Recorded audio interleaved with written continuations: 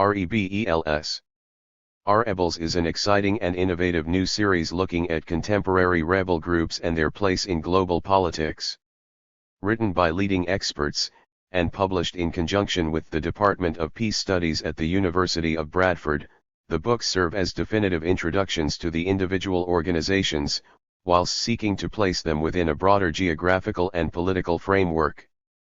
They examine the origins, ideology, and future direction of each group, whilst posting such questions as when does a rebel political movement become a terrorist organization, and what are the social-economic drivers behind political violence. Provocative and original, the series is essential reading for anyone interested in how rebel groups operate today.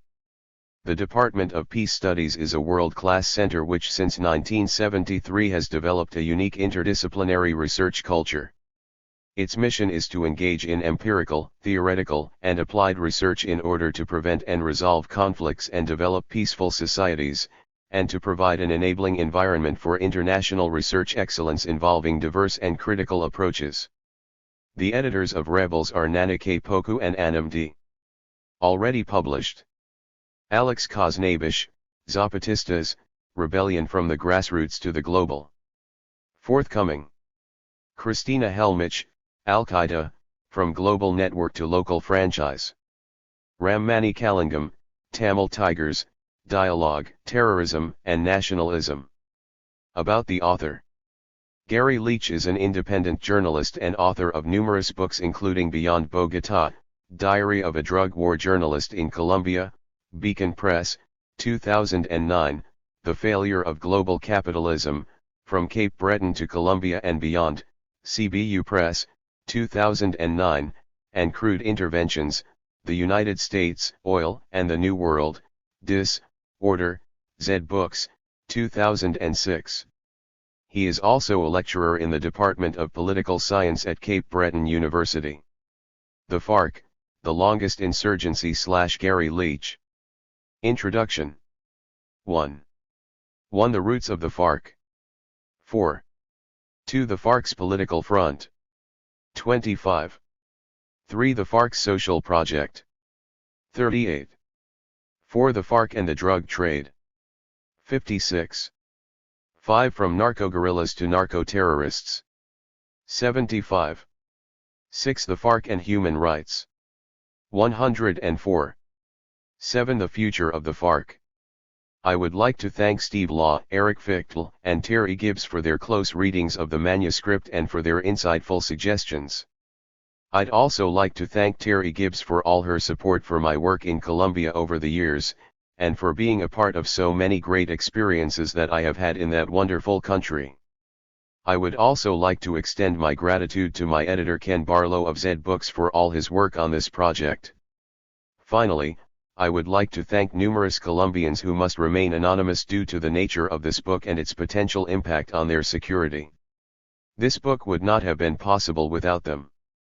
Colombia Timeline. 1948 to 2010. 1948. The assassination of popular Liberal Party dissident Jorge Elier Gaitan on April 9 ignites a liberal uprising in Bogota. The uprising spreads throughout the country, igniting a decade-long civil war between liberals and conservatives known simply as La Violencia, or the violence, in which more than 200,000 are killed. 1950–53 The Liberal Party boycotts elections that bring hardline Conservative Party candidate Laureano Gómez to power. The Gómez administration launches a reign of terror against liberal and communist insurgents and their sympathizers. 1953–57 Military coup overthrows the Gómez government and General Gustavo Rojas Pinilla seizes power. Rojas Pinilla implements major public works projects to win support while simultaneously repressing all protest against his dictatorship. Colombian Communist Party member Manuel Marulanda organizes armed peasant groups in the department of Tolima. 1957. Liberal and Conservative Party elites sign a power-sharing agreement and support public protests and a military coup that overthrows Rojas Pinilla. 1958.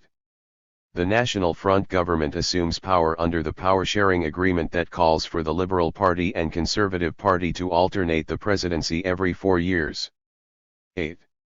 the FARC, and to split evenly all government posts. The National Front would last until 1974. 1958–64 The level of violence diminishes under the National Front as partisan conflict is replaced by government repression against communist peasants. 1964. Government forces attack the rural community of Marktalia in Tolima on May 27. 48 armed peasants led by Manuel Marulanda survive the attack and form a guerrilla movement called the Southern Bloc. They formulate the agrarian reform program of the guerrillas on July 20. The National Liberation Army, ELN, guerrilla group is formed by Cuban-influenced urban intellectuals. 1966. At the Second Guerrilla Conference, the Southern Bloc changes its name to the Revolutionary Armed Forces of Colombia, FARC, and takes the May 27, 1964 attack on Marktalia as the official date of the founding of the guerrilla organization. The third and fourth conferences of the FARC were held. 1972. The M19 guerrilla group is formed in opposition to the National Front regime. 1974. The fifth conference of the FARC is held. The National Front comes to an end as the Liberal and Conservative parties field candidates against each other. However, government posts remain evenly divided between the two parties. 1978. The sixth conference of the FARC is held and the guerrilla group's chain of command is restructured to account for the growing number of fronts situated throughout the country. 1978–82 The liberal government of Julio César Turbay Ayala intensifies repression against the expanding guerrilla movements. Cocaine traffickers becoming increasingly powerful economically and politically and, along with large landowners and the Colombian military, begin forming right-wing paramilitary groups to combat the growing strength of the guerrillas. 1982. The seventh conference of the FARC is held, in which the guerrilla group changes its name to the Revolutionary Armed Forces of Colombia, People's Army, FARC, EP, and adjusts its military strategy to begin conducting more offensive operations. Timeline 9. 1984–85 The conservative government of Belisario Betancur reaches a ceasefire agreement with the FARC and engages in peace talks. The FARC, the Colombian Communist Party and other leftists form the Patriotic Union, UP, party to participate in elections. Paramilitaries intensify their dirty war against leftists and assassinate more than 2,000 members of the UP, including 2 presidential candidates and 4 elected congressional representatives, over the next 5 years. 1985. M19 guerrillas take over the Palace of Justice, which houses Colombia's Supreme Court. The army kills more than 100 people, including 11 Supreme Court justices in its 2-day offensive to retake the building. 1987. Colombia's various guerrilla groups, including the FARC, form a coalition called the Simon Bolivar Guerrilla Coordinating Committee, CGSB. 1990. On August 10, the FARC's political leader and secretariat member Jacobo Arenas dies from cancer and is replaced by Alfonso Quino.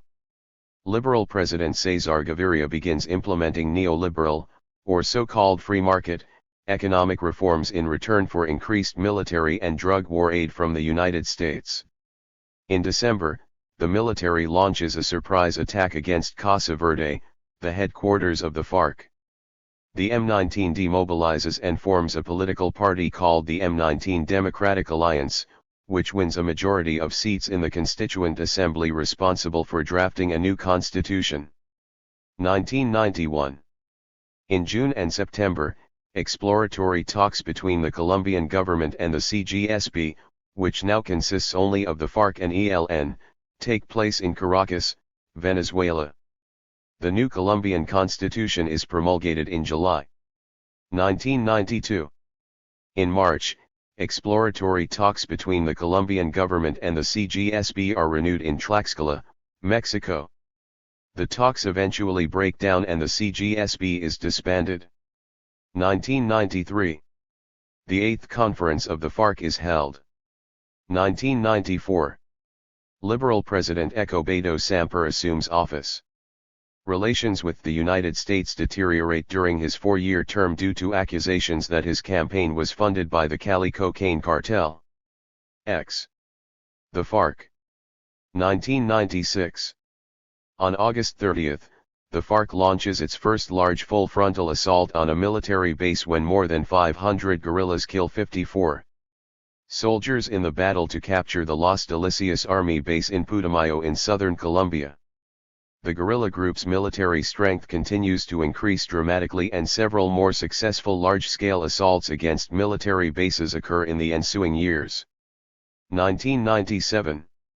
Regional paramilitary groups form a national organization called the United Self-Defense Forces of Colombia, AUC, and expand their dirty war to FARC-dominated southern and eastern Colombia. 1998. The U.S. Defense Intelligence Agency warns that the FARC could defeat the Colombian army within 5 years.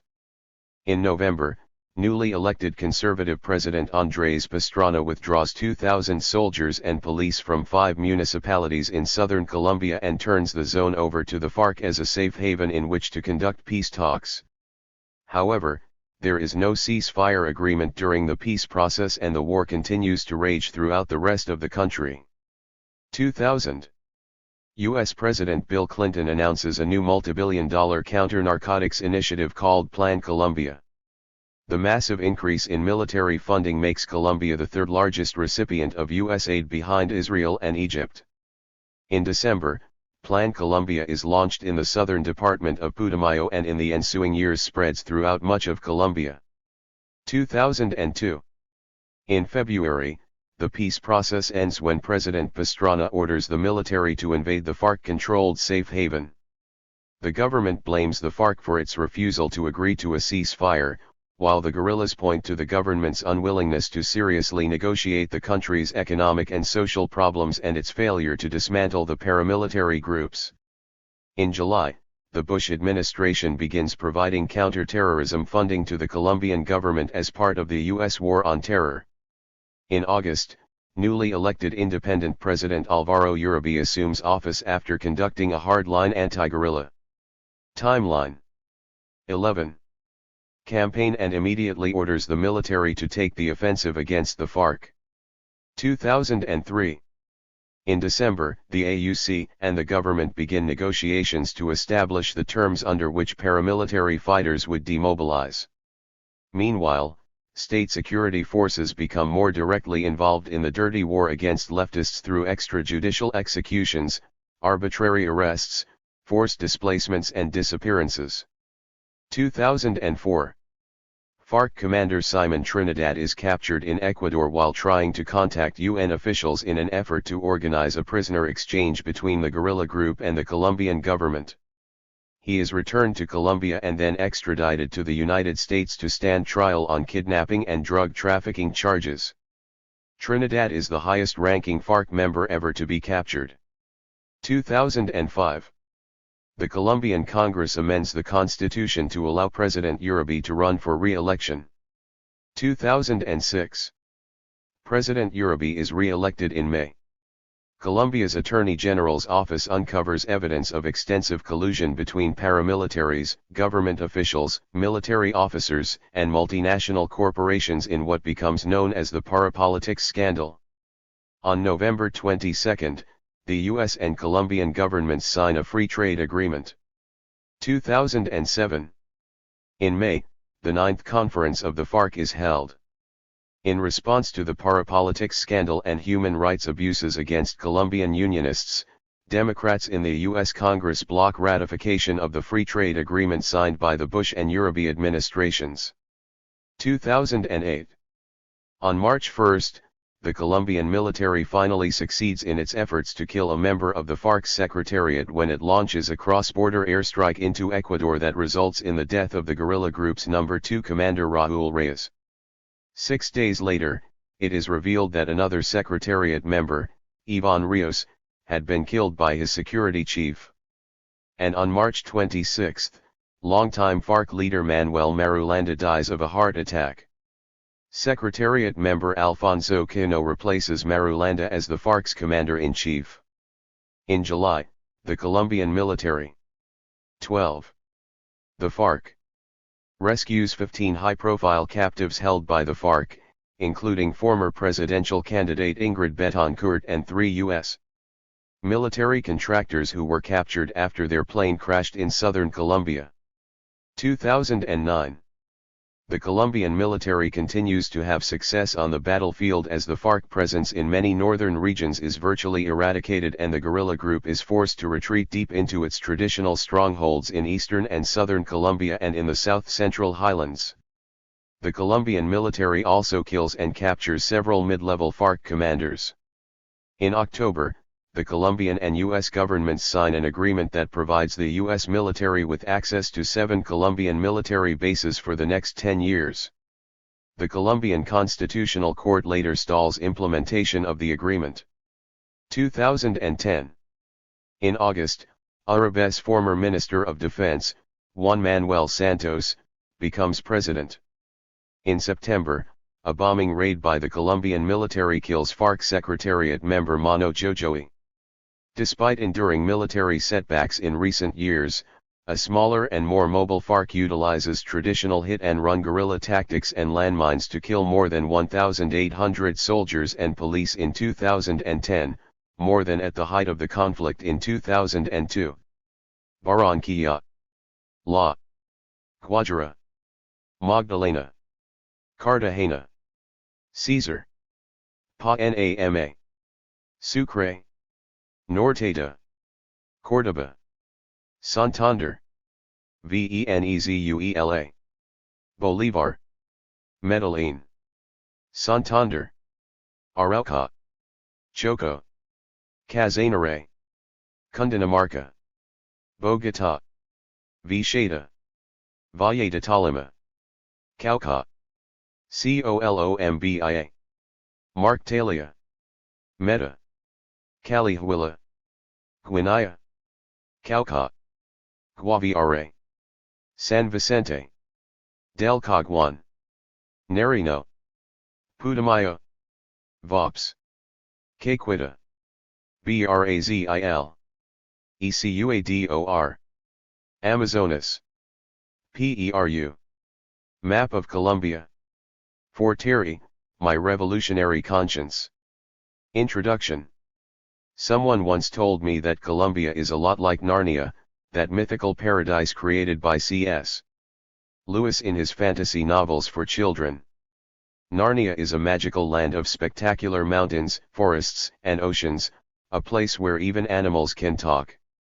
It is easy to see that sort of magic and fantasy in Colombia. It is a spectacularly beautiful country that is the second most biologically diverse in the world. Furthermore, Colombia gave us Gabriel García Márquez, arguably the most famous author of the literary genre known as magical realism, in which the daily realities of life are frequently infused with magical and mystical occurrences. Colombians are fully aware of the beautiful and magical qualities of the country in which they live. In fact, according to a joke that Colombians love to share, when God created the world he paid special attention to Colombia. He was instructing the archangels how to distribute things when, after a while, the archangels began to question God's decisions. "Divine Master," they said, "are you sure you want to give Colombia coasts on 2 seas, the Pacific and the Caribbean?" "Yes, I'm sure," he answered resolutely. 2. The FARC. "Are you sure you want to give Colombia 3 major mountain ranges?"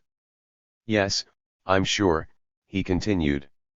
"Are you sure you want to give so many species of birds and so many emeralds and other natural resources to just one country?" They pleaded. "Yes, I'm sure," God replied again, this time with a wry smile on his face. "But is that fair to the rest of the world?" protested the archangels. "Just do as I say," God commanded. "And as for being fair, just wait and see the politicians that I'm going to give them." And, as many Colombians are also fully aware, it has been the country's political leaders that lie at the root of the problems that the country has endured since achieving independence 200 years ago. Colombia's ruling elites have created the conditions that led to the formation of numerous armed insurgencies in recent decades as the marginalized have sought to change the country's traditionally repressive political, social, and economic structures. The most prominent contemporary armed insurgency is the Revolutionary Armed Forces of Colombia, People's Army, known by its Spanish-language acronym as the FARC, EP, Fuerzas Armadas Revolucionarias de Colombia. Ejército del Pueblo, or FARC for short. The FARC is the world's oldest insurgency, having been fighting in the jungles and mountains of Colombia for almost half a century. It is a Marxist, Leninist revolutionary organization and the largest insurgency in Latin America, actually growing in size and military strength in the decade following the end of the Cold War. During that time, it controlled large swaths of rural Colombia, particularly in eastern and southern parts of the country. Largely demonized by Western governments and Introduction. 3. Media. Little is actually known about the inner workings of this guerrilla group. The FARC, the longest insurgency, begins by examining the roots of the FARC, looking at the context in which the rebel group was formed and its early years. Chapter 2 examines the FARC's political project, particularly its role in the Patriotic Union, Union Patriotica, UP, political party during the 1980s. The next chapter analyzes the rebel group's social and economic policies in communities in its traditional rural strongholds and looks at the issues that lead peasants to join the FARC and their life in the guerrilla group. Chapter 4 examines the FARC's evolving role in the illicit drug trade and the impacts of this on its ideology. The book then looks at how, following 9/11, U.S. policy shifted from viewing the FARC as narco-guerrillas to perceiving them as narco-terrorists, and at the security policies of the government of President Alvaro Uribe. Chapter 6 examines Colombia's dire human rights crisis and contextualizes the FARC's violations of international humanitarian law. The book concludes by looking at the future of the FARC, the repeated claims of its imminent demise and the viability of armed struggle in the 21st century. The book draws upon extensive field research conducted in FARC-controlled regions over the past decade, as well as on other texts about Colombia's conflict, Colombian and international news sources, and governmental and non-governmental reports. Ultimately, this book seeks to move beyond the propaganda that dominates so many discussions about the FARC by examining the rebel group's origins, aims and ideology, as well as the reality of armed struggle in rural Colombia. Chapter 1. The roots of the FARC. In order to understand the FARC, its longevity as well as its successes and failures, it is important to recognize the historical context out of which this guerrilla group emerged. While Colombia's history resembles that of other Latin American nations in many ways, there are some unique aspects to the country that have impacted it politically, socially, and economically. For instance, unlike in any other Latin American country, Colombia's principal cities, Bogotá, Medellín, Cali, and Barranquilla, are separated from each other by vast expanses of towering mountain peaks and dense, lowland tropical jungles. Many of Colombia's provincial regions developed in relative isolation from the capital, Bogotá. Prior to the 20th century, it took less time to travel from the Caribbean port city of Cartagena across the Atlantic Ocean to Paris than to the nation's capital, seated on a savanna 8,600 feet up in the Andes Mountains. Those rare occasions on which rural Colombians had to deal with the national government usually involved confrontations with military forces operating in the interests of Bogotá's political and economic elite. This geographic isolation for many Colombians bred a distrust of central government. Roots. 5. Meant that still persists in rural Colombia. To this day, despite frequent claims made by mainstream analysts that Colombia is Latin America's oldest democracy, the government in Bogotá has never effectively controlled all of the national territory. Following independence from Spain in 1810, local landed elites, primarily white descendants of Spanish colonial rulers, held political and economic sway throughout Colombia and retained control of the country's prime agricultural land. In essence, independence merely transferred rule from Spanish colonial administrators to an oligarchy comprising Spanish-descended Colombians serving their own political and economic interests. By the mid-19th century, Colombia's new ruling elite had formed two political parties, the liberals and conservatives, which would dominate Colombian politics until the end of the 20th century. Initially, the liberals favored a federalist system of government, separation of church and state, and laissez-faire economics, while the conservatives preferred a strong central government, close ties between church and state, and a government actively involved in economic policy making. But by the mid-20th century, there was little difference between the two parties, particularly regarding economic policy. Despite the country's formidable geographic barriers, the two parties eventually managed to infiltrate many of Colombia's settled regions, although constituents usually displayed a greater allegiance to regional party officials than to national leaders. Political differences between the liberal and conservative elite, both locally and nationally, frequently resulted in outbreaks of violence, pitting party loyalists from each faction against each other. While peasants routinely took part in Colombia's many civil wars, these conflicts were fundamentally between the interests of the ruling elites and were not class-based liberation struggles.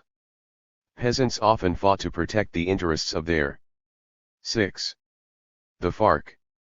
Liberal or conservative patron, or local landowner, in return for moderate reforms that improved their own lot in life. 1. The turbulence of the 19th century culminated with the War of the Thousand Days, 1899 to 1902. With Colombia's economy suffering from a decline in world coffee prices and conservatives having held power since 1886, liberals disputed the 1898 election that brought conservative candidate Manuel A. Sanclement to power, and took up arms against the government. The war proved to be the bloodiest of Colombia's many civil conflicts, with as many as 100,000 killed. By the end of 1902, the country's economy was virtually paralyzed and government forces held the military advantage, causing the liberals to agree to lay down their arms in return for amnesty. The same year saw the conservative government agree to the Harran Treaty that gave the United States the rights to build a transoceanic canal across the Colombian province of Panama. But in 1903, the Colombian Senate unanimously refused to ratify the treaty on the grounds that U.S. control over the canal was incompatible with Colombian sovereignty. In November of that year, Washington was presented with another opportunity to obtain the rights to build the canal when Panamanian sex-Zionists revolted against Bogotá. President Theodore Roosevelt responded to the uprising on the isthmus by dispatching U.S. warships and troops to prevent Colombian forces sent to quell the revolt from reaching Panama City. 3 days later, Washington officially recognized Panamanian independence and signed a new treaty with Philip Buenaventura, the former chief engineer of the Panama Canal Company, before legitimate representatives of the new Panamanian government could reach Washington. Roosevelt ignored Panama's protests over plans to establish a canal zone that would effectively cut the new country in half. Colombia also lodged official protests with Roots. 7. Washington for supporting Panamanian independence, but was powerless to do anything about the situation. While the loss of Panama caused many Colombians to resent and distrust the United States, some of the country's economic elite continued to push for expanded ties with their powerful northern neighbor. Political tensions were partially alleviated in 1922 when the U.S. Senate ratified the Arusha-Thompson Treaty that called for Washington to pay a $25 million indemnity to Colombia for the U.S. role in Panama's secession.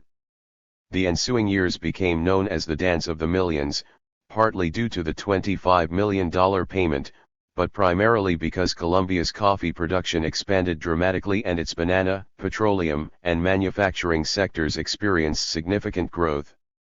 But the huge majority of Colombians were not benefiting from the country's booming economy, and rural and urban workers, often organized by the Colombian Communist Party, Partido Comunista Colombiano, PCC, began demanding social and economic reforms. The violence. In the late 1920s, the emergence on the political scene of Jorge Elier Gaitan, a dissident Liberal Party member, offered hope to millions of impoverished and downtrodden Colombians. Gaitán first gained prominence with his public denunciations of the conservative government's role in the Colombian Army's 1928 massacre of striking banana workers in the northern town of Ciénaga, accusing the government and the army of being in the pocket of the Boston-based United Fruit Company. Gaitán was also instrumental in the labor and agrarian reform movements that resulted in the introduction of Colombia's first modern agrarian reform law in 1936.2. 8. The FARC. Gaitán's populist rhetoric gained him a substantial following and, by the late 1940s, following a short stint as mayor of Bogotá, he was the presumed favorite to win the 1950 presidential election.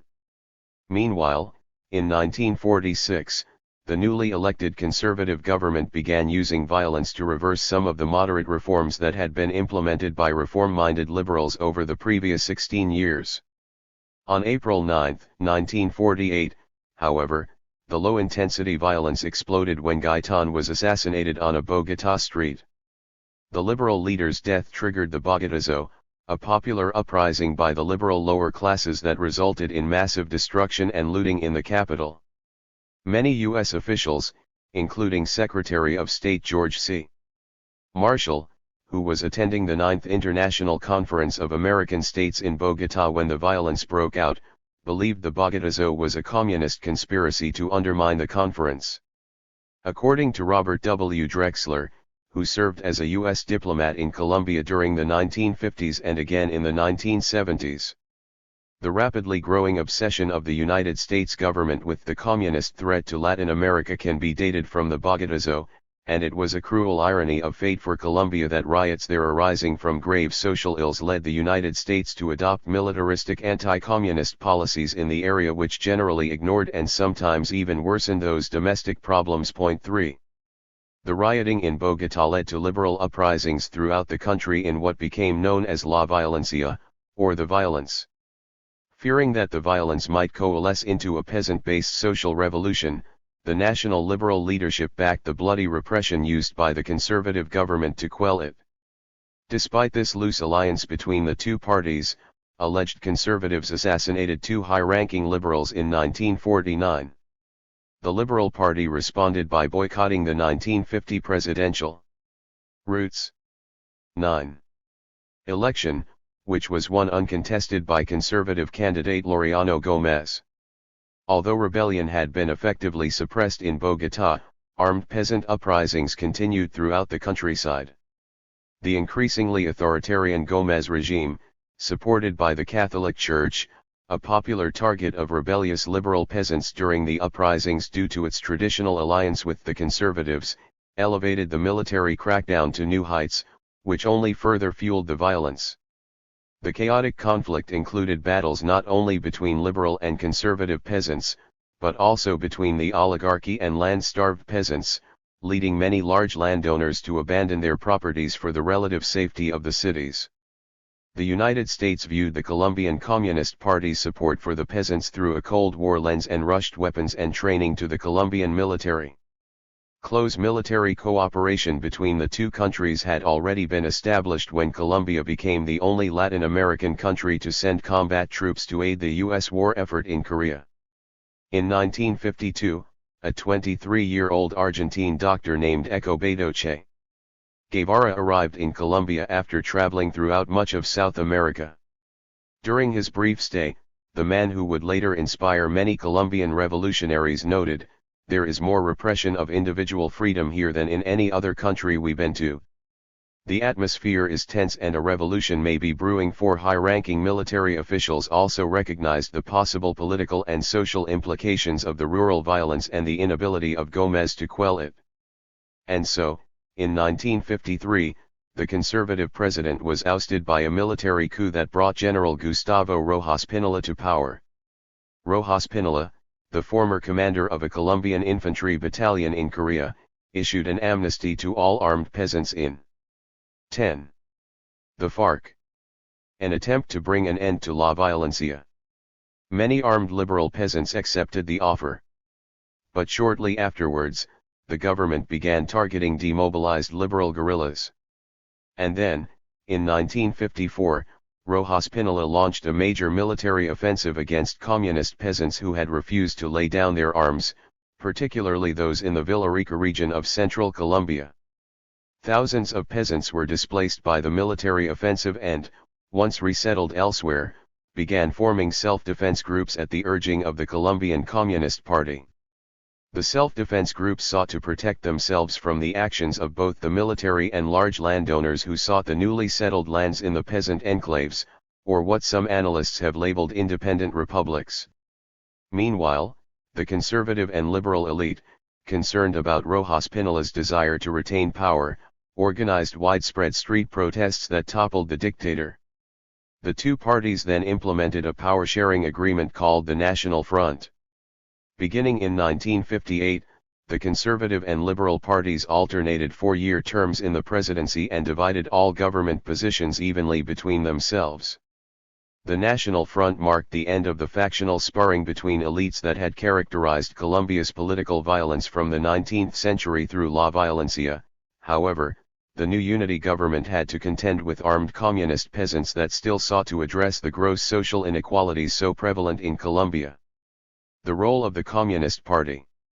During the 1930s, the Colombian Communist Party, PCC, had proven effective at organizing, and politicizing, peasants in rural central Colombia, particularly in the department or province of Tolima and the southwestern part of the department of Roots. 11. Cundinamarca.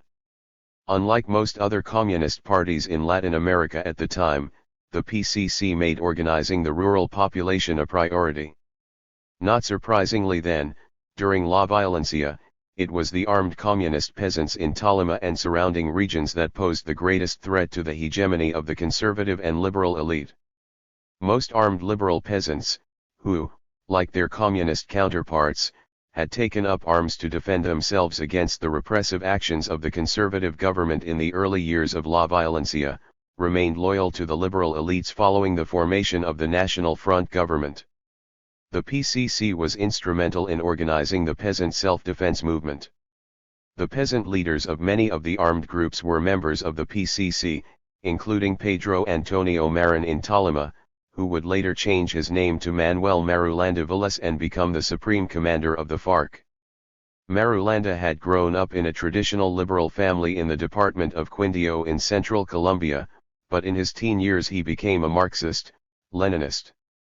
He began working with the PCC in the late 1940s and became a member in 1952 at the age of 24. 8 years later, Marulanda was elected to the PCC Central Committee. During the 1950s, Marulanda was a leading organizer for the PCC in Tolima, becoming instrumental in the establishment of armed peasant groups that sought to defend communities from government repression. According to Marulanda, the resistance groups went through the logical and natural process of formation, strengthening and consolidation.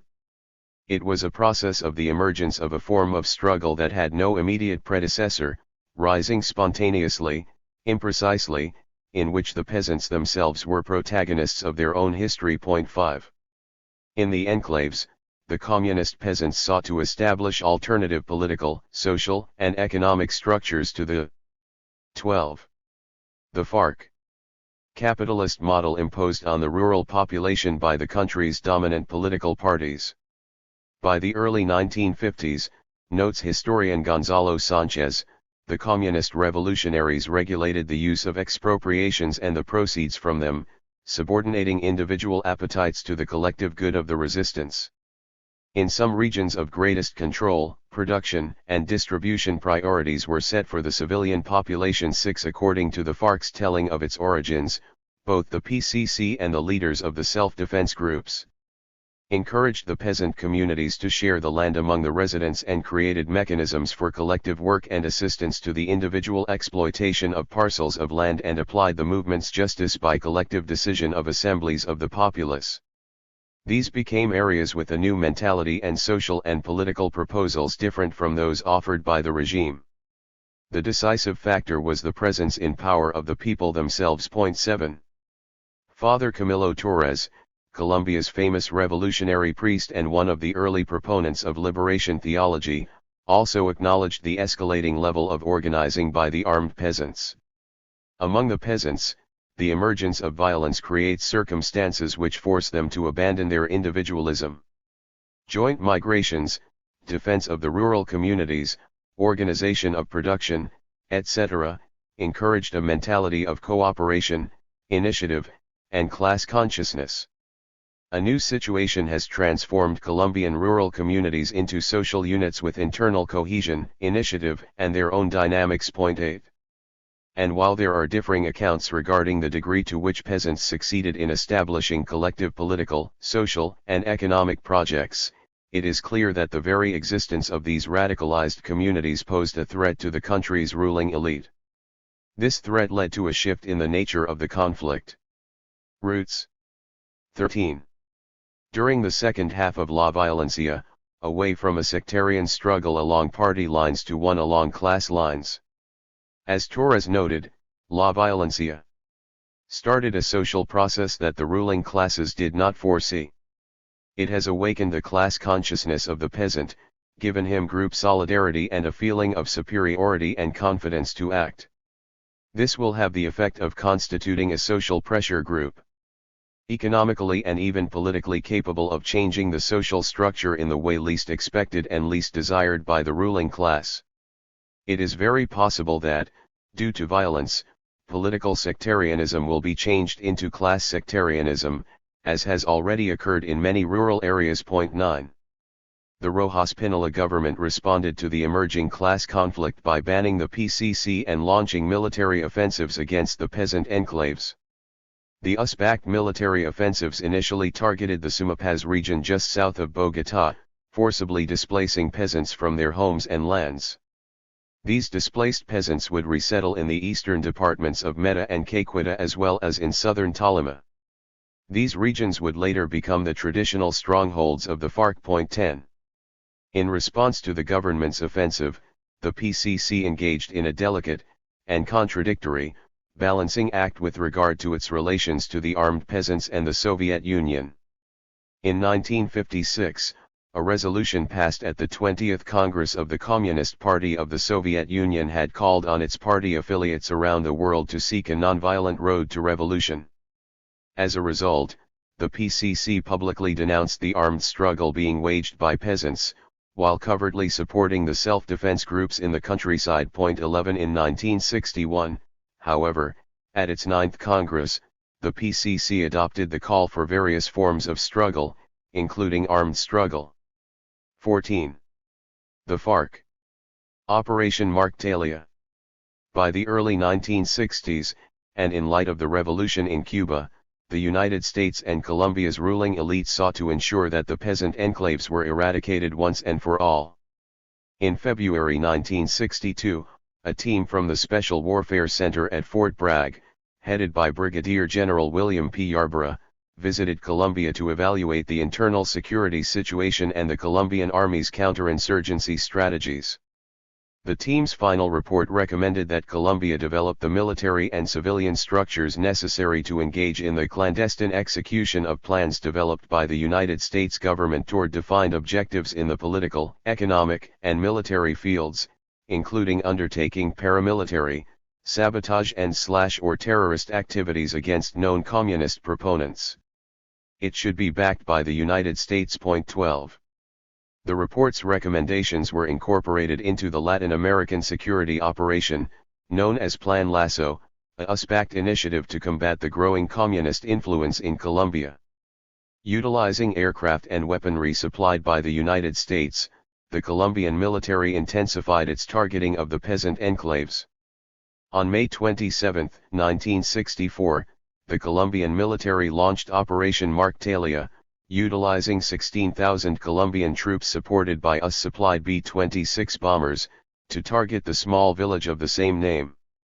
There were 48 armed peasant guerrillas in Marktalia commanded by Marulanda, who had earned the nickname Sure Shot due to his sharpshooting prowess, and another member of the PCC named Jacobo Arenas, who would later become the political leader of the FARC. Despite the massive offensive launched against them, All 48 guerrillas managed to evade capture or death. Furthermore, in the midst of the offensive, a public assembly was held on July 20 in Roots 15, which the participating peasants approved, utilizing a guerrilla strategy and formulated an agrarian reform program. The following year, the first guerrilla conference took place and the armed peasants from Marktalia joined with groups from other enclaves and formed the Southern Bloc, Bloc Sur. They also became mobile and, along with their families and others, expanded their sphere of operations from the Andean highlands in central Colombia to the Amazon rainforest in the eastern part of the country, primarily in the departments of Meta and Caqueta. The peasants colonized the region by establishing small farms, while the Southern Bloc defended the communities from both the military and the encroachment of large landowners who sought to expropriate their new land holdings.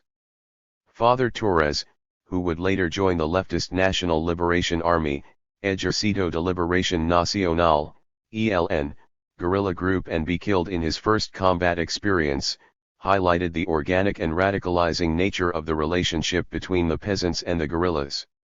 Through the guerrillas, the rural communities have become integrated within a process of urbanization, with the full range of implications: division of labor, specialization, socio-cultural contact with other groups, socialization, a mental orientation toward change, awakening of social expectations, and the use of methods of action to realize social mobility through channels which the power structure had not foreseen. Furthermore, violence has established the systems necessary for the establishment of a rural subculture, a peasant social class, and a revolutionary pressure group constituted by the same class. 13.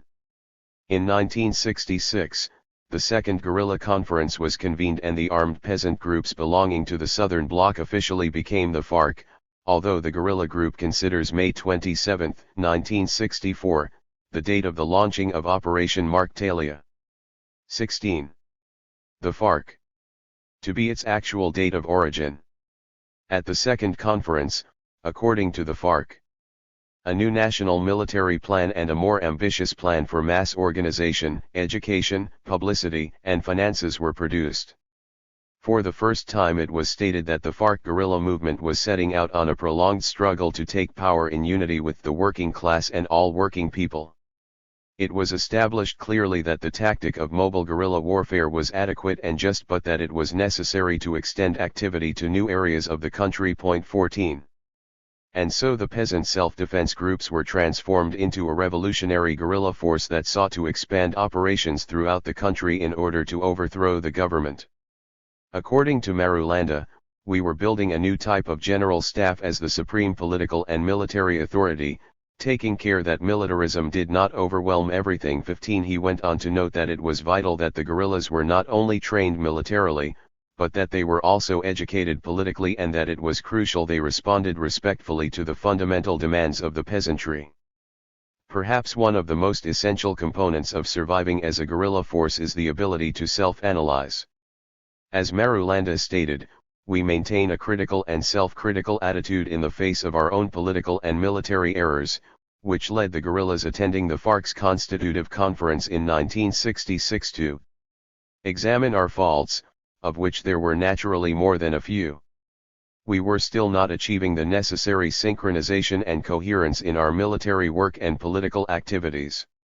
There were still remnants of indiscipline, displays of caudillismo and blatant contempt for criticism. We were not adequately challenging the political work of the reactionary sectors. We were showing deficiencies in the political military capabilities of our cadres and rank and file. Roots 17. Combatants. Some cases of bad behavior toward the peasants and friendly political organizations had come up. All this needed to be corrected. 16. The FARC established its military structures, which would eventually consist of a secretariat containing 7 members including the group's supreme commander. Next in the chain of command is the Central High Command, which consists of approximately 30 guerrillas, and below that are the 7 blocks of the FARC, each of which operate in different regions of the country. Within each block are fronts, columns, platoons and the smallest unit, squads, which consist of 12 fighters. Upon its forming, the undisputed leaders of the FARC were Marulanda and Arenas. As the U.S. Army's Major John Paul Madlani would later note in his analysis of the FARC, Marulanda's abilities were as a strong guerrilla fighter and charismatic leader, while Arenas was the intellectual Marxist ideologue. Together they formed a formidable team and attracted the disenfranchised agrarian poor and socialist-leaning rebels to their cause. 17. Historian Marco Palacio suggests that the FARC's collective level of organization, discipline, and cultivation of local support networks far exceeded anything the Colombian military had seen in its successful extermination of liberal and conservative guerrilla holdouts from the Violencia. 18 Palacios also argues that the successes of the FARC during its early years proved beneficial to the PCC.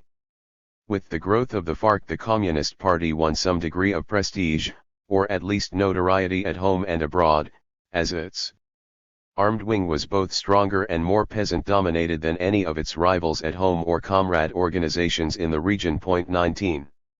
Several other guerrilla groups influenced by the Cuban Revolution also emerged in the mid-1960s with the same objective of 18. The FARC overthrowing the National Front government. Foremost among them were the aforementioned ELN and the Popular Liberation Army, Ejército Popular de Liberación, EPL. These groups, according to Palacios, sought to build on two exclusions. First, the social exclusion of the rural poor, which the agrarian reform of the 1960s did nothing to address. Second, the political exclusion represented by the two-party National Front. 20. The ELN and EPL were led by urban middle-class intellectuals, whereas the FARC's leadership, with the exception of the urban working-class Arenas, consisted of peasants. As sociologist Eduardo Pizarro has noted, unlike these other guerrilla groups, the FARC did not arise from a strictly voluntarist decision or as a mechanical effort to transplant the Cuban Revolution. The FARC emerged as a people's response to official violence and militarist aggression. 21 Initially, argue economist Frank Safford and Palacios, the peasants had taken up arms simply to defend themselves from armed groups that served the interests of large landowners, but government attacks transformed the peasant self-defense organizations into revolutionary guerrillas. 22 Meanwhile, Robert Drexler noted that guerrilla forces operated in isolated parts of rural Colombia where they sought to exploit appalling local poverty and the inability or unwillingness of the National Front governments to address the basic needs of a long-suffering population. 23. The agrarian crisis. In 1961, the Colombian Congress had passed the Agrarian Social Reform Law, Law 135, which was supposed to address the basic needs of a long-suffering population by helping peasants obtain legal title to their land and gain access to credit. It was also intended to be a mechanism for addressing the grossly roots. 19. Unequal distribution of arable land through expropriation and redistribution.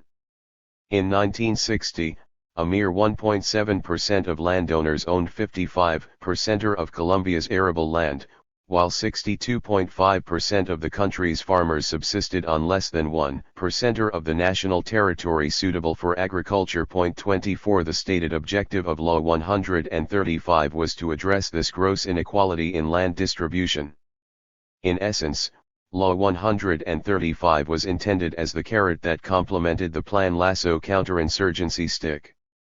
10 years after its enactment, however, Law 135 had resulted in less than 1% of the land that qualified for expropriation being redistributed, and the majority of that was state-owned land. 25 For the most part, the latifundios, or large estates, owned by the country's major landowners were exempted from the agrarian reform law. Furthermore, the legal hoops that peasants were forced to jump through in order to obtain title and credit often prevented them from achieving the desired security over their property. In fact, during the decade that Law 135 was in effect, land ownership became even more concentrated in the hands of large landowners. Many peasants that were forced from their lands contributed to the urbanization process that Colombia was undergoing as they relocated to the cities in search of employment. However, an economic recession in the mid-1960s saw urban unemployment levels jump from 4.9% in 1964 to 13. 3 years later. 26. Many peasants responded to the triple threat of state repression, failed agrarian reform policies and growing urban unemployment by instigating their own agrarian reform through the colonization of the Amazon region in eastern and southern Colombia. In 1964, some 375,000 peasants migrated to the colonized zones, where they laid claim to land and proceeded to cut down the rainforest in order to farm. Among these colonos were the armed peasants that founded the FARC. Many of the colonos soon became 20. The FARC, affiliated with the guerrillas in order to defend themselves against aggression by the state and large landowners. In fact, the FARC became the most effective form of defense for many peasants. According to author Alfredo Molano, in the zones where the FARC had no influence in the 1960s, the process of dismantling peasant colonization and transferring land to large landowning interests proceeded without interference. 27. Armed peasants belonging to the FARC did more than simply defend their lands since, as previously mentioned, they also formulated their own agrarian reform program, in July 1964. According to the FARC, we put forward an effective revolutionary agrarian policy that would change the social structure of the Colombian countryside, providing land completely free to the peasants who work it or want to work it on the basis of confiscation of large land holdings for the benefit of all working people. 28. The FARC's agrarian reform program of the guerrilla states.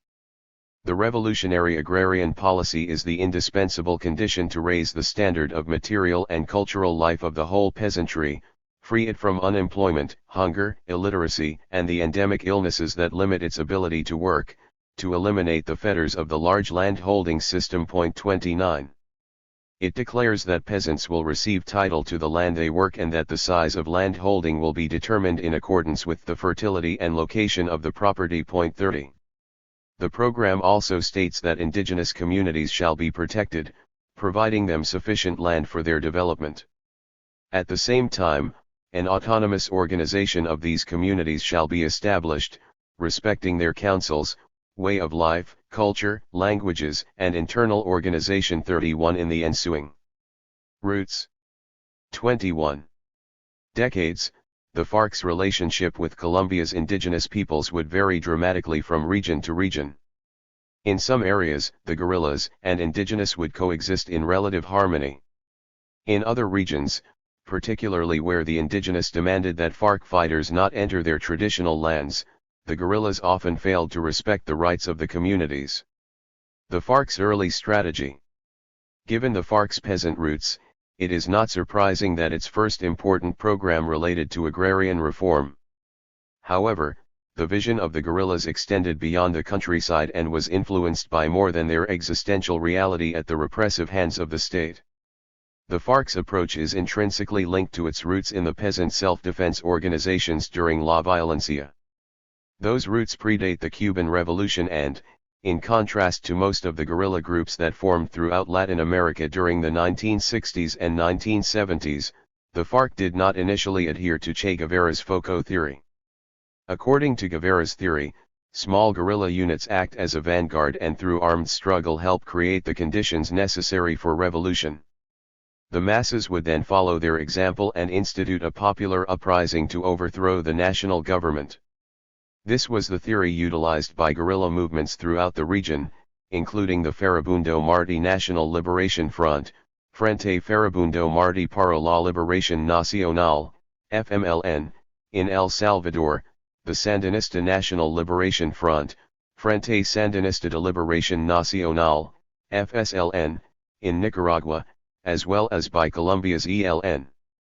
Each of these guerrilla groups was formed following the Cuban Revolution by leaders who were urban middle-class intellectuals. While each eventually obtained significant support. 22. The FARC.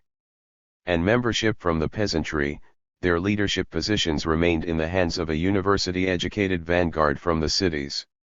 In contrast, the FARC was founded by peasants and most of its leaders have come from the peasantry. As such, the FARC is unique among contemporary guerrilla organizations in Latin America.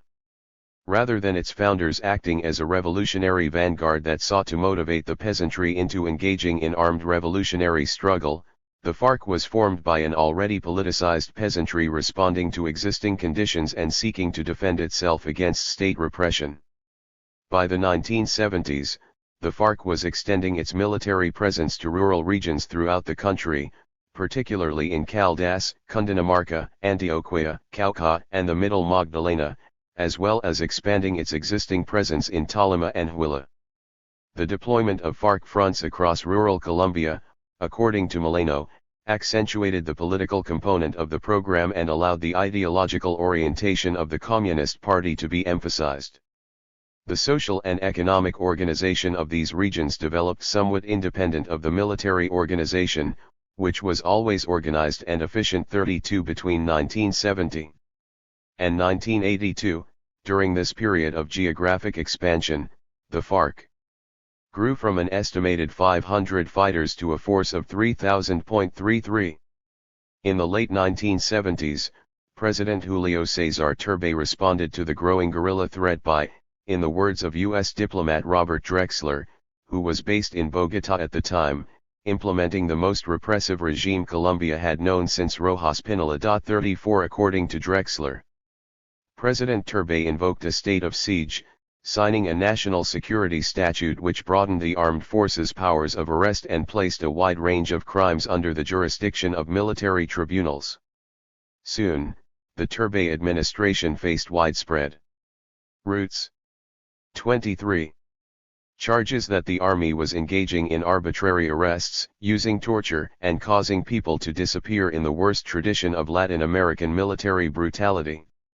Some of these excesses were covered up by the government's severe censorship of the press, but international human rights agencies raised alarms which are still being heard. 35. Ultimately, Turbay's repressive policies failed to diminish the growing strength of the FARC, particularly in the countryside. The U.S. Army's Major Madlani notes that not only did the Turbay administration's policies fail, but the security statute had an interesting effect on the FARC's recruitment. Throughout this period they earned their reputation as a sword of David against the strong-arm tactics of the government Goliath. This perception increased their romantic rebel image and brought many younger volunteers to their ranks. 36. Marco Palacios also acknowledged that the FARC was proving successful in many rural regions, but he claimed that the failure of the guerrilla group to engage in conventional political activities on the national level ultimately left it marginalized and politically ineffective. According to Palacios, from the beginning the guerrillas chose to isolate themselves from the cultural and political trends of the cities. Guerrilla commanders have not tried to forge stable and systematic alliances with union members, university students, or cultural workers. They have therefore always been weak and marginal in what we might call national politics, but in parts of the countryside they have successfully woven networks of support and sympathy, as have their paramilitary enemies. 37. Others have argued that such a state-centrist analysis fails to recognize the unique revolutionary approach of the FARC. The FARC's ideological roots are firmly in Marxism, Leninism, while also being influenced by the shifting realities of peasant. 24. The FARC. Life in rural Colombia.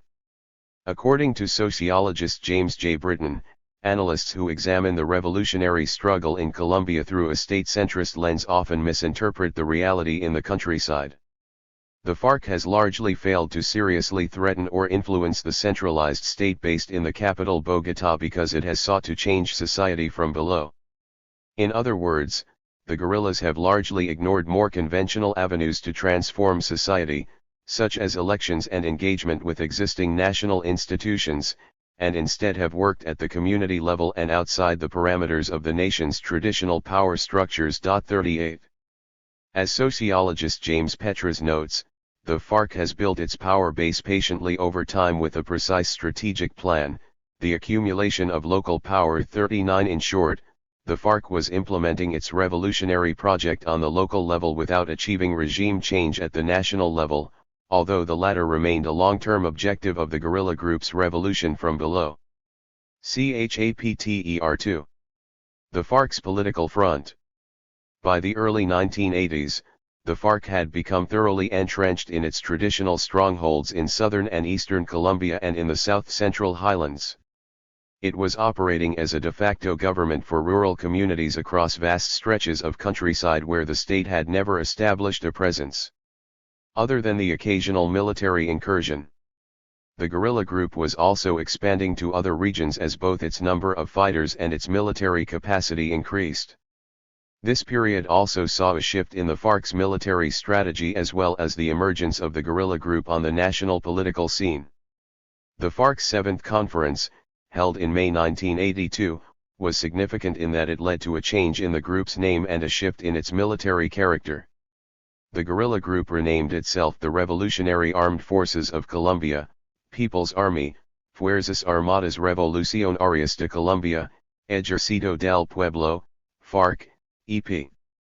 The shift in the FARC's military strategy called for the group to become more offensive-minded by actively seeking out large-scale confrontations with the state and to expand its areas of operation to medium-sized cities. According to the 26. The FARC guerrilla group, this was a new way of operating which made the FARC, EP an authentically offensive guerrilla movement. This new method meant that the FARC, EP would no longer wait in ambush for the enemy one. At the 7th conference, the FARC's political leader Jacobo Arenas reaffirmed the group's commitment to a combination of all forms of struggle by calling for an expansion of its political activities. At this time, the FARC's growing military capacity opened the door to the group's involvement in the country's political process at the national level. In November 1982, President Belisario Betancur, a moderate in the Conservative Party, issued an amnesty for all imprisoned guerrillas in the hope of initiating peace talks with the country's various rebel groups. In May 1984, the government and the FARC signed the Uribe Accords, which set the terms for a ceasefire and peace talks. The peace process would later also include the smaller EPL rebel group and the more moderate M19, which had formed in the early 1970s. The ELN, on the other hand, refused to participate in the talks. As sociologist Ricardo Vargas points out, by addressing some of the FARC's socio-economic demands, Betancur's position was a radical departure from that of his predecessors, for he recognized that guerrilla violence was the product of real social conditions and he understood the relationship between those conditions and the demands of the insurgents too. While the Uribe Accords instituted a ceasefire, it allowed the guerrillas to retain their military structures and weapons. The FARC adhered to the ceasefire, but the M19 dropped out of the process and resumed military operations the following year with its disastrous takeover of the country's Supreme Court, known as the Palace of Justice, located in central Bogotá. The army responded to the takeover by shelling and leveling the massive courthouse, causing the deaths of more than 100 people. Political front. 27. Including 11 Supreme Court justices. The M19 would never fully recover from the Palace of Justice debacle. The Patriotic Union. As for the FARC, it used the peace process as a means to expand its political influence when, with the help of the Communist Party, it established the Patriotic Union, Union Patriotica, UP, party. The UP attracted many on the left who sought an alternative to the two dominant parties that, despite the formal end of the National Front in 1974, continued to maintain a stranglehold on the country's political scene. Arenas and a young FARC commander named Alfonso Quino were responsible for meeting with the government's emissaries in the lead-up to the signing of the Uribe Accords and the creation of the UP. While Arenas had been the FARC's political leader since the guerrilla group's inception, Quino was a relatively new recruit. He was an urban intellectual with a history of organizing with the Communist Party. Arenas and Quino told the government's emissaries that the FARC was willing to engage in both peace talks and the political process, but that the rebel group was not willing to demobilize because it did not trust that the government would not respond as it had during La Violencia, when it began killing amnestied liberal guerrillas. The UP was launched in 1985 and the FARC saw the party as a mechanism through which the guerrilla group could increase its presence in urban areas and get its political message out to the general population. The FARC's 7th conference had concluded with a call for the establishment of solidarity cells as a means for organizing the population in rural and urban areas. As author Stephen Dudley notes, originally, these were to be clandestine cells. But with the UP, they could work in the open. 28. The FARC. The advantages were immeasurable. They could sell the FARC's ideas, organize political rallies for rebel leaders, and recruit new members in public. 3. Arenas ordered FARC fronts to organize and educate peasants in rural municipalities, while urban intellectuals, students, and unionists rallied support in the cities. Each FARC front had a politico, or political representative, who was responsible for educating both the guerrillas and the rural population. In addition to teaching basic literacy skills, the politico would also provide a political education. Additionally, FARC units would go from village to village and hold assemblies to inform the people about the UP and to encourage them to create a junta patriotica, or patriotic cell, which would then represent the party on the community level. According to Dudley, war and politics were coming together to make way for hope. The FARC inspired this confidence, and it presented itself as a ready replacement for an absentee government. And the UP began to creep into the national political scene. By election time 2 years later, the FARC had organized 4,000 juntas patrioticas. 4. In March 1986, local and congressional elections were held in which the UP ended up with 24 provincial deputies and 275 municipal representatives on the local level, in addition to having 4 senators and 4 congressional representatives, including 2 FARC members, Ivan Marquez and Braulio Herrera, elected nationally. And while the Liberal Party's Virgilio Barco won the presidential election handily 2 months later, the UP's candidate Jaime Pardo Leal, a lawyer and longtime member of the Communist Party, garnered 328,752 votes, the most ever received by a leftist candidate up until that time. 5. The UP's performance in both local and national elections far surpassed all expectations, given the newness of the party and its relative lack of resources. Political front. 29. For the first time in Colombia's history, a leftist party had established a notable presence on the country's political scene. In the eyes of Colombia's traditional ruling class, the events of the previous few years had transformed the FARC from a minor annoyance situated in remote rural regions to a serious threat to the nation. The reactionary response. In 1965, the Colombian government had issued a decree in order to implement the aforementioned proposals of the U.S. Army calling for the establishment of paramilitaries to combat the emerging guerrilla threat. 3 years later, the passage of Law 48 enshrined the military's legal right to organize and arm civilian self-defense units. 6. The military's use of Law 48 was sporadic throughout the 1970s, but it responded to Betancourt's peace initiatives in the mid-1980s by intensifying its creation of paramilitary groups. Because the ceasefire under the Uribe Accords prohibited the military from engaging in counterinsurgency operations, the army began relying on its new paramilitary allies not only to target guerrillas, but also to wage a dirty war against the nonviolent left, particularly members of the newly formed UP. The new paramilitary groups were also supported and funded by drug traffickers, large landowners, and the business sector.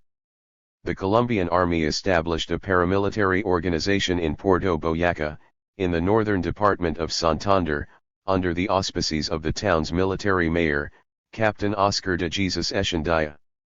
According to Human Rights Watch, in 1982, Echeandía convened a meeting of local people, including local liberal and conservative party leaders, businessmen, rancheros, and representatives from the Texas Petroleum Company. They found that their goal went far beyond protecting the population from 30. The FARC. Guerrilla demands. They wanted to cleanse Limpiar, the region of subversives. 7. Civilians were hired and armed in order to perform the cleansing, with logistical support provided by the military. The following year, the army formed the 14th Brigade in the same region. According to Dudley, the brigade would become the epicenter of paramilitary activity, providing information and cover for the paramilitary groups that had amassed in the region. 8. It quickly became apparent that newly elected President Barco had little interest in continuing the peace process initiated by his predecessor Betancur. As a result, the peace talks collapsed in 1987 and the war between the FARC and the government resumed. The military and its paramilitary allies responded to the UP's electoral successes by decimating the party. In October 1987, Pardo Leal, the UP's presidential candidate in the previous year's election, was assassinated. The paramilitaries not only targeted the UP's leaders, they also sought to eliminate its grassroots activists and organizers. Each year, several hundred UP members would be killed, and in 1988, when the party's candidates proved victorious in 16 mayoral elections, 3 of the victors were immediately assassinated. In the midst of the bloodbath, some sectors within the UP began suggesting that the party sever its affiliation with the FARC, in an attempt to protect members from the slaughter. Hardliners in the party argued that a separation from the FARC would do little to diminish the threat against the UP because the paramilitaries would target any leftist, whether violent or non-violent, that they saw as posing a threat to the political and economic interests of the country's ruling elite. Ideology was also a factor in the debate, since the party had attracted increasing numbers of center-leftists who did not support the armed struggle and who were more social democratic than. Political front. 31. Socialist. Bernardo Jaramillo, who replaced Pardo Leal as the UP's leader, became increasingly aligned with the more moderate faction during his first 2 years as the party's president. This inevitably placed him at odds with both the Communist Party and the FARC. Jaramillo and moderates in the party believed that Soviet Premier Mikhail Gorbachev's reforms, known as perestroika, and the collapse of the Berlin Wall meant that socialism was no longer a viable objective. The FARC and the Communist Party, on the other hand, saw things very differently. The guerrilla group reiterated its Marxist, Leninist principles and noted, "The validity of the armed struggle is not determined by whether the Berlin Wall fell or not, it is determined by the reality of our country and here, the political, economic and social disequilibrium and the state violence that impelled the rebellion, continue in place." 9. Consequently, the UP found itself in a dilemma. According to Dudley, if the party denounced the FARC for refusing to lay down its weapons, then it would lose credibility with many of its followers and its rebel sponsors. If it didn't denounce the guerrilla group, the opposition would vilify it. All the pieces were falling into place for a political genocide. 10. While the party's internal debate about its future continued, so did the killings. And when Jaramillo was asked how he thought he would die, the UP leader simply stated, "They're going to kill me on any corner, at any moment. It could even be in my house. I know they're going to kill me." 11. And, sure enough, Jaramillo was gunned down in Bogotá airport in March 1990 while campaigning for the upcoming presidential election. 5 years after the UP's founding, it was clear that a political genocide was indeed taking place. In addition to its 32. The FARC. 2 presidential candidates, 4 elected congressmen and more than 2,000 members of the UP were assassinated during that 5-year period. The exodus of party members from the UP that had been occurring due to the relentless assassinations turned into a stampede after Jaramillo was killed. Some party members simply dropped out of politics, others went underground or into exile, and many fled into the jungle to join the FARC, convinced that the decimation of the UP was proof that armed struggle was the only option remaining to achieve social justice in Colombia. Meanwhile, 1 month after Jaramillo was killed, Carlos Pizarro, the presidential candidate of the New Democratic Alliance M19 political party, was also assassinated. Having failed to recover militarily from the failed takeover of the Palace of Justice, the M19 guerrilla group had decided to lay down its arms and demobilize under a peace agreement that called for the group to transition itself to a political party. Pizarro's death appeared to vindicate the fears expressed by hardliners in the FARC and the Communist Party that separating the UP from the guerrilla group would not eliminate the threat faced by the party's members. After all, the M19, which was far more moderate than both the FARC and the UP, had laid down its weapons to engage in the political process, and still its leaders were being assassinated. 20 years after Jaramillo's assassination, the Inspector General of Colombia would declare that Alberto Romero, the head of the country's intelligence agency, the Department of Administrative Security, Departamento Administrativo de Seguridad, DAS, and paramilitary leader Carlos Castano were the co-authors of the crime. 12 Meanwhile, 5 months after Jaramillo's death, the UP's ideological founder, Arenas, died of cancer, fully aware that his political project was in its own death throes. Political front. 33. A return to war. In 1987, following the breakdown of the peace talks with the Betancur administration and the end of the ceasefire, the FARC had not only returned to waging war against the state, it had also joined the Simon Bolivar Guerrilla Coordinating Committee, Coordinadora Guerrillera Simon Bolivar, CGSB, along with Colombia's other armed insurgent groups. 13 The idea was to present a united political and military front.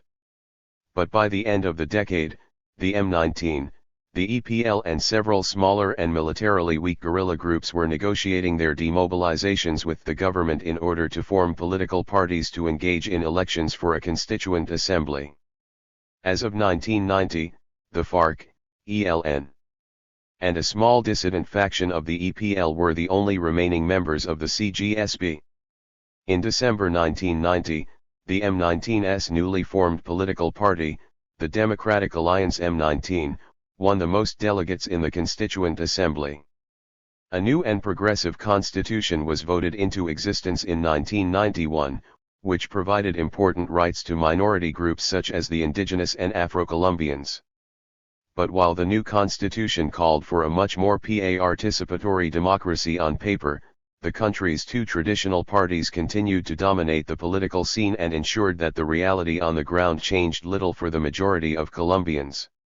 The role played by demobilized guerrillas in drawing up the new constitution led many Colombians, even on the left, to question the validity of armed struggle, particularly in a post-Cold War context in which guerrilla groups throughout Latin America were laying down their arms in order to participate in electoral processes.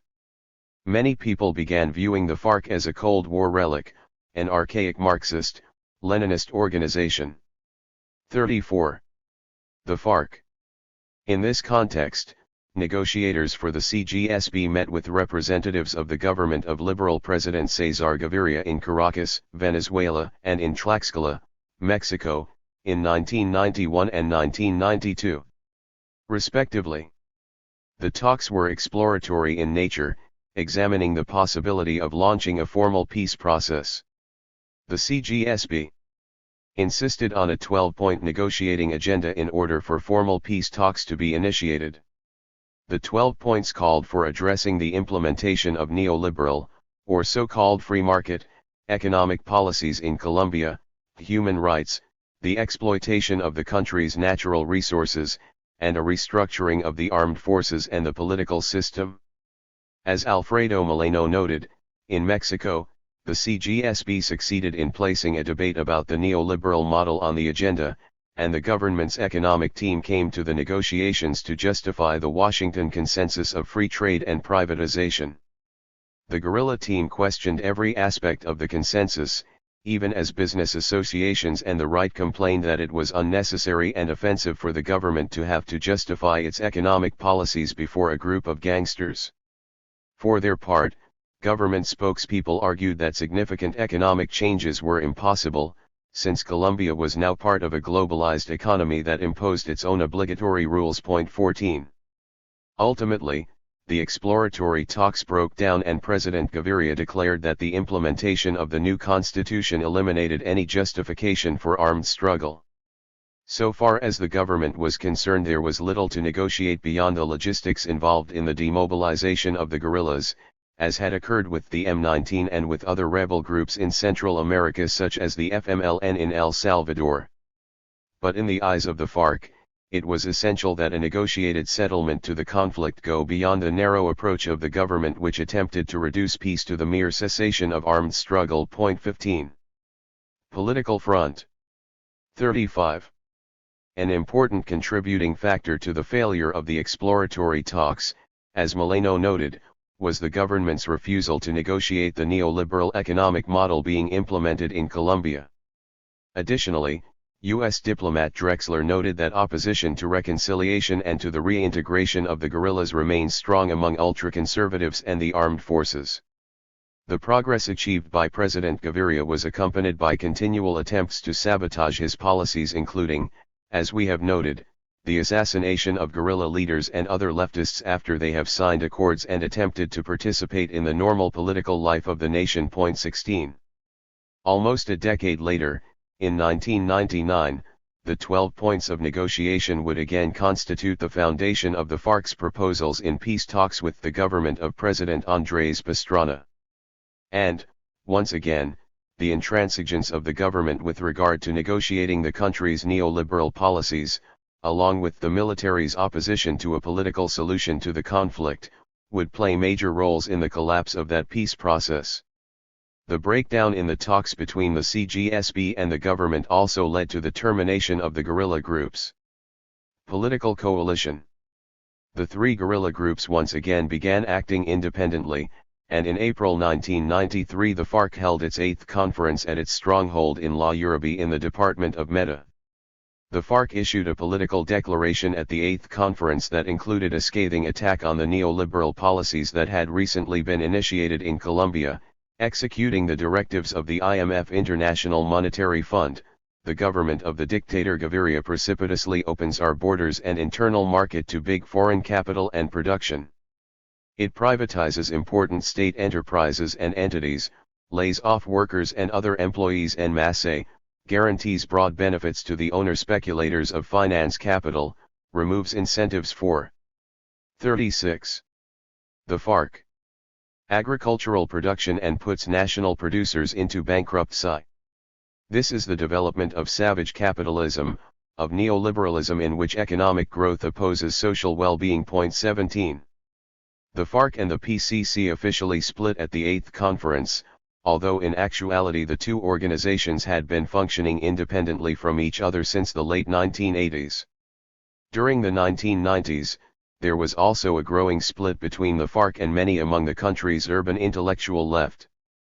Peasants had always constituted the primary support base for the FARC, but its ties to the PCC and UP had helped the guerrilla group establish backing from sectors of the urban intellectual left. However, the slaughter of the UP, the split with the mostly urban-based PCC, and the growing numbers of urban leftist intellectuals questioning the validity of armed struggle in the post-Soviet era made it evident that the FARC had once again become a primarily rural-based organization.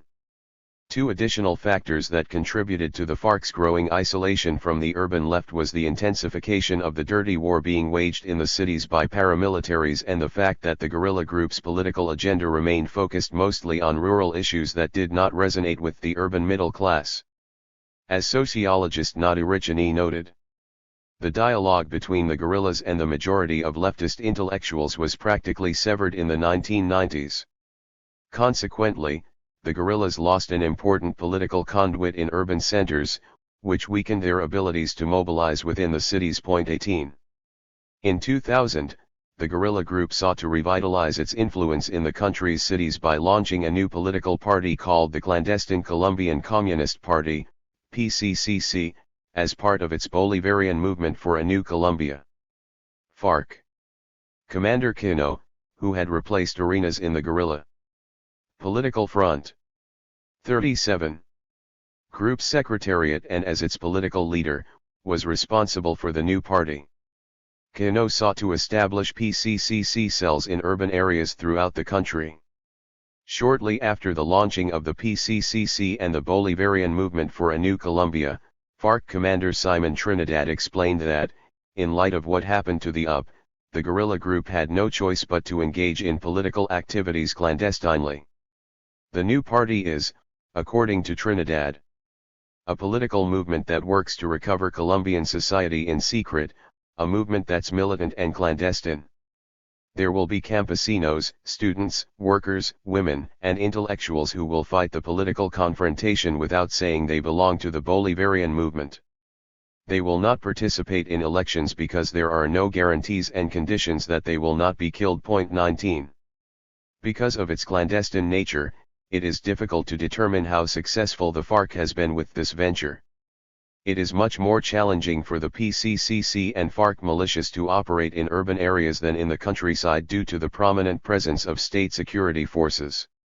As a result, many social activists and representatives of civil society organizations working in the poor barrios of Bogotá have been accused of being members of the PCCC, and some have been imprisoned or killed. The FARC's role in national political affairs peaked with the successes of the UP during the mid-1980s, and faded quickly with the decimation of that party. While struggling throughout the 1990s to recapture the national exposure on the political front that it had enjoyed with the UP, the FARC also returned to the battlefield where it achieved its greatest military successes and sought to consolidate its control over rural regions of the country. Chapter 3. The FARC's social project. While the FARC was struggling to regain its political influence amongst leftist circles in Colombia's urban centers during the 1990s, its control over rural regions was expanding significantly.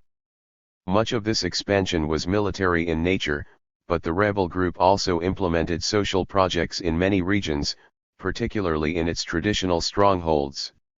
Colombia's dire economic condition not only ensured the FARC a steady stream of recruits, it also led to increasing numbers of Colombians migrating to rebel-controlled regions, particularly in the east and south of the country, where they lived under FARC rule.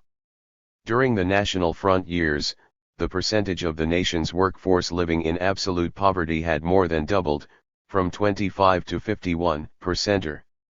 The figures were even worse for rural laborers, where the rate of absolute poverty soared from 25 to 68%.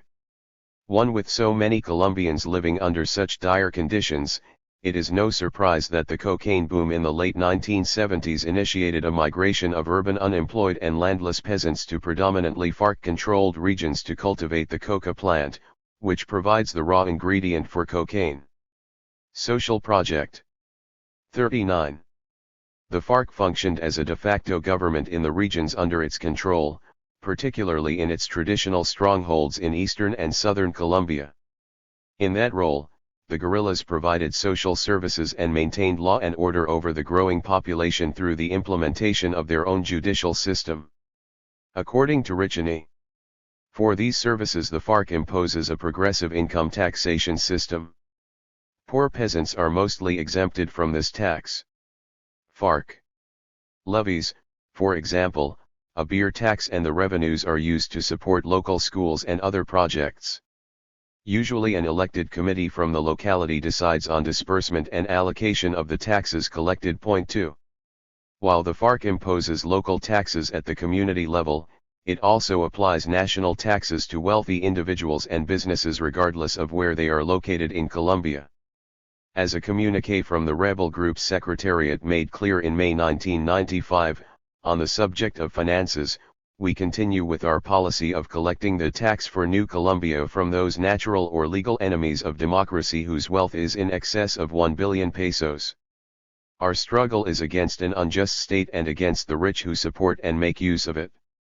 If these persons give money to the state to carry on the war against the people, they also must give it to the people for its defense against the aggression. 3.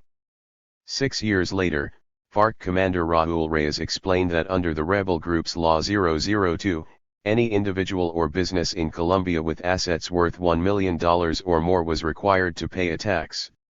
We have been charging this tax. And the people pay it because they know they have to do so. There are others who do not want to pay the tax, and they are the tax evaders.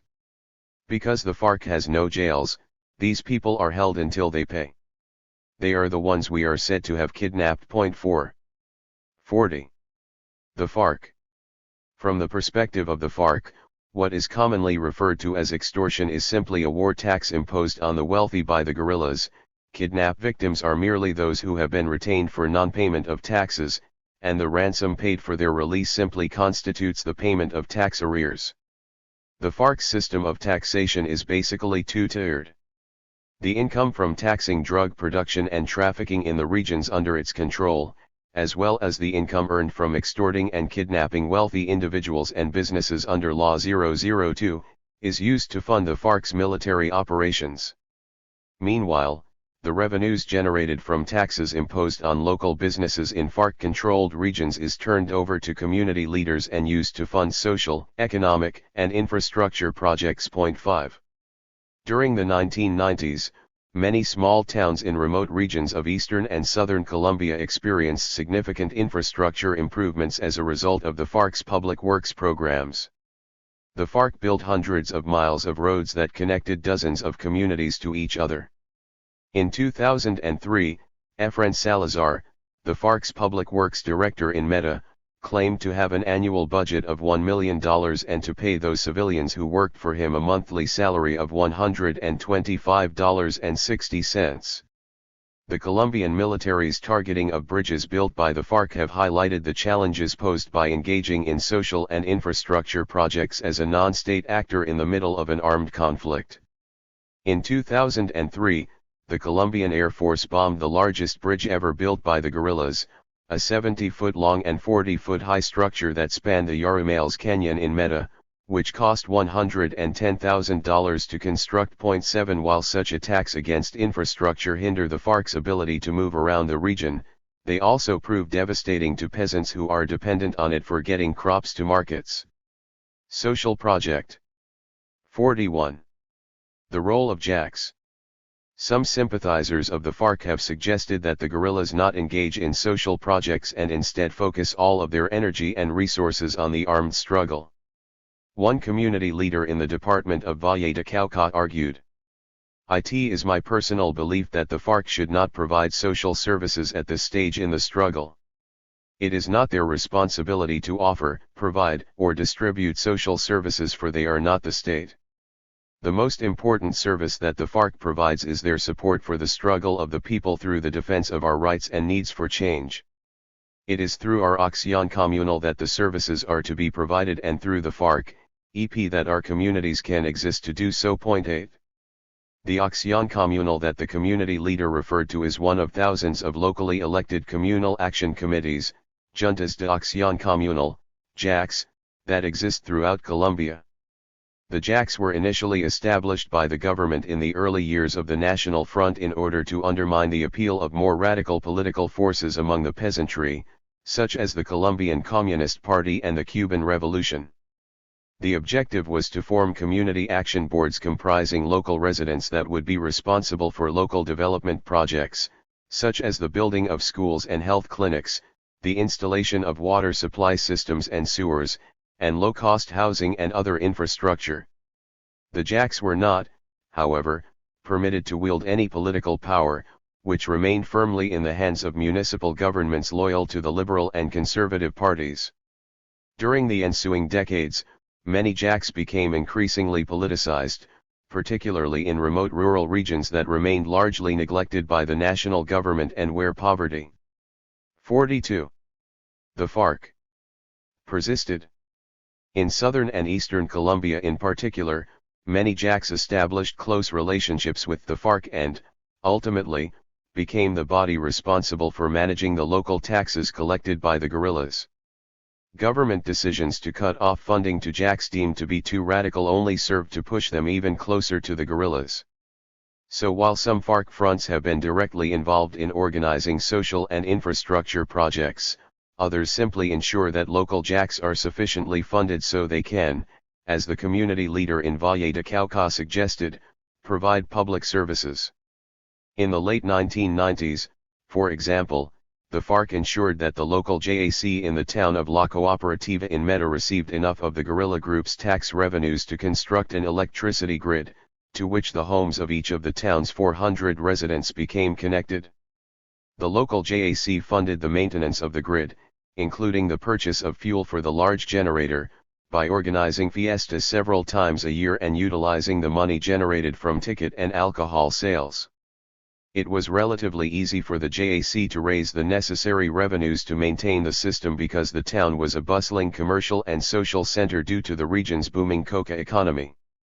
Local residents mingled freely with uniformed, rifle-toting guerrillas in the streets, stores, and restaurants. 9. But in 2007, a Colombian military offensive pushed the guerrillas out of the region and decimated the local coca economy. The arrival of the army and the resulting economic downturn displaced 80% of the residents of Louisiana Cooperativa and surrounding villages. The local JAC could no longer maintain the electricity grid due to a lack of funding, and the government refused to cover the cost of running the generator. The remaining local residents had to readapt to life without electricity. 10.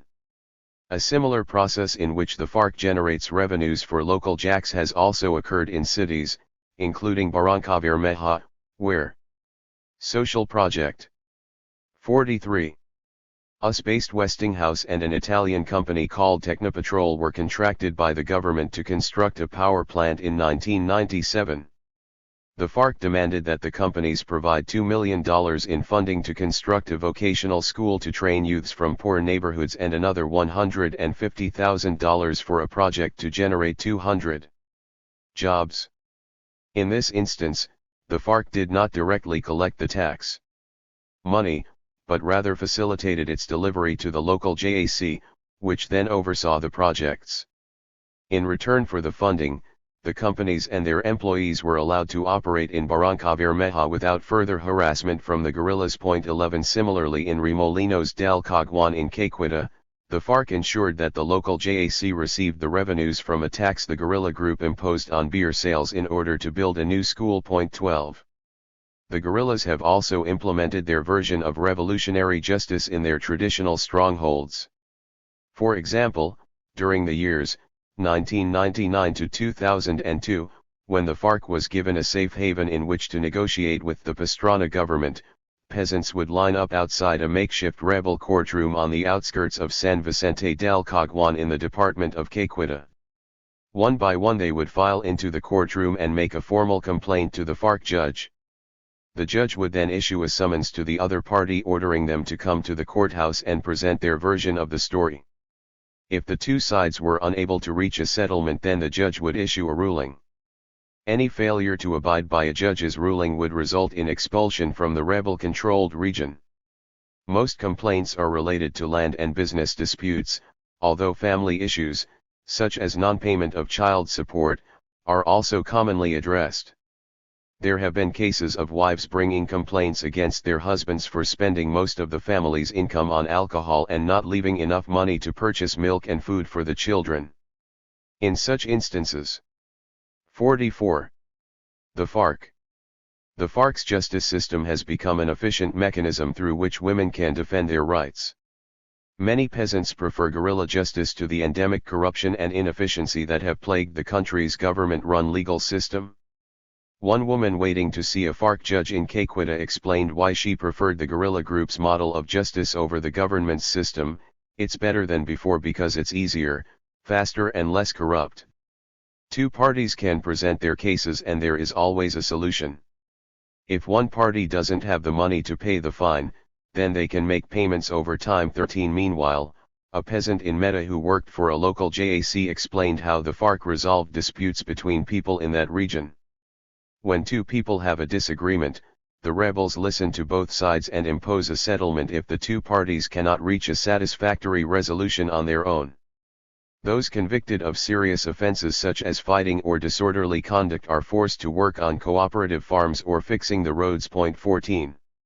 For the most serious crimes, such as murder and rape, the FARC would sometimes apply the death penalty.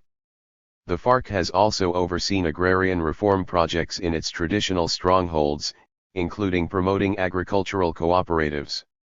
During 2002 and 2003, the FARC broke up 10 large ranches in the southern part of Meta. The smaller properties were then distributed to subsistence farmers. 15 The guerrillas have carried out similar agrarian reform projects in Caiquita, Putumayo, and other regions. The objective of these initiatives is not simply to redistribute land from the wealthy to the poor, but also to lay the foundation for transforming the agricultural model, including preparing peasants for a shift away from coca dependence. Many farmers are compelled to cultivate coca due to decades of government neglect. The failure of the state to provide the social project. 45. Necessary infrastructure to allow farmers to transport perishable food crops to distant markets has made coca the only viable cash crop in many remote regions. Even if farmers manage to get their food crops to market, there is no guarantee that they will earn a living from their sale. On the other hand, coca can be harvested several times each year and cocaine processors eagerly purchase all that is produced, thereby providing peasants with a reliable cash income so they can buy those necessities they cannot grow. While the FARC permits peasants to supplement their food crops with the income earned from cultivating coca, it has simultaneously sought to implement alternative rural economic models. This has proven particularly challenging because many farmers were formerly impoverished city dwellers who colonized remote rural areas in order to cultivate coca, or newer generation farmers whose parents long ago quit cultivating traditional crops. Consequently, many farmers have little or no knowledge about how to grow traditional crops. According to FARC Commander Simon Trinidad, we are planning a different solution for the problem of narco-trafficking. It consists of providing a better life for the poor campesino through agrarian reform, by giving them good lands, technical assistance, and low-interest loans to change from growing illicit crops to legal crops, such as coffee, yucca, bananas, sugarcane, and ranching. An alternative development that facilitates commercialization for these products. But it's a slow process to change them. It's not just destroying the illicit crops and then telling them to grow different ones. We have to educate the campesinos about how to produce them. Give them tools, credits, and time so they can make a living from these crops and become a different kind of campesino. 16. In some parts of Caqueta, the FARC has required coca growers to devote 3 acres to traditional food crops for every 7 acres of coca that they cultivate. In other regions, the guerrillas 46.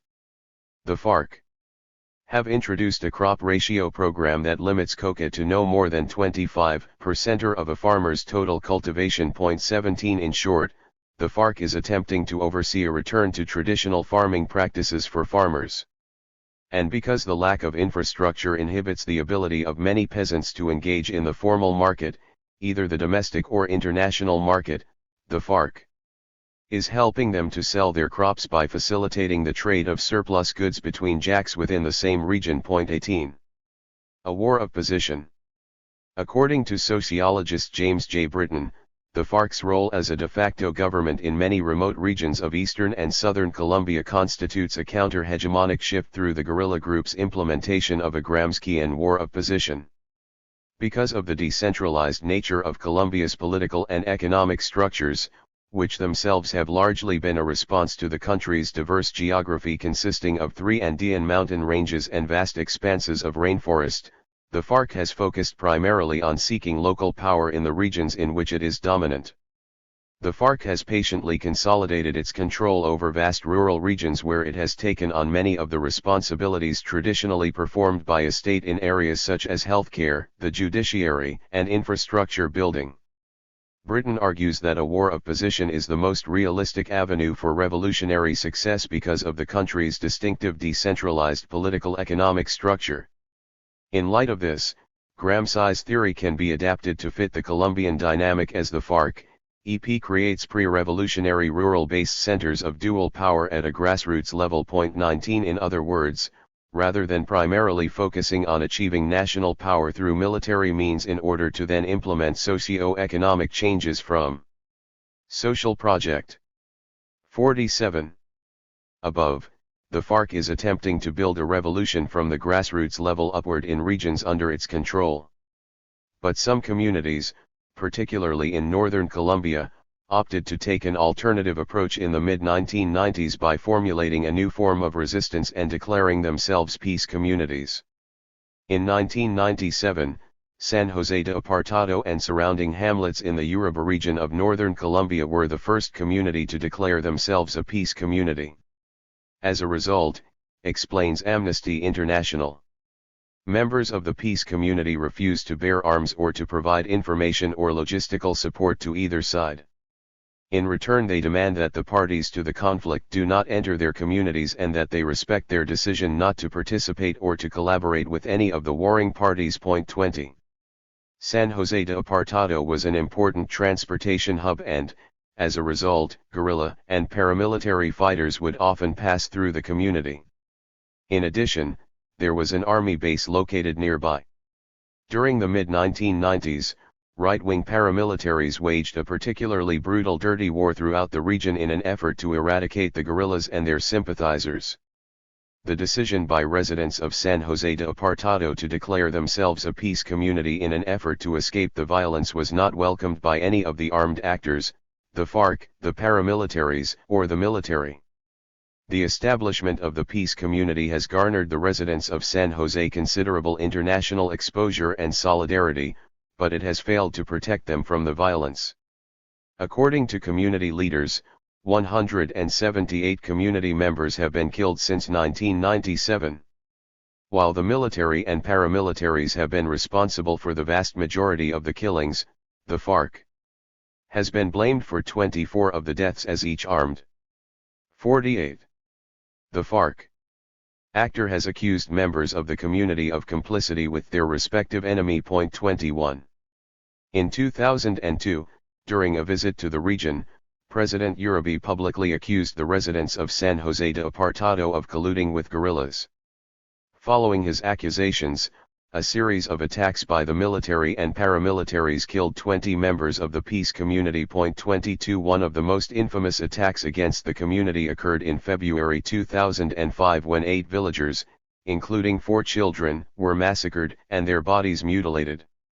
The government immediately blamed the FARC for the massacre, claiming that there were no units from the Army's 17th Brigade in the area at the time. However, it was later revealed that a military patrol consisting of 100 soldiers and 50 paramilitaries was responsible for the killings.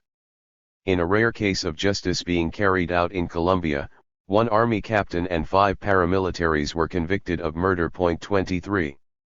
While the FARC is actively engaged in community-level social projects in its remote traditional strongholds in eastern and southern Colombia, the peace community in San Jose de Apartado illustrates the plight faced by communities situated in regions where all the armed actors maintain a presence.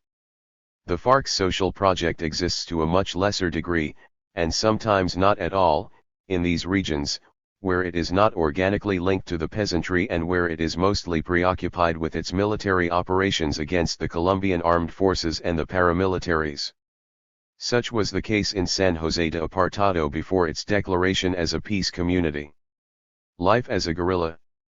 One option for peasants facing the challenging socio-economic conditions that exist in Colombia's rural regions is to enlist in social project. 49. The FARC itself, which provides them not only with their basic material needs but also with an education. While some peasants join the FARC because of a lack of economic opportunity, others enlist in order to escape repression by the state or paramilitaries. A female guerrilla who goes by the nom de guerre Erica joined the FARC at 16 after witnessing a massacre by paramilitaries in her hometown in the department of Huila. According to Erica, "It's a difficult life being a guerrilla. There are lots of sacrifices, like always being away from family." 24 When asked what her family thought of her decision to join the guerrillas, she replied, "They agree with it, because they know why we are fighting. But it is hard for my father to accept my being in the FARC because I'm so young." 25 There are also peasants who join the guerrillas because they grew up in FARC-controlled regions and admired the rebel fighters. As a guerrilla from Nariño named John explains, "I saw the guerrillas at an early age because they would come to our village and we would give them supplies. They were the only armed group around and I saw being a guerrilla as an attractive way of life." 26 A female guerrilla who joined the FARC in 1984 at 15 years of age tells a similar story. "The first time I met the guerrillas was when I was 9 years old, when they came to our house. I almost always lived in zones where the guerrillas were. I had frequent contact with them since they were always coming and going.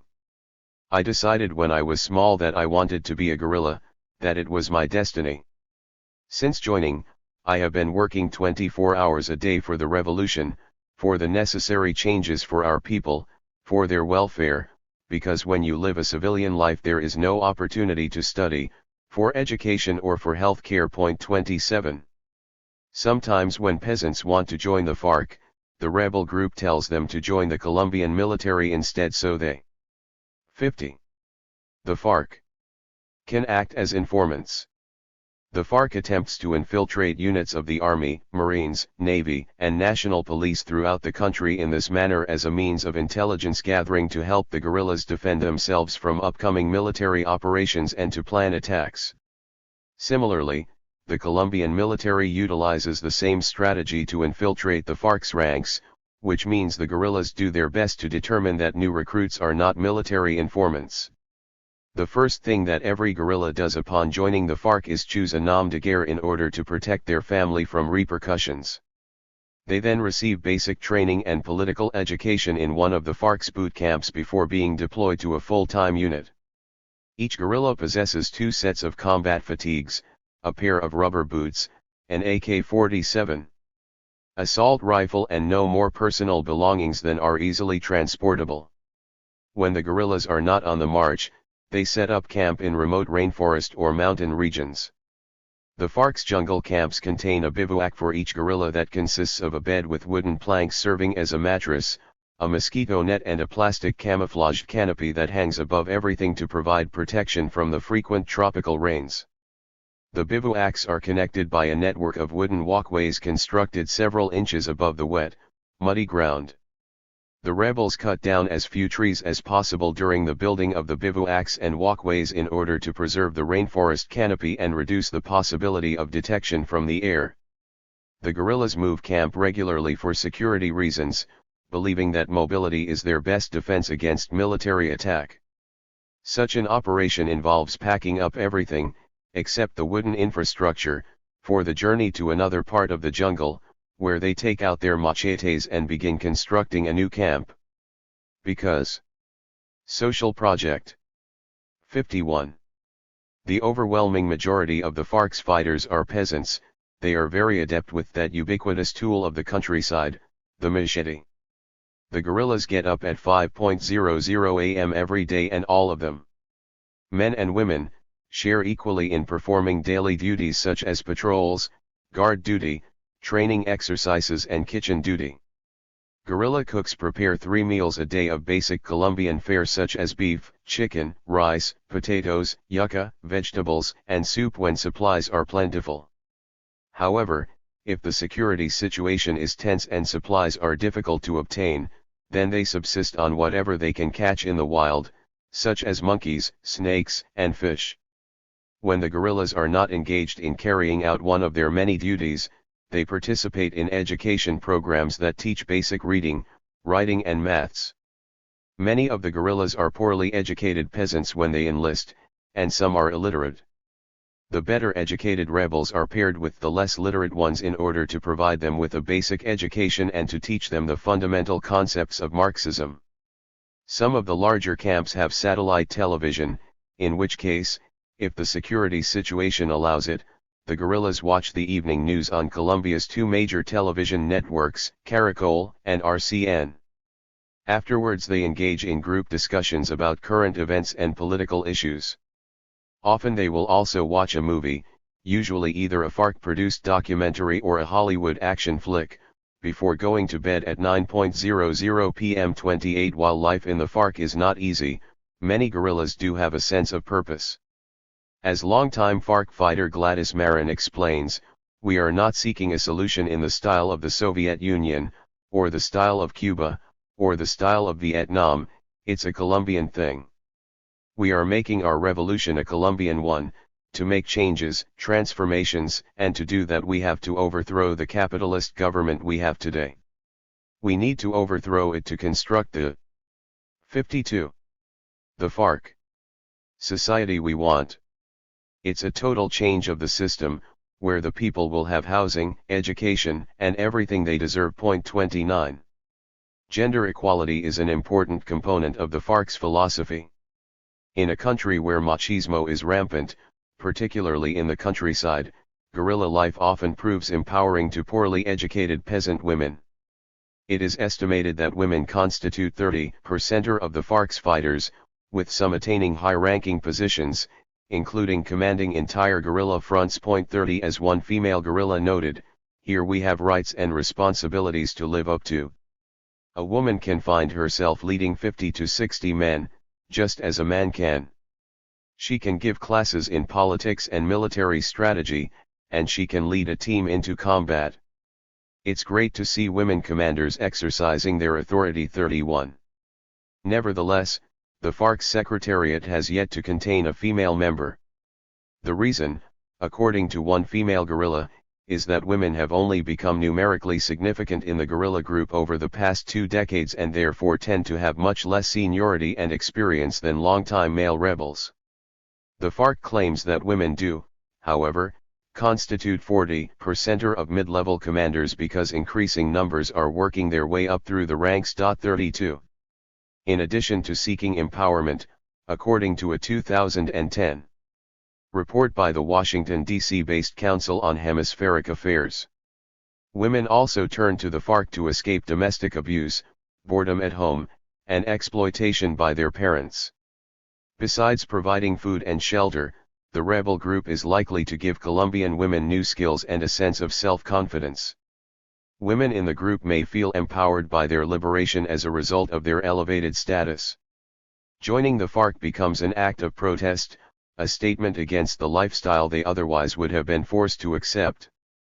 It is an alternative way of life for Colombian women, one that seems very social project. 53. Appealing against the backdrop of abuse and hopelessness. Moreover, other Colombian paramilitary groups are known for raping, murdering, and mutilating women, all of which the FARC offers protection from. The FARC has a zero-tolerance policy towards rape and executes men who commit the act, providing a relative sense of security to female members. 33. Guerrillas are permitted to enter into intimate relationships with each other, but have to obtain permission from their commander first. This protocol is similar to that in the U.S. military, where soldiers posted overseas must obtain the permission of their commanding officer before getting married. FARC guerrillas also need to obtain permission to end a relationship, although it is rarely denied. Guerrilla couples engaged in relationships share a bivouac that contains a double bed. The fact that rebel fighters are frequently rotated in and out of different units makes it difficult to maintain long-term relationships. Because guerrillas are not permitted to engage in activities that interfere with their commitments as a fighter, couples are obliged to use contraception in order to avoid pregnancy. If a female guerrilla becomes pregnant, then she either has to have an abortion or turn the newborn baby over to a family member to be raised in the civilian world. Such was the case with a guerrilla named Lucero, who became pregnant and returned home to have the child. Her 8-year-old daughter was being raised by her mother, and Lucero explained, "It's hard to be away from my daughter. But I hope she talks to her grandmother and learns that her mother is a strong woman, that she understands why her mother and father are guerrillas." 34. Each FARC unit has a medic in its ranks to address minor wounds and illnesses. When asked what happens when a guerrilla is seriously ill or wounded, one rebel explained, "Then the person is transported to one of the FARC's jungle hospitals, which are staffed by actual doctors. For security reasons, it is preferred." 54. The FARC. That they do not go on such a journey unless it is absolutely necessary. 35. The FARC has its own well-equipped hospitals scattered throughout the jungles of Colombia where doctors take care of seriously wounded and sick guerrillas. The hospitals also often provide medical treatment to the local civilian population. As one doctor working in a FARC hospital in Caqueta stated, "I can do everything but brain surgery here." 36. In February 2010, the Colombian army located and destroyed a FARC hospital in the eastern department of Guaviare that contained 16 rooms and an electrical generator. 37. For the most part, FARC fighters have their basic needs met, receive an education and health care, and often discover a sense of purpose, if they did not already have one when they joined. At the same time, however, guerrilla life is also rife with danger. In addition to the obvious risks posed by combat, there are the harsh physical demands of living in the jungle for years and the corresponding risk of contracting serious tropical diseases. But for those who tire of the guerrilla life, or lose their belief in the FARC, the greatest danger lies in attempting to violate the guerrilla group's requirement that its fighters be committed to the revolutionary struggle for life. In the FARC, desertion is punishable by death. Many guerrillas, however, have remained committed to their revolutionary cause. In 2007, Gladys Marin, who joined the FARC in the mid-1970s, was asked how she stayed motivated after so many years, and she responded, "I still believe in what we're fighting for, in the revolution, in a just Colombia for everyone." 38. The FARC has engaged in a variety of social and economic projects, particularly in its rural strongholds. It has sought to alleviate the economic suffering of peasants, who have long been neglected by the national government. Such projects have built allegiance among the population to the rebel group in FARC. Social Project 55. Controlled regions, where many peasants view joining the guerrillas as the only viable alternative to government repression and social and economic neglect. Ultimately, as long as the government continues to ignore the social and economic plight of the rural population and the FARC fills the void, then the rebel group will maintain a base of support. Chapter 4. The FARC and the drug trade. The FARC's increased military strength and expanded territorial control in rural regions during the 1980s and 1990s was fueled by several factors. Among these were the cocaine boom in the United States, an intensification of the forced displacement of peasants by paramilitaries, and the implementation of neoliberal, or so-called free market, economic policies, which exacerbated the hardships already being endured by poor Colombians. When cocaine production exploded during the 1980s, it impacted on virtually every sector of Colombian society. The FARC was no exception, as its increasing involvement in the illicit drug trade posed distinct challenges to its ideological struggle and eventually led to it becoming the principal target in Washington's war on drugs. North America's growing appetite for cocaine in the late 1970s allowed Pablo Escobar's Medellin drug cartel to evolve into a powerful and enormously wealthy crime syndicate, leading Forbes magazine to list the drug baron as the seventh richest man in the world. Escobar gained popularity among impoverished urban Colombians, especially in Medellin, by building houses and schools. Drug trade. 57. In poor neighborhoods neglected by Colombian politicians. In 1982, Escobar's popularity with Medellin's lower classes led to his election as a Liberal Party alternate, deputy, to the National Congress. At the same time, Escobar and other drug traffickers were investing much of their ill-gotten wealth in vast tracts of land, particularly cattle ranches, thereby situating them firmly in the ranks of the FARC's traditional enemy. The FARC responded by kidnapping family members of drug traffickers who refused to pay the war tax that the guerrilla group levied on wealthy Colombians. Drug barons affiliated with both the Medellin and Cali cartels then responded to the kidnappings by forming paramilitary groups to defend their vast land holdings from the guerrilla threat and to target suspected rebel sympathizers.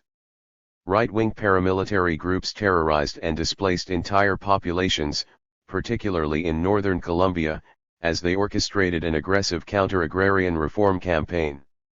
These tactics allowed narco-landowners to increase further the size of their land holdings, while at the same time disrupting bases of peasant support for the guerrillas.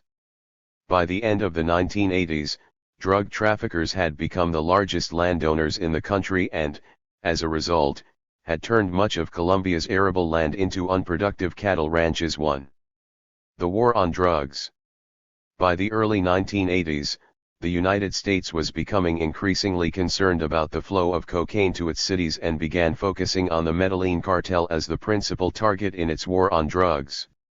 In September 1984, Washington pressured the Colombian government into issuing an arrest warrant for Escobar. The drug lord responded by declaring war on the state and initiating a campaign of murder and intimidation against government officials. 58. The FARC. What Escobar and his fellow traffickers feared most was extradition to the United States, evidenced by their slogan, "Better a grave in Colombia than a jail cell in the United States." Colombia's drug traffickers turned their paramilitary forces against urban population centers in an effort to force the government to end the process of extradition. By the end of the 1980s, the government could no longer ignore the gruesome statistics: a dramatic increase in political killings from 1,053 victims per year in the 1970s to 12,859 in the 1980s. 2 President Virgilio Barco issued a rare criticism of the paramilitaries in an April 1989 address when he stated, "The majority of their victims are not guerrillas. They are men, women, and even children, who have not taken up arms against institutions. They are peaceful Colombians." The following month, the Colombian Supreme Court ruled that Law 48, which permitted the military to organize paramilitary groups, was unconstitutional.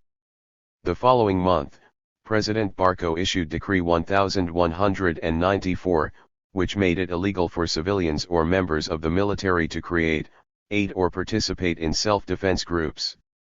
Escobar and his associates responded by escalating their violent campaign with the intention of forcing the nation's political leaders into negotiating a peace agreement between the government and the traffickers.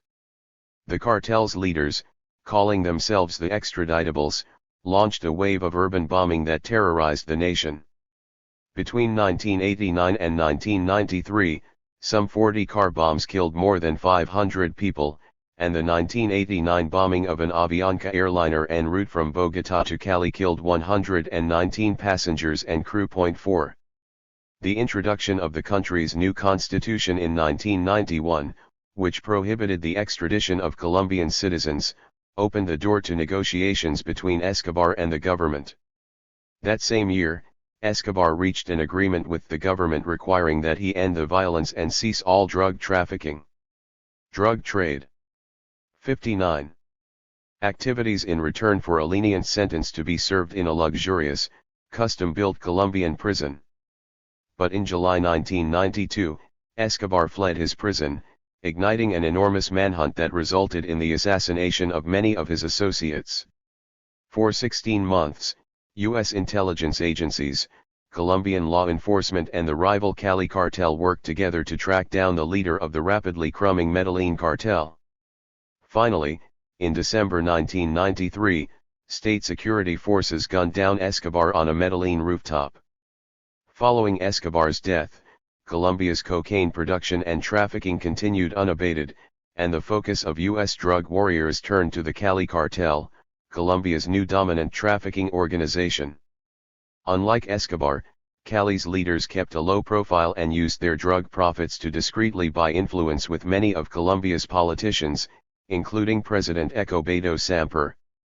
Nevertheless, the sheer size and scope of the Cali cartel's operations left it vulnerable, and in the mid-1990s it was essentially decapitated when many of its leaders were arrested. Signally, this drug war victory also failed to slow the flow of cocaine to the United States. The demise of the Cali cartel resulted in a demonopolization of the illicit drug industry, with dozens of microcartels becoming involved in the Colombian cocaine trade. Unlike the Medellin and Cali cartels, which controlled much of the cocaine trade, from processing to trafficking to distribution to U.S. cities, the new drug lords outsourced many of their operations. They contracted individuals to pick up coca leaves or opium latex, used to produce heroin, and deliver them to processing labs. They used independent mules and groups to ship the drugs northward, often to Mexico, where local gangs handled the distribution of cocaine and heroin to the United States.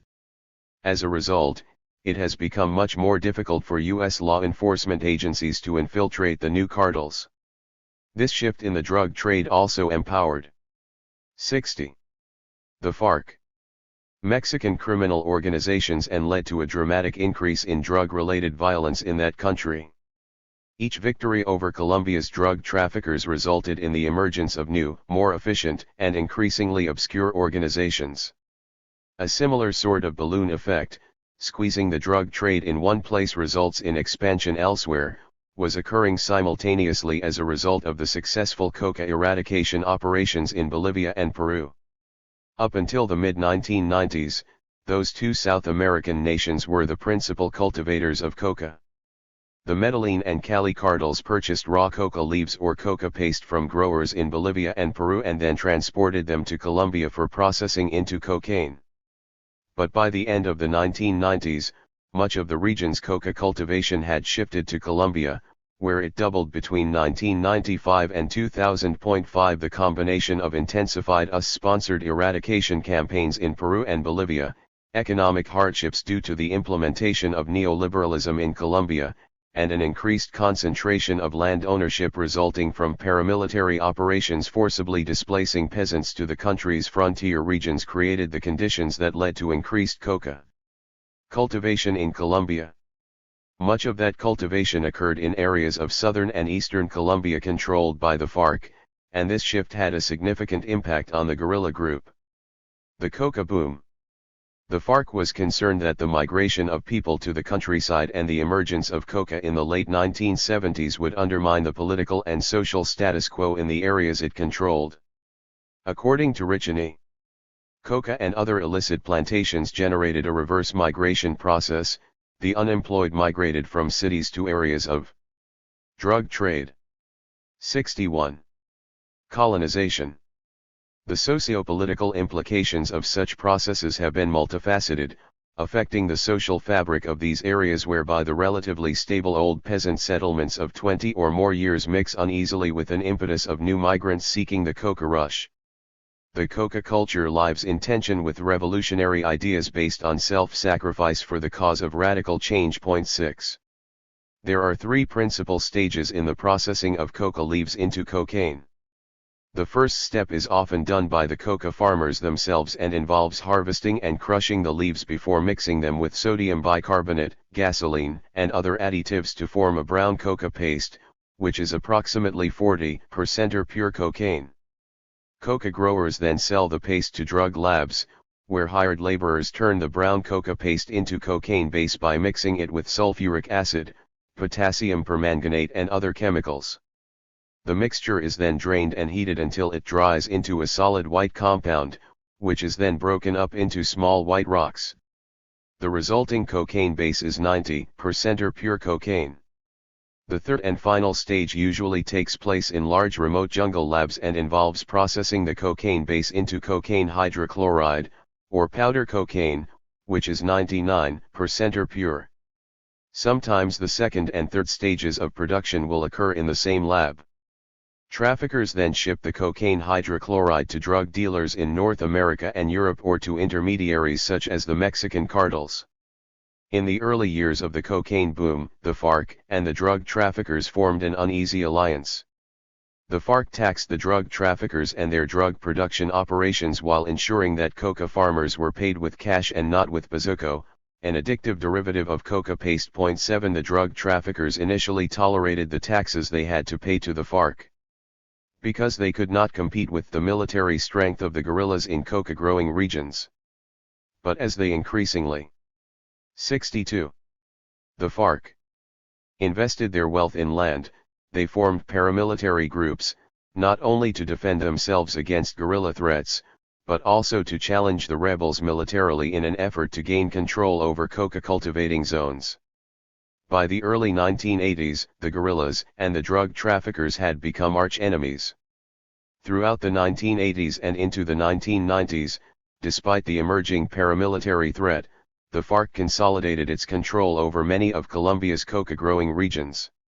As Richani notes, coca plantations gradually became an important source for economic survival of more than 1 million poor peasants and colonos. The guerrillas in turn protected the peasants who worked in their areas of operations and influence 8 and by levying taxes of between 7 and 10% of the market value of a kilo of coca paste. It is estimated that the FARC was earning between $60 million and $100 million annually by the early 1990s. 9 The coca trade was not the only factor contributing to the FARC's increased revenues. The guerrilla group also levied taxes on legal business enterprises, many of which benefited from the coca boom through the sale of precursor chemicals, and from the additional disposable income in the hands of peasants. While much attention has been paid to the FARC's taxation of the illicit drug trade in an effort to delegitimize the guerrillas, many analysts have ignored the fact that the guerrillas tax all, legal and illegal, economic activity in the regions under their control. The FARC's increased revenues allowed the guerrilla group to better equip its fighters. Meanwhile, the deteriorating economic conditions outside the coca-growing regions and the dirty war being waged by the paramilitaries ensured a steady flow of recruits into its ranks. The FARC's upgrading of its military capabilities allowed it to expand dramatically its presence throughout rural Colombia. By 1998, it was estimated that the FARC's ranks had swelled to 18,000 fighters and that the guerrilla drug trade 63 group controlled 622 of the nation's 1,071 municipalities, up from 173 in 1985.10. While the rebel-controlled municipalities were still mostly situated in sparsely populated rural regions of Colombia, they constituted some 40% of the national territory. Most of the guerrilla-controlled territory lacked any significant state presence, and the FARC functioned as a de facto government. According to Alfredo Molano, the fact that the guerrillas were economically and militarily strong contributed to their position as the local power. They extended services in the areas of credit, education, health, justice, registry, public works, and ecological and cultural programs. 11. And while many analysts simply reduced the FARC's territorial expansion to the profits the guerrilla group earned from the illicit drug trade, Molano argues that the principal engine of growth for the FARC was not its coca-related revenues, but rather the continuance of state repression and the impoverishment of the rural population, the guerrillas. Rapprochement with coca also led to the belief that they are traffickers, narco-guerrillas. That notion is false, however. Cultivation of illegal crops was established in the colonization areas not simply because of weak army presence, but because the colonists were on the brink of ruin. And the guerrillas were in the colonized regions long before coca cultivation appeared.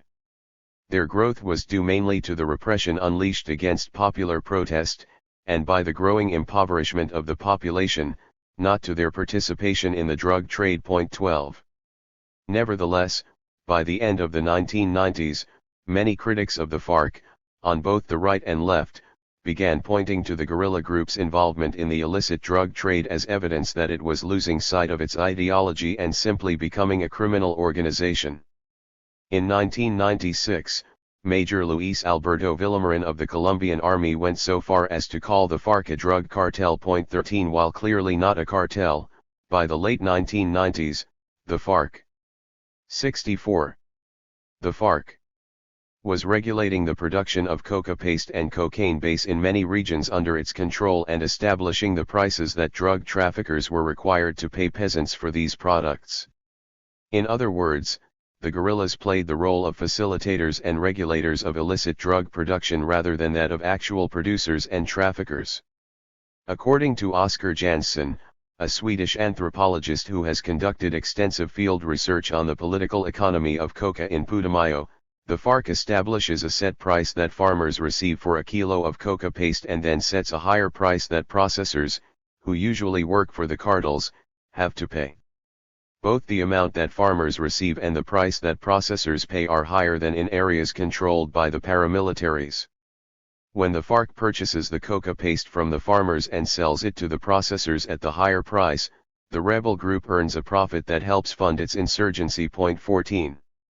Although the FARC directly profits from the coca trade, it also guarantees that coca farmers receive a greater share of the profits than they would under the paramilitaries. Because paramilitaries look out for the interests of the cocaine processors, and by extension the drug traffickers, they ensure that farmers receive the lowest possible price for paste. Therefore, from the perspective of the drug traffickers, the more coca-growing territory that is controlled by the paramilitaries the better. In many cases, the traffickers and the paramilitaries are one and the same.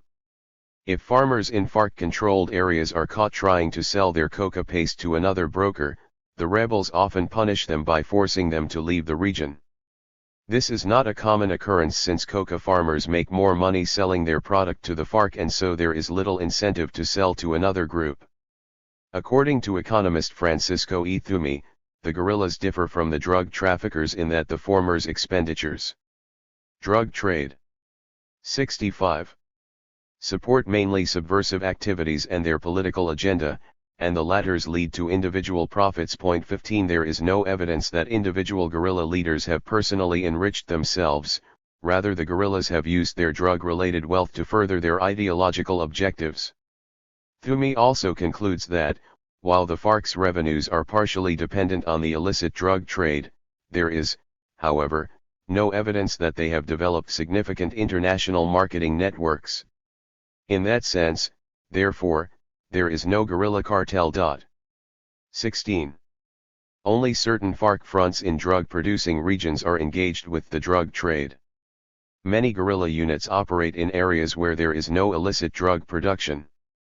And, as political scientist Russell Crandall has claimed, some guerrillas are disgusted by the drug trade and view their involvement in it as a necessary but evil means in order to achieve a better end of social and political transformation. 17 Accordingly, FARC, EP.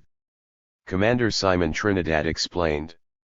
We know that the campesinos grow illicit crops out of necessity. It is specifically a socio-economic situation. They are obligated to cultivate illicit crops because of a government that has neglected them for many years. We have made it clear that we will not take the food out of the mouth of the poor campesino. We will not leave them without jobs. They work with the marijuana and coca leaf because they don't have any other work. This problem is caused by the economic model of the Colombian state, and it is the state that has to fix the problem. We are the state's enemy, not their anti-narcotics police. The state has to offer people employment, honest work, and social justice to improve their lives. 18. James J. Britton goes a step further, arguing that, rather than eroding its ideological foundation, the FARC's relationship to coca actually highlights the rebel group's commitment to Marxism, Leninism. He claims that Lenin condemned guerrilla. 66. The FARC. Movements that failed to adapt to the social and economic realities of the working classes in which they were embedded.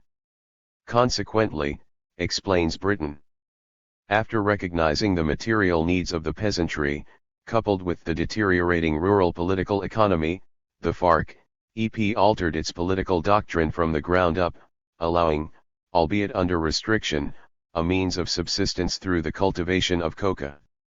FARC, EP understands that revolution can only be implemented with the popular support of the people. Asserting this idea, the insurgency assisted those peasants who felt they must cultivate coca to survive. In recognition of this, the FARC, EP does not support coca, but it does support the class that must produce it. This emphasizes two important points. First, the FARC, EP has proven to analyze and grow in revolutionary consciousness by supporting the needs of the marginalized. The second demonstrates how the insurgency continues to seek social change from below. 19. Echoing Britton's analysis, the U.S. Army's Major Madlani acknowledges. At first, the FARC leadership forbade the development of coca and marijuana as counter-revolutionary, counter to the social contract with the people, and viewed the illegal drugs as an elitist disease. They changed their minds when they realized the poor farmer, the FARC support base, had little choice but to grow drugs, and they would ostracize this group with a hardline stance. 20. In the late 1990s, while engaged in peace talks with the government of President Andrés Pastrana, the FARC participated in crop substitution programs. According to Klaus Nahalm, director of the United Nations Drug Control Program, UNCP, the FARC was cooperating with the UN in a $6 million alternative crop project, and that, in some regions of the country, rebel fronts were actively discouraging farmers from planting coca. 21. The guerrillas not only oversaw the substituting of coca plants. Drug trade. 67. With alternative food crops, they also held a public conference to discuss alternative development strategies. The conference was attended by hundreds of representatives from Colombian and foreign civil society organizations, and the guerrillas illustrated how such crop substitution projects could be successfully implemented. Proposals by the FARC to expand the projects were opposed by both the Colombian and U.S. governments, who feared that they would provide legitimacy for the guerrillas. 22. The narco-guerrillas. While there was much debate regarding the nature of the FARC's involvement in the illicit drug trade, one fact had become very apparent to all Colombians and the U.S. government by the end of the 1990s: the guerrillas posed a significant military threat to the Colombian state. The FARC's military strength had been bolstered in part by the proceeds the group was earning from the drug trade. Some estimates claimed the guerrilla group was earning as much as $900 million annually in the late 1990s. 23. By the end of that decade, the FARC was launching massive offensives against military bases in eastern and southern Colombia. Author Bert Ruiz, who was presented with Colombia's prestigious National Order of Merit by President Escobedo Samper, described an August 1998 attack by the FARC on the town of Miraflores in Guaviare in eastern Colombia. A force of 600 FARC guerrillas completely obliterated a Q.S. financed police anti-narcotics base located in the heart of a major coca-growing region. In blowing the well-fortified facility to pieces, the guerrillas killed 68 soldiers, wounded 87, and took numerous prisoners. The frightening aspect of the devastation in Miraflores was that the FARC forces were now entering battles with the complete confidence that they would win. 24. 68. The FARC. A U.S. Defense Intelligence Agency, DIA, report issued in November 1997 made clear that the United States was concerned by the threat posed by the guerrillas. The report concluded, the Colombian armed forces could be defeated within 5 years unless the country's government regains political legitimacy and its armed forces are drastically restructured. 25. Officially, at the time, the United States was only providing aid to the Colombian military for counter-narcotics operations in accordance with congressional restrictions. It was not supposed to be providing counterinsurgency aid or training to Colombian troops. The reality on the ground, however, was very different. According to Stan Goff, a former U.S. Army Special Forces soldier who was deployed as a military advisor to Colombia in the early 1990s, we were explicitly told that due to political sensitivities, any discussion of the mission to Colombia, like all missions going down from 7th Special Forces, was to be represented as part of the counter-narcotics effort. This was not a directive to clarify our mission, but to clarify how we were to represent the mission. What we conducted was counterinsurgency training. The subject of every tactical discussion with Colombian planners was how to fight guerrillas, not drugs. The U.S. military is involving itself in a civil war. 26. During the 1990s, the Clinton administration responded to the growing guerrilla threat by intensifying its war on drugs in Colombia and shifting its sights away from the drug trafficking cartels and towards the FARC and peasant coca growers in rebel-controlled regions. By labeling FARC members narco-guerrillas, the Clinton administration used the war on drugs to justify the escalation of its military intervention in Colombia's civil war. In reality, no substantiated evidence existed to support claims that the FARC was an international drug trafficking organization. At the time, even Donnie Marshall, chief of operations of the U.S. Drug Trade. 69.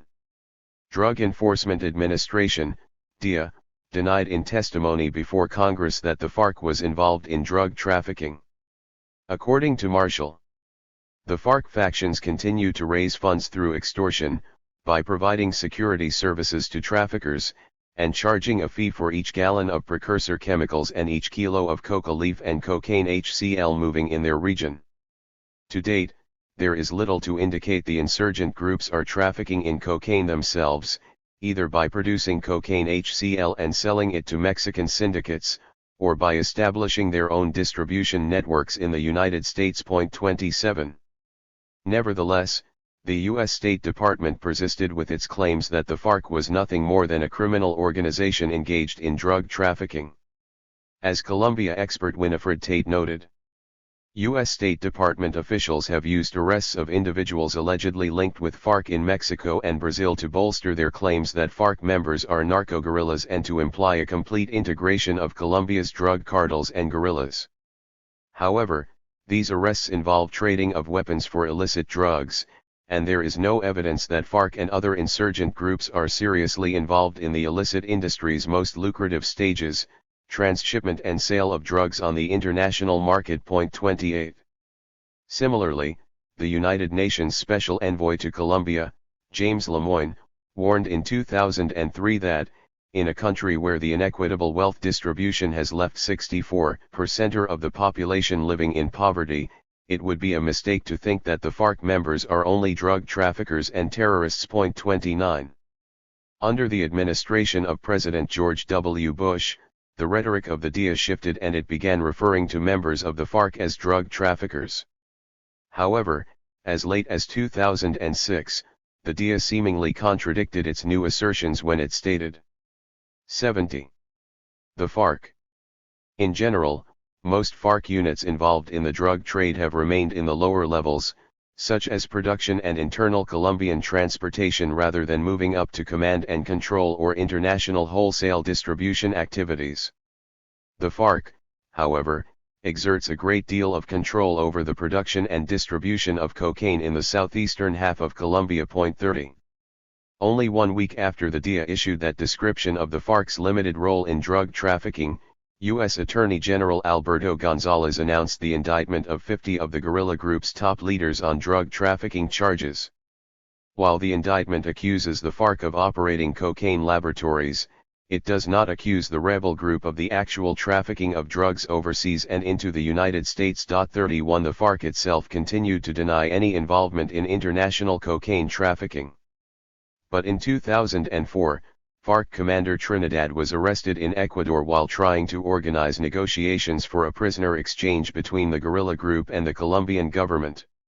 He was handed over to Colombian authorities, who then extradited him to the United States to stand trial on drug trafficking and kidnapping charges.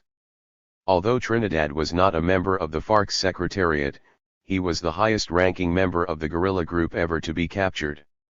Trinidad was emblematic of a second generation of FARC commanders that primarily consisted of urban intellectuals who had taken up arms in the 1980s during the slaughter of the UP. Trinidad grew up in a wealthy landowning family and obtained a university degree in economics. After a short stint working in a bank, he began teaching at the University of Caesar in the northern city of Valledupar. In the early 1980s, he and several other professors at the university became active in a fledgling leftist political party called Common Cause. Trinidad and his associates worked with the poor in Valledupar's barrios until the drug trade. 71. Army arrested the group and accused them of being guerrillas. After his release, Trinidad became active in the UP and later avoided the slaughter of the party's members by fleeing into the jungle to join the FARC. Trinidad's role in the FARC primarily consisted of providing political and economic education as well as acting as negotiator during peace talks with the government. In October 2007, a U.S. judge declared a mistrial in Trinidad's drug trafficking case due to a hung jury. The majority of the 12 jurors favored acquittal, believing that U.S. prosecutors had failed to prove Trinidad was involved in drug trafficking. 6 months later, U.S. prosecutors again failed to convict Trinidad of drug trafficking when another mistrial was declared, also the result of a hung jury. In a separate trial, Trinidad was convicted on kidnapping charges and sentenced to 60 years in prison. The FARC commander refused to engage in a plea bargain with U.S. prosecutors in order to receive a reduced sentence and has remained committed to the FARC during his years in prison. Meanwhile, a lower-level FARC fighter, Ana Yibi Rojas Valdama, who went by the nom de guerre Sonia, was also extradited to the United States to stand trial on drug trafficking charges. Sonia was a member of the FARC's 14th Front, based in the jungles of Caqueta in southern Colombia. Prosecutors claimed that she managed the front's finances and oversaw the production and shipping of cocaine from the region. The U.S. government finally got its much-desired conviction of a FARC member on drug trafficking charges in February 2007, and Sonia was sentenced to more than 16 years in federal prison. As lawyer Paul Wolfe, who observed the trials of both Trinidad and Sonia, noted, "From now on, those on the right can refer to this case as proof that the FARC not only tax the drug trade in Colombia, but also control it. The problem is that the evidence presented consisted largely of paid government informant testimony." 32. 72. The FARC. According to Wolf, both Trinidad and Sonia were refused the right to retain private lawyers and were forced to accept court-appointed attorneys. Wolf noted that in Sonia's case, her attorney called no witnesses, had a minimal understanding of the context of the case, and could not effectively cross-examine the prosecution's witnesses. In contrast, the prosecution had the full weight of the U.S. and Colombian governments behind it, including numerous police and military officers, half a dozen paid informants, and thousands of documents and recorded telephone calls. 33. The USA obtained its first drug trafficking conviction against a FARC member even though, as Wolf notes, there was no physical evidence against Sonia, such as seized cocaine, fingerprints, photos, or even telephone calls that clearly referred to drugs. 34. In 2010, 4 more FARC members stood trial in the United States on drug trafficking charges. 2 pleaded guilty and 2 were convicted of conspiring to import ton quantities of cocaine into the United States. 35. In each case, the FARC's role in trafficking was limited to the production of cocaine in Colombia and not the actual shipping of drugs overseas. While the FARC is undisputedly a link in the cocaine chain, as is everyone from peasant coca growers in Colombia to street dealers in the United States, U.S. prosecutors have still yet to establish that the FARC itself is an organization that traffics cocaine internationally. As one former FARC guerrilla explains, the FARC controls the production of cocaine but sells it to civilian drug traffickers. 36. And if the FARC is engaged in the international trafficking of cocaine, then it appears to be on a very small scale and to criminal networks in neighboring Latin American nations in exchange for weapons. If the FARC is, as many have claimed, nothing more than simply another Colombian drug smuggling organization whose leaders are motivated by wealth and the power associated with drug trade. 73. The tens of millions earned a year from exporting cocaine, then it should be considered a failure from a criminal perspective. 37. And if FARC commanders such as Raúl Reyes are little more than the heads of a criminal organization, then they too must be considered dismal failures. After all, most Colombians who have controlled large criminal enterprises have lived in luxury. The leader of the former Medellin cocaine cartel, Pablo Escobar, for example, lived lavishly in magnificent mansions and on expansive ranches, as have many other successful Colombian drug traffickers over the past 30 years. Paramilitary leaders have also lived luxuriously on their vast cattle ranches in northern Colombia, enjoying the riches wrought from their criminal activities. In sharp contrast, there is no evidence that FARC leaders have benefited personally from the guerrilla group's financial wealth. Their life consists of sleeping on wooden planks, bathing in rivers, fighting off tropical diseases, and constantly moving through the jungle from primitive camp to elude U.S. intelligence gathering efforts and the Colombian army. The FARC's supreme commander Marulanda lived in this manner for almost half a century. Rebel commander Reyes lived in the jungle for 26 years with few material comforts or luxuries. After joining the Colombian Communist Party at 16 years of age, Reyes worked at a Nestle dairy plant in Caqueta and eventually became a union leader. Disenchanted with the prospects for improving life for workers and peasants through peaceful means, he abandoned his job and headed into the jungle. The austere lifestyles of Marulanda and Reyes are hardly those of successful criminals whose principal objective is the attainment of wealth. But while the FARC's high-ranking leaders live austere lives and have remained ideologically committed, the guerrilla group's growth in numbers and its dramatic increase in wealth have presented challenges. An examination of thousands of internal. 74. The FARC. FARC documents found on dozens of computers captured by the Colombian military show numerous instances of mid-level commanders abusing their power and misusing the rebel group's funds in order to acquire prostitutes and to purchase luxury items. The documents also show that members of the Secretariat, upon discovering the excesses, were quick to discipline those responsible.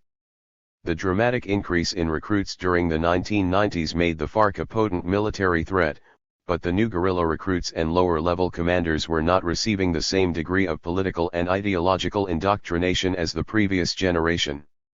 Secretariat member Ivan Rios lamented the increasing loss of discipline among the ranks of the growing guerrilla army in an email he sent to his fellow Secretariat members. Our Achilles heel is the poor training of middle managers and even members of staffs on the fronts. The relations between the commanders themselves and between them and the guerrillas should be redefined. It looks like laziness, compincheria, pandering, cronyism. We must promote a renewal and make an effort to incorporate new people. 38. So while the illicit drug trade contributed to the FARC's increased military strength during the 1990s, the rebel group's rapid growth undermined the ideological cohesion in its ranks. The FARC needed another opportunity to refocus the country's attention on the rebel group's political objectives and to show the world that they were not simply narco-guerrillas. That opportunity arrived with the election of President Andrés Pastrana in 1998. Chapter 5. From narco-guerrillas to narco-terrorists. In June 1998, Conservative Party candidate Andrés Pastrana won Colombia's presidential election by campaigning on a platform of peace. His message resonated with millions of Colombians tired of the escalating violence. Newspaper photographs during the campaign showed Pastrana meeting with the FARC's supreme commander Marulanda, leading many to believe that he could successfully negotiate a peace agreement with the guerrillas. 5 months after his election, President Pastrana withdrew 2,000 soldiers and police from a 16,200 square mile area in southern and eastern Colombia known as the Zona de Despeche, or Cleared Zone, in preparation for peace talks with the FARC. However, the talks were conducted without a ceasefire agreement, meaning hostilities between government forces and rebels continued outside the zone. For the next 2.5 years, government and FARC negotiators would meet in the Zona de Despeche in an effort to address the country's problems and to bring an end to the conflict. But during this process, the geopolitical context would shift dramatically as a result of the 9/11 attacks against the United States. 76. The FARC. The peace talks got off to an inauspicious start when President Pastrana traveled to the rebel safe haven for the official launch of negotiations, and Marulanda decided at the last minute not to attend the ceremony for security reasons. Even though other members of the FARC secretariat attended, the media coverage focused on photos of Pastrana sitting next to an empty chair and the fact that the president had been snubbed by the rebel leader. While Marulanda's decision not to attend the ceremony was a public relations disaster for the FARC, according to author Mario Murillo. What was lost in the hoopla after Marulanda broke his appointment with the president, however, was the fact that during that same 36-hour period, more than 150 people were killed by paramilitary death squads in different parts of the country, a personal message from the AUC paramilitary organization that they were not happy about the highly publicized peace talks with their archenemies. 1. Nevertheless, the peace process continued and the FARC and the Pastrana government agreed to a 12-point agenda for the peace talks on May 6, 1999. Among the issues to be negotiated were agrarian reform, economic and social restructuring, exploitation of the country's natural resources, human rights, military reform, and international relations. The country's economy, particularly the unemployment crisis, was the first topic that was addressed. Early in 2000, the government's peace commissioner and a delegation of FARC guerrillas went on a 3-week tour of Sweden, Norway, Switzerland, Italy, France, and Spain, where they observed and discussed the social and economic structures of Western European democracies. Following the European tour, the FARC organized a series of public assemblies in the safe haven, which allowed Colombian citizens, NGOs, unions, indigenous organizations, and business groups to discuss economic and social issues with the guerrillas.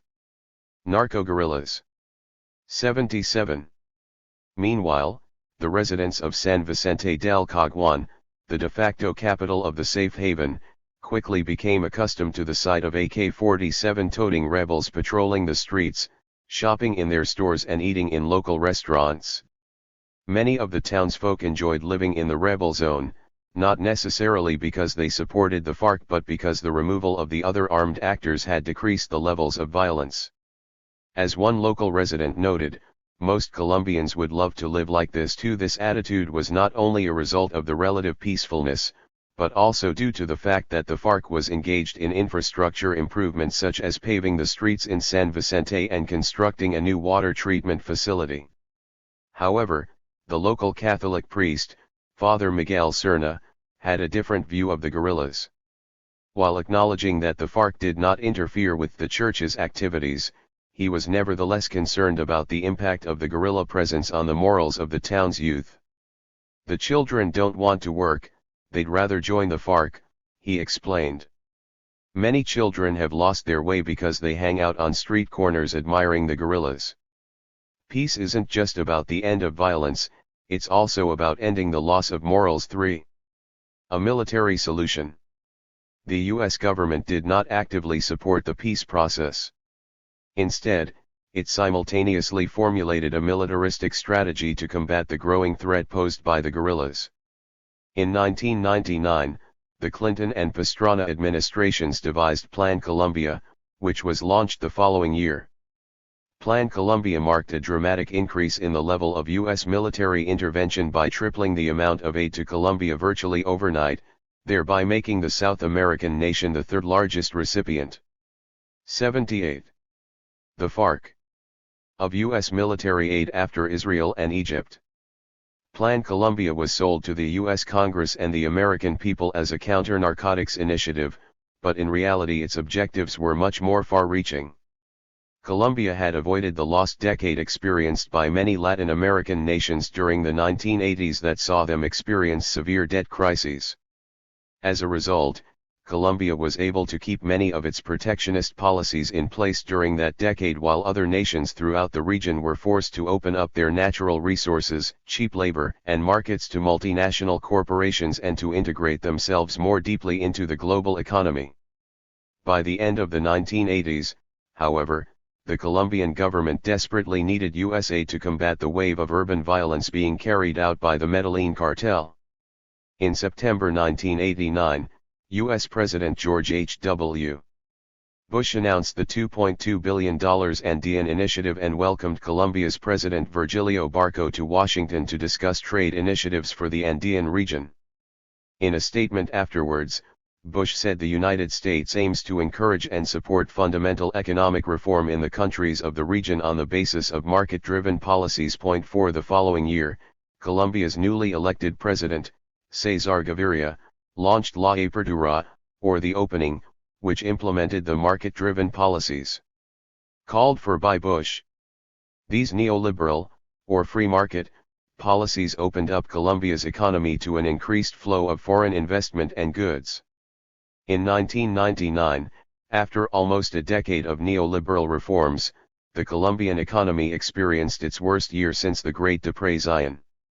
It took longer than most other Latin American countries, but Colombia finally reached the point of economic desperation that provided the International Monetary Fund with the leverage it needed to directly influence the implementation of neoliberalism. Narco-guerrillas. 79. In the country. The structural adjustment conditions laid out in a $2.7 billion IMF loan in 1999 required Colombia to further open up its economy, privatize public companies and cut social spending, bringing Colombia into the fold of the US-dominated New World Economic Order. The social consequences of the neoliberal reforms implemented during the 1990s had proven devastating for millions of Colombians. By the end of the decade, the official unemployment rate had risen to almost 20%, and increasing numbers of those still working were forced to subsist in the ever-growing informal sector where they lacked job security, steady pay, benefits, and social security. According to the World Bank, the percentage of Colombians living in poverty increased during the second half of the 1990s from 60% to 64%. 5. The economic crisis drove hundreds of thousands of Colombians from urban areas to remote rebel-controlled colonized regions to cultivate coca in order to survive. Reflecting on the country's economic situation, FARC commander Raúl Reyes declared, "The perverse designs of the neoliberal model only result in more backwardness, dependence, and underdevelopment for peoples of the continent." In the concrete case of Colombia, it has engendered greater violence, corruption, and impunity, more starving and unemployed, on top of the previous calamities. On the other hand, in the absence of policies to promote domestic production, especially in agriculture, the ideologues and apostles who preach this model have definite responsibility for the proliferation of the drug traffic and all its harmful results.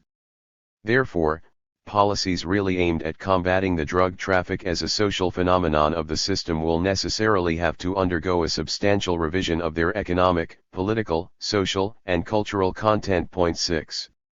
Also, at the end of the 1990s, the Colombian government found itself in a predicament similar to that of a decade earlier. It was 80. The FARC being violently attacked by a powerful organization. Only this time, it was the FARC instead of the Medellin cartel. Once again, the government turned to the United States for aid and the Clinton administration responded with Plan Colombia. The objectives of Plan Colombia were to reduce coca cultivation by 50% in 5 years, to end the country's armed conflict by undermining the FARC's funding through the fumigation of coca crops, and to reform the economy. The IMF's loan to Colombia the previous year constituted the economic component of Plan Colombia, while the military element of the U.S. aid package, totaling more than 70% of the total aid, would be used to target coca and the FARC. The FARC became the principal military target of Plan Colombia, even though the paramilitaries were far more deeply engaged in drug trafficking. In 1997, the regional paramilitary groups had formed a coalition called the United Self-Defense Forces of Colombia, Autodefensas Unidas de Colombia, AUC, and 3 years later its leader, Carlos Castano, publicly acknowledged that 70% of the AUC's funding came from drug revenues. Point 7. FARC commander Ivan Rios claimed that Plan Colombia was not just about combating cocaine, but also about advancing U.S. economic interests in Colombia. Narco-trafficking is an international problem that originates in the big consuming centers. It is big business, it is immense. The second biggest business in the capitalist world, it is bigger than the petroleum business. And it isn't Colombians who are enjoying the fruits of this business. It is the excuse that the United States uses to interfere with things here in Colombia. We want the American people to be better informed about the narco-trafficking business and the situation in Colombia and the other Andean countries. The United States wants to dominate us because we are a geopolitically important country. The United States wants to dominate Colombia to control its resources. This is the desire of the government of the United States, not of its people. Point 8. Narco-guerrillas. 81.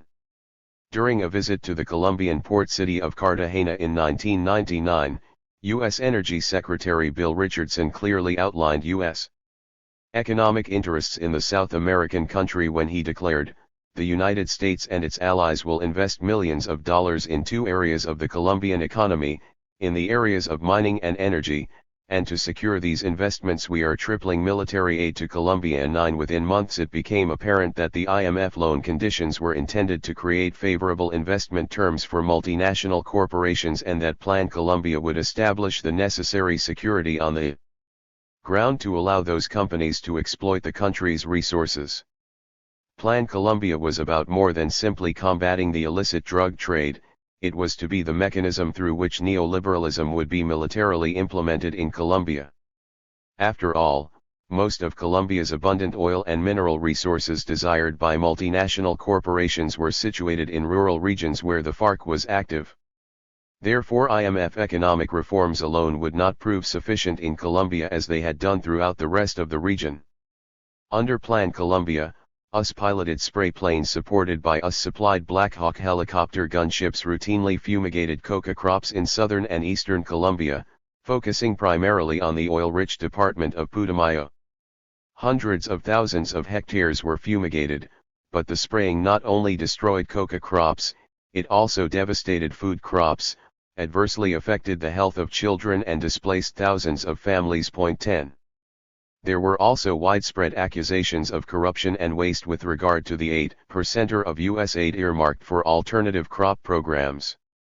Jair Giovanni Ruiz, an agro-industrial engineer with the Ministry of the Environment's Corp Amazonia, Corporation for Sustainable Development in the Southern Amazon. 82. The FARC claimed that peasants had received little of the alternative crop funding, maybe a cow or 3 chickens, but the farmers can't live off of these. Maybe the money got lost on the way, or maybe the government contracted a lot of experts in order to supply a cow. The bottom line, according to Ruiz, was that there was bad management of Plan Colombia's resources. 11. The more than 70% of U.S. aid that constituted Plan Colombia's military component had, however, proven very effective at destroying the livelihoods of impoverished farmers. In response, Mario Cabal of the National Plan for Alternative Development, Plan Nacional de Desarrollo Alternativo, PLANT, the government agency in charge of the underfunded alternative crop program, complained, "We have money for helicopters and arms for war, but we don't have money for social programs." 12. Many of the farmers who did participate in the alternative crop program by signing social pacts that required them to voluntarily uproot their coca plants in return for $1,000 in materials, technical assistance, and a promise that they would not be fumigated, had their new crops sprayed. According to Dr. Ruben Dario Pinzon of Plant, growers financed by Plant have been fumigated because they are in a small area in the middle of coca growers. It is impossible to protect them because the pilots can't control exactly where they fumigate. They fumigate the whole area. 13. Victoriano, a farmer in Putumayo, signed a social pact with Plant in April 2002 and replaced his coca plants with lullo plants, which produce fruit used to make juice drinks. 4 months later, his newly planted lullo crops were destroyed by aerial fumigation. Meanwhile, 2 nearby coca fields were scarcely affected by the herbicide.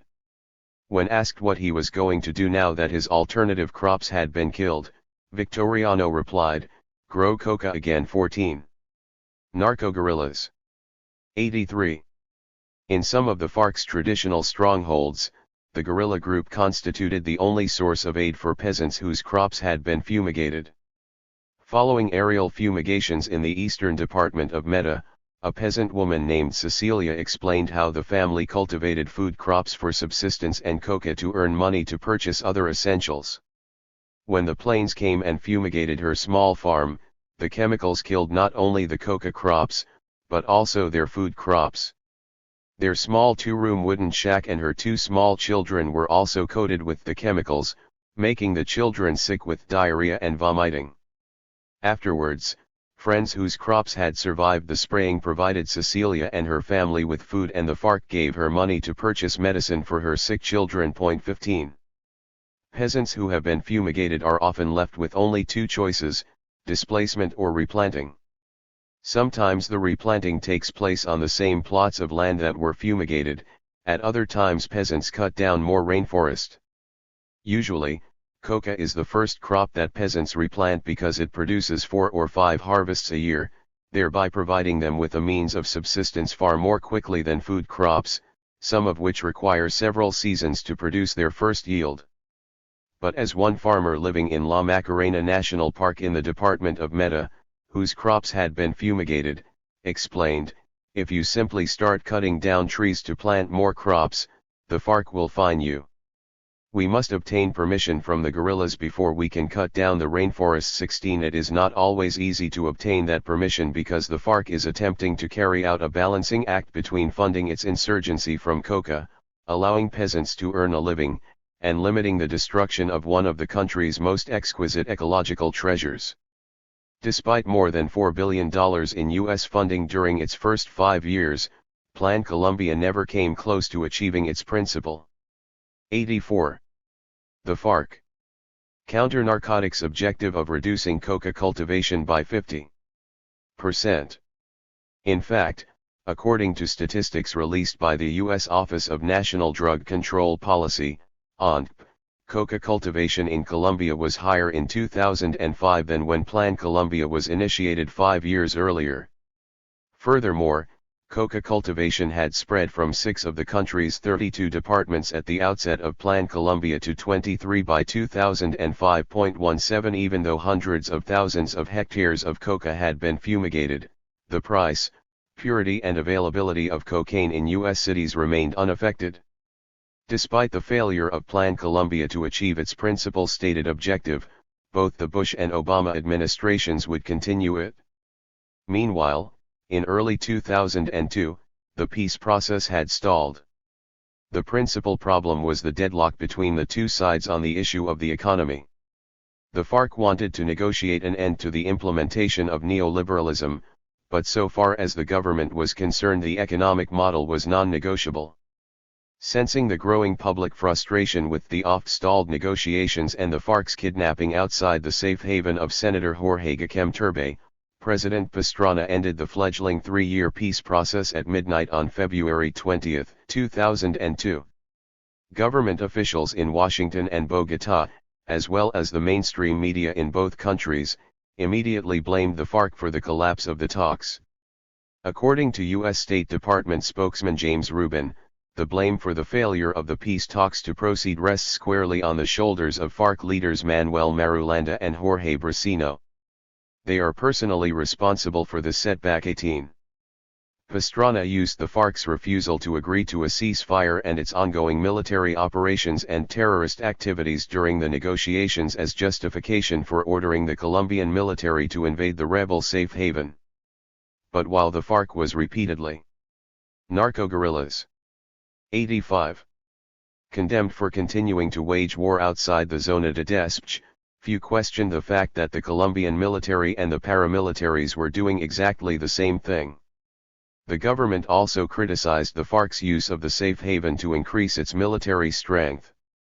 And again, few analysts and media outlets questioned the fact that the Colombian military was also being strengthened during the peace process due to Plan Colombia. In fact, only 1 week after President Clinton had announced Plan Colombia, General Charles Wilhelm, Commander-in-Chief of the U.S. military's Southern Command, stated, "While I share the widely held opinion that the ultimate solution to Colombia's internal problems lies in negotiations, I am convinced that success on the battlefield provides the leverage that is a precondition for meaningful and productive negotiations." 19. Throughout the negotiations, the FARC repeatedly stated that it would not agree to a ceasefire until the government dismantled the paramilitaries, who had continued waging their dirty war. The guerrilla group was not about to make the same mistake it had made in the 1980s, when more than 2,000 members of the UP were slaughtered during and after the ceasefire with the Betancur government.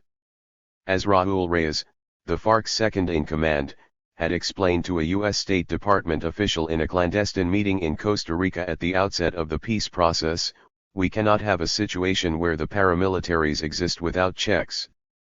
Therefore, there will be no peace agreement until the government does something about the paramilitaries." 20. The terrorist lens. The terrorist attacks against the United States on September 11, 2001 provided the Bush administration with an opportunity to further expand U.S. military intervention in Colombia. Within 86. The FARC. Weeks, the rhetoric emanating from both Washington and Bogotá shifted to emphasizing the U.S. State Department's listing of the FARC as an international terrorist organization. Less than 3 weeks after September 11, Democratic Senator Bob Graham of Florida, chairman of the Senate Select Committee on Intelligence, launched a campaign to portray the FARC as a major international terrorist threat. The FARC are doing the same thing as global-level terrorists, that is organizing in small cells that don't have contact with each other and depend on a central command to organize attacks, in terms of logistics and finance. It is the same style of operation as bin Laden. 21. In October 2001, the State Department's top counterterrorism official, Francis X. Taylor, declared that Washington's strategy for fighting terrorism in the Western Hemisphere would include, where appropriate, as we are doing in Afghanistan, the use of military power. 22. Taylor left little doubt about the appropriate target when he stated that the FARC is the most dangerous international terrorist group based in this hemisphere. 23. Meanwhile, Taylor's boss, U.S. Secretary of State Colin Powell, told the Senate Foreign Relations Committee that the FARC belonged in the same category as Al-Qaeda. There is no difficulty in identifying Osama bin Laden as a terrorist and getting everybody to rally against him. Now, there are other organizations that probably meet a similar standard. The FARC in Colombia comes to mind. 24. In the last week of October, Senator Graham ramped up his accusations, declaring that Colombia should be the principal battlefield in the global war on terror. According to the Florida senator, there were almost 500 incidents of terrorism committed worldwide against U.S. citizens and interests in 2000, and of those almost 500 incidents, 44% were in one country. Was that country Egypt? No. Israel? No. Afghanistan? Hardly a tick. Narco-guerrillas? 87. 44% were in Colombia. That's where the terrorist war has been raging. 25. What Graham failed to mention was that the overwhelming majority of terrorist attacks against the United States by Colombian guerrillas consisted of bombing oil pipelines used by U.S. companies. In other words, they were designed to hurt corporate profit margins, not U.S. civilians. In fact, the Florida senator neglected to point out that these attacks did not kill a single U.S. citizen in 2000, the year to which Graham was referring. Nevertheless, the propaganda campaign vilifying the FARC successfully laid the groundwork for U.S. Ambassador N. Patterson's announcement at the end of October that the United States would provide counterterrorism aid to Colombia as part of Washington's new global war on terror. Given the widespread public support in the United States for a global war on terror, it was no surprise that the U.S. Congress approved a $28 billion counterterrorism bill in July 2002 that included $35 million in supplemental aid for Colombia. More important than the additional funds, however, was the fact that the new bill eliminated the conditions restricting U.S. military aid to Colombia to counter narcotics programs. This change allowed the military aid that had constituted more than 70% of the $2 billion in planned Colombia counter-narcotics funding since 2000, as well as future drug war funding, to be used for counterinsurgency operations as part of the war on terror. 26. The Bush administration worked hard to link drugs to terrorism by attempting to convince the U.S. public and Congress that the habits of illegal drug users were bankrolling terrorist groups. In June 2003, the Bush administration's propaganda campaign made the ultimate claim linking illegal drug use to terrorism when General James Hill, commander of the U.S. Army's Southern Command, told the Senate Caucus on International Narcotics. 88. The FARC control that drugs were a weapon of mass destruction. 27 Despite repeated assurances by U.S. officials in 2000 that Plan Colombia did not constitute an expansion of the U.S. military role in Colombia beyond the drug war, the mission creep that critics feared had now occurred. The line between Washington's war on drugs and Colombia's armed conflict, as thin as it was, had been completely erased. The Democratic Security Strategy. The U.S. military escalation under the War on Terror coincided with the military solution to Colombia's conflict sought by that country's newly elected president, Álvaro Uribe. During the 2002 presidential campaign, Uribe's hardline stance towards the guerrillas appealed to those Colombians who had become disillusioned following the failed peace process between the Pastrana administration and the FARC. The right-wing Uribe declared that he would not negotiate with the FARC or any other armed group unless they first agreed to a ceasefire. In fact, Uribe denied that an armed conflict existed in Colombia, instead claiming that the government was simply fighting criminal or terrorist organizations. The new Colombian president's aggressive approach also resonated with the Bush administration, which desperately wanted a hardline ally in Bogotá. Upon assuming office in August 2002, Uribe began implementing his democratic security and defense strategy, through which the state intended to gain control over conflict areas. Within a year, the Uribe administration achieved a dramatic 23% drop in kidnappings. 28 The democratic security strategy also achieved a 16% decline in homicides during the same period. However, the decrease in murders was the result of fewer common homicides, political killings remain stable. According narco-guerrillas. 89. To the Bogotá-based human rights group Colombian Commission of Jurists, Comisión Colombiana de Juristas, CCJ, 6,978 people were killed for socio-political reasons during Uribe's first year in office, which amounted to 19 people a day, the same rate as the previous 2 years. The CCJ determined that paramilitaries were responsible for at least 62% of the killings, more than double the amount committed by the guerrillas. 29. While Uribe's democratic security strategy was making life safer for some Colombians, particularly those living in urban areas, it was targeting anyone who dared to criticize the government's policies. Among the many repressive actions undertaken in the name of democratic security was the rounding up of more than 2,000 residents in the town of Saravena in the eastern department of Arauca. The mass arrests by the Colombian military took place during the night of November 12, 2002.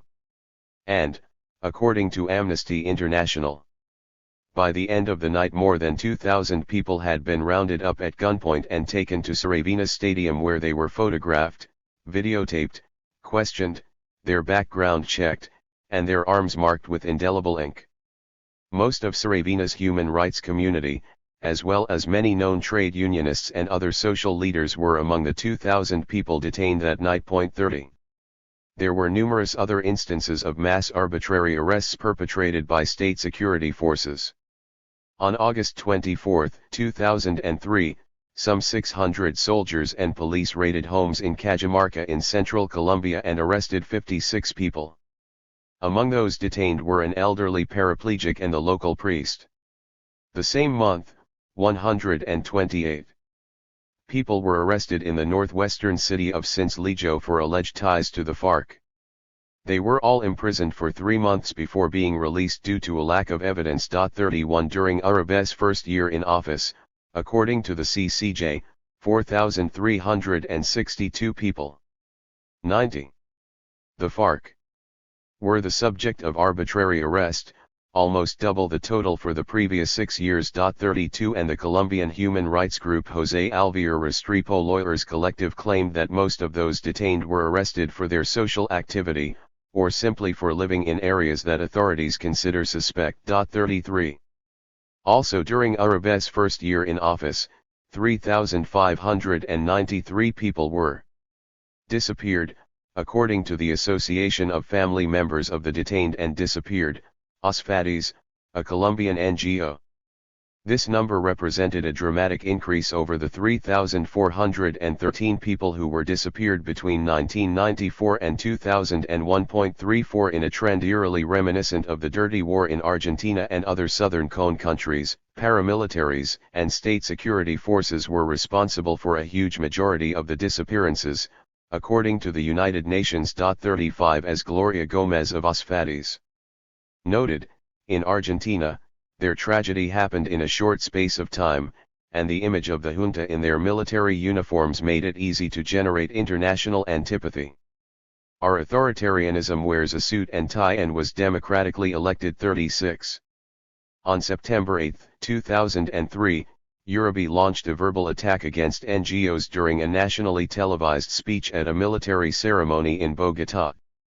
During his speech, the president accused human rights groups of being terrorists.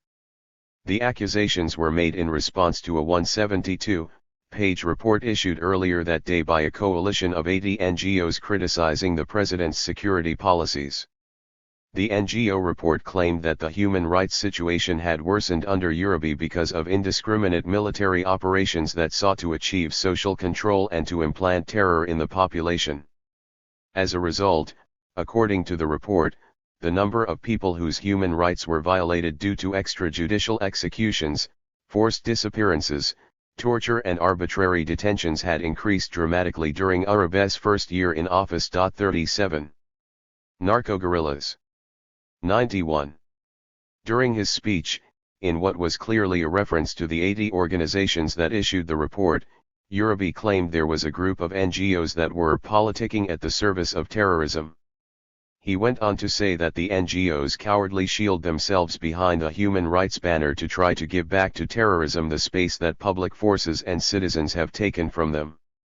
The president then directly linked human rights groups to the guerrillas when he stated, "Every time a security policy is carried out in Colombia to defeat terrorism, when terrorists start feeling weak, they immediately send their spokesman to talk about human rights." 38. 3 weeks after his verbal attack on NGOs, Uribe visited the United States where he spoke at the United Nations and met with U.S. Secretary of State Colin Powell. Not only did Powell fail to criticize the Colombian leader for his recent verbal tirade against human rights defenders, he actually affirmed the U.S. government's support for Uribe. Following the Colombian president's claims at the UN that his government respected the work of human rights groups, Powell said he was impressed by Uribe's clear commitment to human rights in the prosecution of this war that he is fighting against terrorists and against drug lords in Colombia. 39. Uribe's accusations against NGOs did more than illustrate the Colombian president's attitude towards human rights, it endangered the lives of human rights workers. Right-wing paramilitaries, who also view human rights defenders as guerrilla sympathizers, likely perceived Uribe's message to be a green light for targeting NGO workers. The symmetry between Uribe's attitudes towards NGOs and that of the paramilitaries was clearly evident in comments made by an AUC paramilitary commander in Putumayo. "It is not a secret that the NGOs are managed by guerrillas. NGOs are giving money to certain people so they'll." 92. The FARC make claims against army generals. The NGOs are managed by the subversives. 40. Right-wingers such as President Uribe claimed that the FARC has no popular support, often referring to notoriously inaccurate opinion polls in which the guerrilla group usually received a 2% approval rating while Uribe garnered absurdly high levels of support, in the 70 to 80% range. The overwhelming majority of polls, however, are conducted by telephone in the country's 4 largest cities. Inevitably, the views of middle and upper-class urban residents dominate the results. Furthermore, given the repressive nature of the government, it is doubtful that FARC sympathizers would openly profess their support or approval of the guerrilla group to a pollster. So while the right claims on the one hand that the FARC has no popular support, on the other it argues that many NGOs support the guerrillas, that peasants living in regions controlled by the FARC who are targeted by the military's counterinsurgency operations are sympathetic to the rebels, that the thousands of leftist politicians, NGO workers, and community leaders who have been arbitrarily arrested by the Uribe government are all spokespersons for the guerrillas, that many of the country's union leaders are rebels, and that the country's universities are full of guerrilla sympathizers. This contradictory position, that the FARC has no popular support and that widespread sectors of civil society support the guerrillas, is repeatedly voiced by the right and is rarely challenged by the mainstream media. But the right cannot have it both ways. Either the FARC has significant support among civil society groups and the peasant population or it does not. And if the FARC has no significant popular support, then all of those sectors of civil society that are routinely repressed by the government cannot be guerrilla sympathizers. In which case, narco-guerrillas. 93. There must be another reason that those sectors of the population are being targeted, and that reason is that they dare to challenge nonviolently the government's security and economic policies. Ultimately, the reality lies somewhere between the two contradictory extremes claimed by the right. There are individuals and sectors within civil society that sympathize, and even collaborate, with the guerrillas, but are forced to conceal this reality in order to survive. There are also many who do not support the guerrillas and who would argue that the continued existence of the FARC and the ELN provides the Colombian government with a convenient justification for repressing civil society organizations. With regard to the general population, relations between local residents and the FARC differ greatly depending on the history of the region. There are 3 principal scenarios regarding the FARC's relationship with the civilian population. In areas where the guerrillas have maintained a presence for decades, as in much of Caqueta, Meta, Guaviare, and Putumayo, as well as in parts of Huila, Tolima, and Nariño, the peasants and the rebels are often organically linked, many local peasants are guerrillas, and vice versa. In rural regions of the country in which the FARC has primarily established its presence over the past 20 years, however, there is often a certain amount of distrust of the rebels among the local population. This stems from the fact that the guerrillas are not historically linked to the local peasant populations and their presence in those regions is often primarily a military one. Furthermore, there is usually also a military and paramilitary presence in those regions, which often results in the civilian population becoming caught in the middle of the conflict between the armed actors. This is especially true in many parts of northern Colombia. The third scenario involves larger towns and cities where the state has historically dominated. While the FARC may have some support in the poor urban barrios and even 94. The FARC. Among certain progressive sectors of the middle class, much of the population in these areas tends to view the guerrillas as the country's principal problem. Despite the repressive nature of Uribe's democratic security strategy and its blatant targeting of nonviolent civil society groups, the Bush administration openly endorsed the Colombian government's approach. On a December 2002 visit to Bogotá, U.S., Secretary of State Colin Powell met with Uribe and declared, "We support your new national security strategy. It is a comprehensive plan to build a healthy democracy."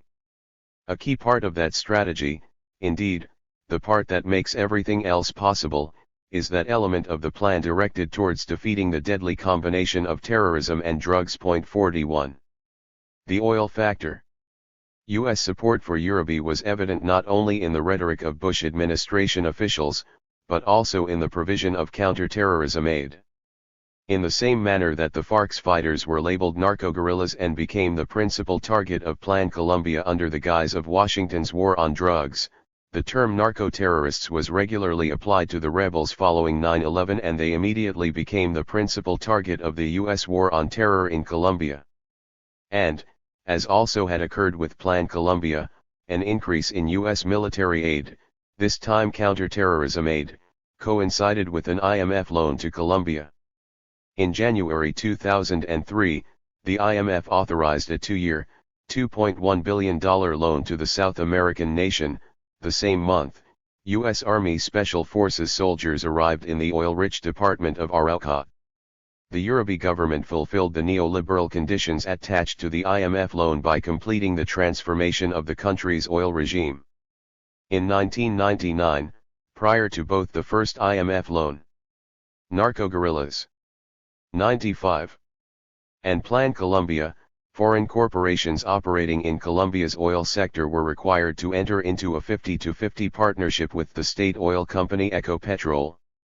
They were also required to pay a 20% royalty rate on their share of the oil extracted and obligated to give up their rights to a productive field after 22 years. By 2004, foreign companies no longer had to enter into partnership with Ecopetrol. They could own 100% of the oil in a field to which they owned the concession.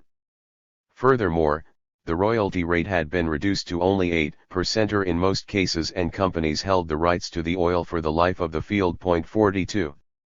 But while IMF economic reforms had created favorable investment conditions for multinational oil companies, there still existed the problem of security on the ground.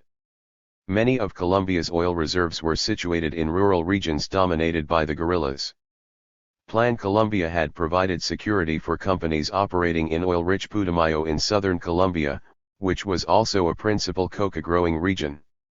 The implementation of Plan Colombia in Putumayo had followed on the heels of a dramatic increase in the number of attacks against the department's oil infrastructure from 48 in 1999 to 110 the following year.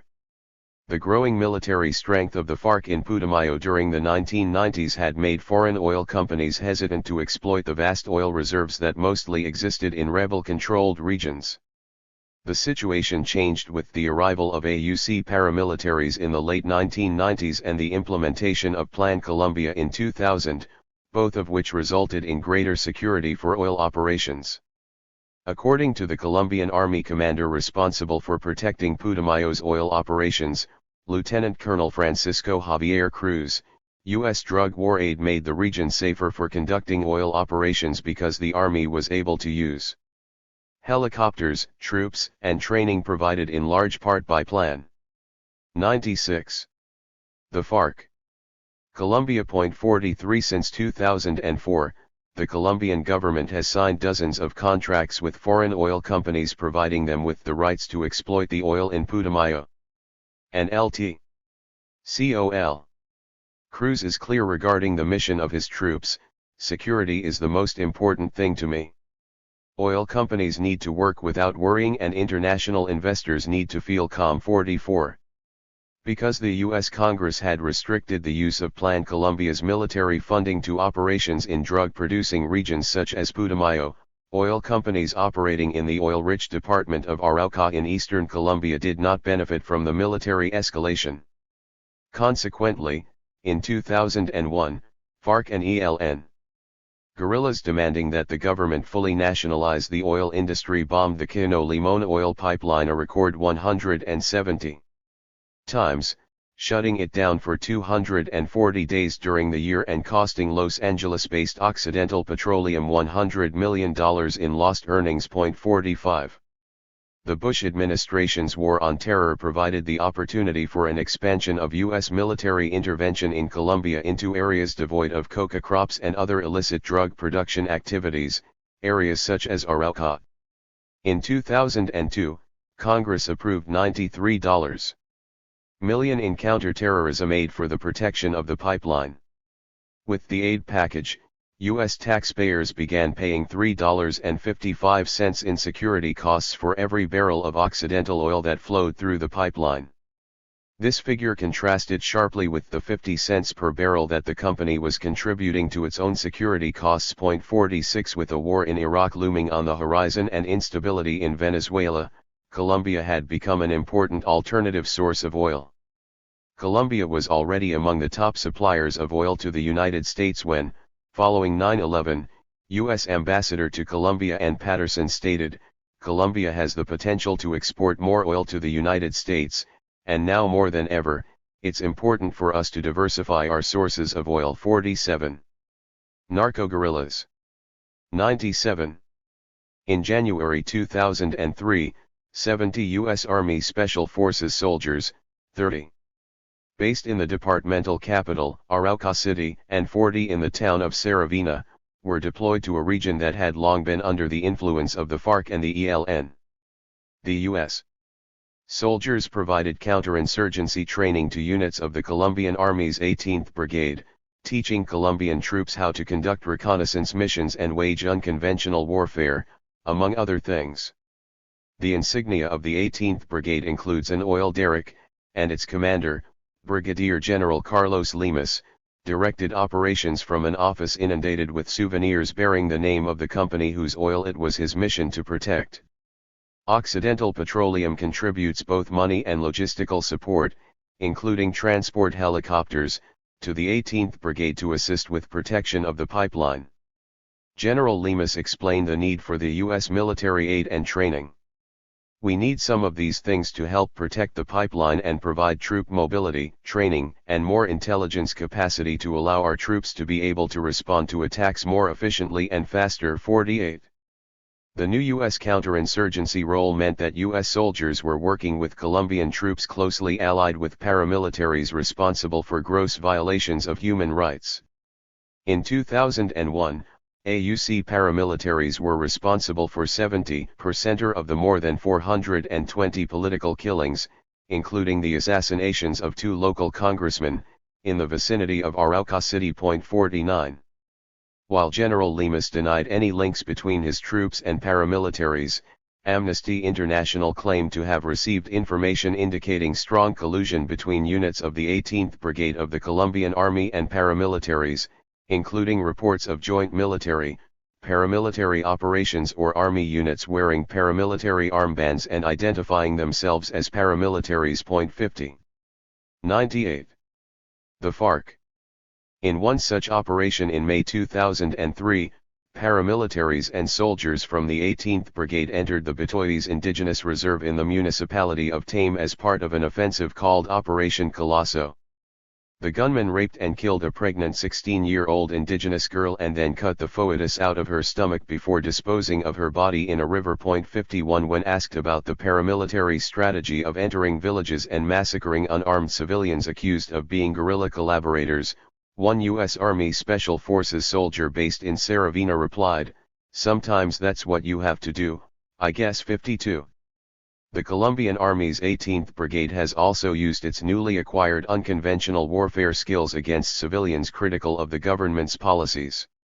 During 2003, while the U.S. military advisors were stationed in Arauca, there were numerous mass arrests of union leaders, human rights defenders and opposition politicians who were accused of maintaining ties to terrorist groups, namely the guerrillas. On August 21 in Saravina, soldiers from the 18th Brigade raided homes and arrested 42 trade unionists, social activists, and human rights defenders. Among those arrested and accused of being subversives was José Murillo, president of the Joel Sierra Regional Human Rights Committee.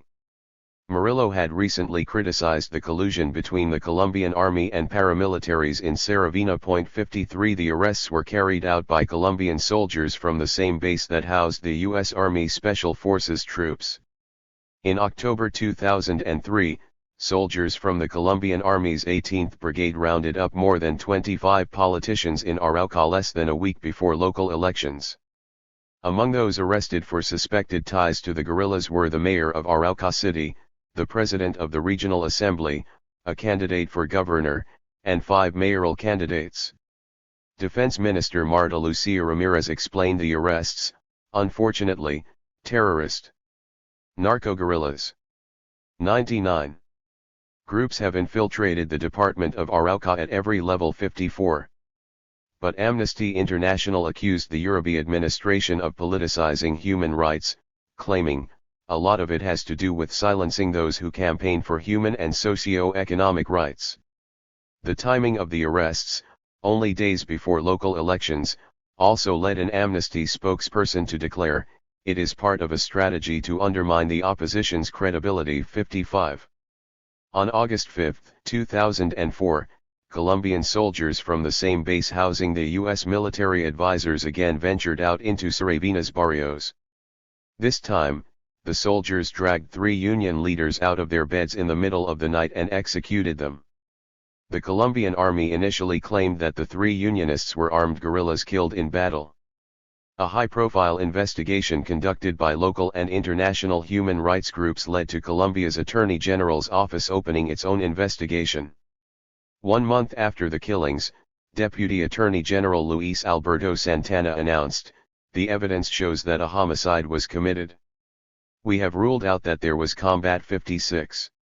In a rare case of justice being carried out in Colombia's dirty war, 1 army officer and 2 Colombian soldiers were arrested and charged with the murder of the 3 union leaders.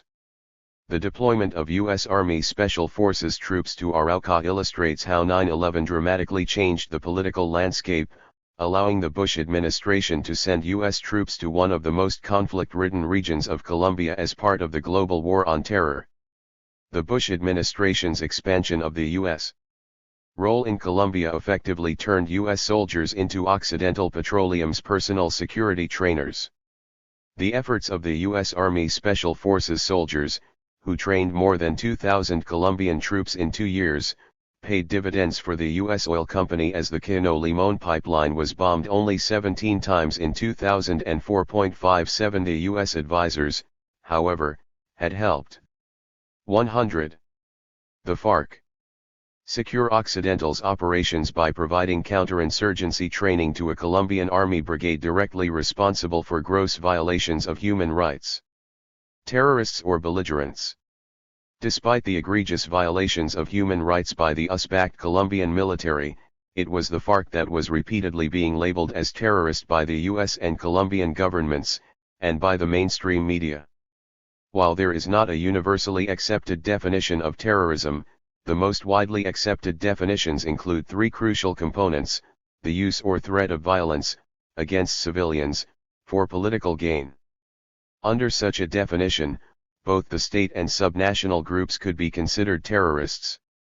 In the case of Colombia's conflict, All of the armed actors, military, paramilitaries and guerrillas, have repeatedly perpetrated acts of terrorism according to this definition.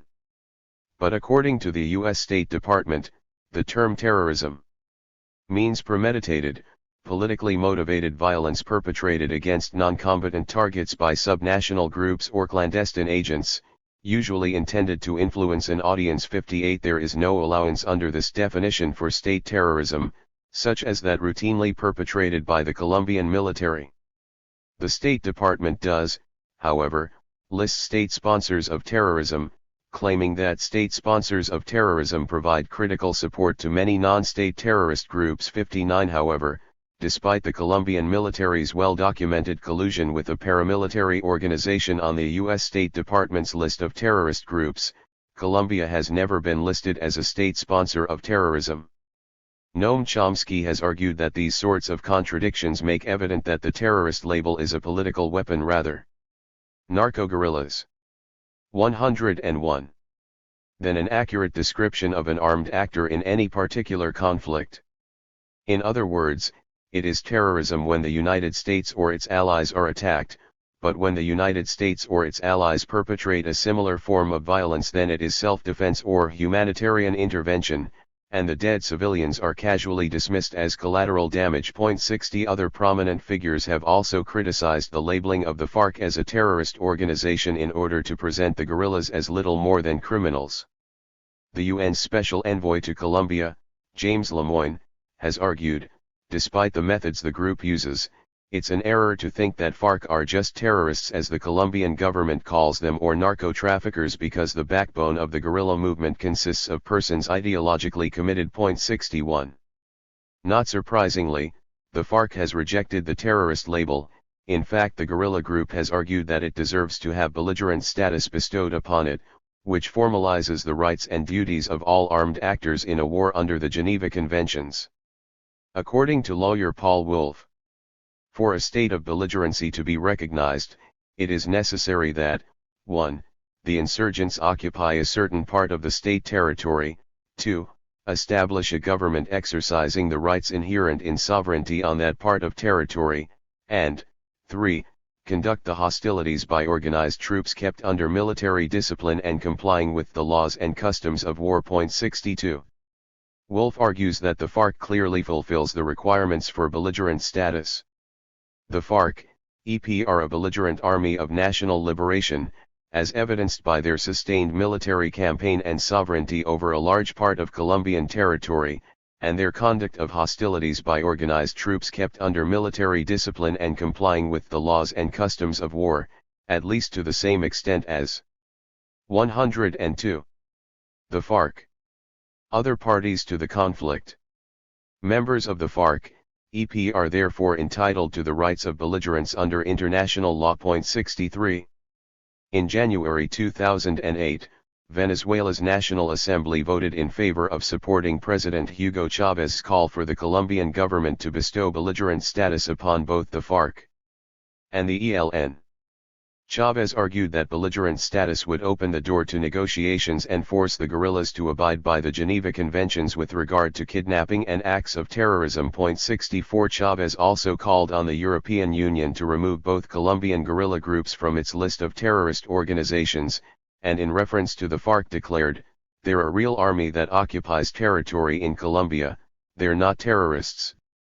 They have a political goal and we have to recognize that." 65. As is to be expected, given Chávez's leftist leanings, Colombian and U.S. officials have repeatedly made unsubstantiated claims that the Venezuelan leader provides material support to the FARC. And in March 2008 the Bush administration launched a legal review of Venezuela to determine if the country should be placed on the State Department's list of state sponsors of terrorism. Ultimately, Venezuela was not placed on the list. 66 While such a designation would have aided the Bush administration's propaganda campaign to vilify Chávez and the FARC, it was unlikely to happen given that such a move would have forced Washington to impose sanctions on one of the leading suppliers of oil to the United States. The bestowing of belligerent status on the FARC by the Colombian government would require the guerrillas, as Chávez noted, to abide by the rules of war under the Geneva Conventions. It would also force the Colombian government to acknowledge a state of internal war and treat captured guerrillas as prisoners of war rather than as common criminals, thereby prohibiting the narco-guerrillas. 103.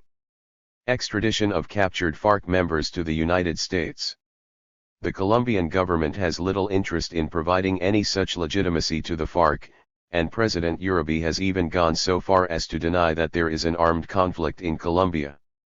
However, under the Protocol 2 amendment to the Geneva Conventions, international humanitarian law sidesteps the issue of recognition of belligerency by a government and considers all parties engaged in an internal armed conflict beholden to the Geneva Conventions if an insurgency has met the requirements for belligerent status, which the FARC has done. 67. But the FARC has not been viewed as belligerents by the international community. In fact, following the 9/11 attacks, the Bush administration took an even harder line towards the FARC. As the rebels were portrayed as narco-terrorists, an approach that was made easier with the election of Uribe. Furthermore, the regional shift to the left that was initiated by Venezuela would make Colombia even more geopolitically important to the United States. Consequently, officials in Washington and Bogotá, as well as the mainstream media in both countries, began portraying Colombia as the democratic and capitalist alternative to Chávez's Venezuelan socialist revolution. Accordingly, U.S. and Colombian officials, and the mainstream media, intensified their focus on the FARC's human rights violations, particularly kidnapping, in an effort to portray the rebel group as a terrorist organization and a threat to democracy. Chapter 6. The FARC and Human Rights. Renewed efforts by the U.S. and Colombian governments to demonize the FARC under the War on Terror had the desired impact. While there is widespread consensus among people across the political spectrum in Colombia that the FARC was an ideologically motivated insurgency in its early years, many people now argue that the FARC has lost its ideological focus and has simply become a criminal organization with no political objectives. Even many of those charged with combating the guerrillas, such as military officers and paramilitary leaders, claim that the FARC used to be ideologically motivated, as though such a view bolsters their argument that the guerrillas are now nothing more than criminals. 1. Ironically, many of these same people also accuse the FARC of being a terrorist group even though virtually every definition of terrorism requires that an act of violence be politically motivated in order to be considered an act of terrorism. There is no doubt that the FARC utilizes terrorist tactics and, as a result, perpetrates egregious human rights violations against the civilian population, as do all the actors in Colombia's armed conflict. But to what degree is perpetrating human rights? 105. Human rights abuses inevitable in an armed struggle? And what is the nature of those abuses? In much the same way that the labels terrorist or narco-terrorist have been used as propaganda weapons, so have accusations of human rights abuses attributed to the FARC.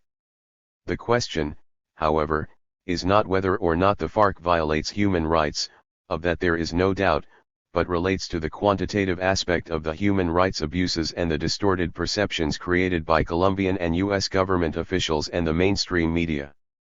During the 1970s, the growing international spotlight on human rights, spurred in part by the horrendous abuses perpetrated by the Pinochet dictatorship in Chile, raised consciousness of the issue in both Colombia and the United States. By the following decade, international organizations such as Amnesty International and Human Rights Watch, known as America's Watch at the time, successfully placed human rights on the U.S. foreign policy agenda by linking U.S. military aid to human rights violations perpetrated by the recipients of that aid. Up until that point in Colombia, the military had perpetrated most of the country's human rights violations without fear of political repercussions. During the 1980s, in response to increasing concern among sectors of the U.S. Congress over the disbursement of U.S. military aid to Latin American militaries responsible for gross violations of human rights, the Colombian military sought to outsource its dirty war to right-wing paramilitary death squads. This strategy was an attempt to present a clean force suitable for receiving U.S. military aid, while retaining the extrajudicial powers of a paramilitary force still engaged in a dirty war. By the late 1980s, the paramilitaries had become the principal perpetrators of human rights abuses that included the murder of members of the political opposition, peasants, and union leaders. But the FARC's actions. 106. The FARC also showed up on the human rights radar, primarily through its increasing involvement in kidnapping. Human rights abuses in Colombia reached horrendous levels during the 1990s, and the country became one of the most violent in the world. Massacres of civilians, the killing of 4 or more people in the same place at the same time, increased dramatically during the decade, peaking in 1999 when 403 occurred with 1,836 people killed. 2 According to the Colombian government's ombudsman's office, the paramilitaries were responsible for more than double the number of massacres attributed to both the FARC and the ELN. 3 Meanwhile, Human Rights Watch, utilizing statistics compiled by the Bogotá-based Colombian Commission of Jurists, CCJ, attributed 78% of the human rights abuses and violations of international law in 1999 to the paramilitaries, with the guerrillas responsible for 20% and state security forces for the remaining 2%. 4. Even the U.S. State Department acknowledged the escalating levels of human rights abuses being perpetrated by the paramilitaries in its annual Human Rights Report for 1999. Throughout the country, paramilitary groups killed, tortured, and threatened civilians suspected of sympathizing with guerrillas in an orchestrated campaign to terrorize them into fleeing their homes, thereby depriving guerrillas of civilian support. Paramilitary forces were responsible for an increasing number of massacres and other politically motivated killings. 5. The State Department's report also acknowledged the collusion between the Colombian military and the paramilitaries, noting, at times the security forces collaborated with paramilitary groups that committed abuses. In some instances, individual members of the security forces actively collaborated with members of paramilitary groups by passing them through roadblocks, sharing intelligence. Human rights. 107. And providing them with ammunition. Paramilitary forces find a ready support base within the military and police, as well as local civilian elites in many areas. 6. Recently declassified documents make evident the degree to which the United States was aware of the Colombian military's collaboration with paramilitaries. In 1999, U.S. Ambassador Curtis Cameron dispatched a cable to the State Department describing massacres in La Guabara and Tibu that left as many as 50 people dead. The ambassador noted that 46th Battalion soldiers had donned AUC armbands the night of May 29 and participated directly in the La Guabara Massacre 7 in a February 1999. Classified Defense Department document, a U.S. military official acknowledged, the Colombian armed forces have not actively persecuted paramilitary group members because they see them as allies in the fight against the guerrillas, their common enemy. 8. And in September of the same year, the CIA's senior executive intelligence brief echoed the Defense Department report, stating that local military commanders do not challenge paramilitary groups operating in their areas because they see the insurgents as the common foe. 9. In September 2001, Human Rights Watch published a report documenting the ties between the Colombian Army's 24th Brigade in Putumayo and the paramilitaries. In the report, a former bookkeeper for the AUC detailed how payments were made to soldiers in the 24th Brigade based on rank. Each captain received between $2,000 and $3,000 per month. Majors got $2,500. A lieutenant receives $1,500. The colonels also got paid, but not directly. They would send intermediaries to pick up the cash. 10. The bookkeeper claimed that the AUC's budget in Putumayo amounted to $650,000 a month and that most of the revenues were generated from cocaine processing labs located in areas under paramilitary control. 11. 108. The FARC. Despite overwhelming evidence from Colombian and international human rights organizations, and the U.S. government's own internal documents, regarding the Colombian military's collusion with paramilitary death squads, U.S. military aid to Colombia under the guise of the war on drugs continued unabated. In fact, it was in the midst of the violence being perpetrated by AUC paramilitaries allied with the US-backed Colombian military that Plan Colombia was devised as a response to the growing threat posed by the FARC. In an effort to intensify the implementation of neoliberalism that was occurring under Plan Colombia and the War on Terror, the US and Colombian governments signed a free trade agreement in November 2006. However, ratification of the agreement by the U.S. Congress stalled due to human rights concerns related to paramilitary violence. In essence, the agreement has become a symbolic battleground in which free trade agreements are viewed as a prize awarded for human rights performance. Many Democrats in Congress and unions in the United States have opposed the agreement due to the fact that more labor leaders are killed annually in Colombia than in the rest of the world. However, the number of Colombian labor leaders killed each year has diminished significantly over the past decade. As U.S. State Department spokesperson R. Nicholas Burns argued in October 2007, homicides of trade unionists have shown a steep decline. Rather than condemning as insufficient the considerable progress already made by the Colombian people, we should help them consolidate that progress through expanded trade. 12. But the dirty war being waged against Colombia's union leaders, in conjunction with the implementation of neoliberal economic reforms, has devastated union organizations and their memberships. More than 195 trade union organizations were dissolved between 1991 and 2001, with union membership declining. Human rights.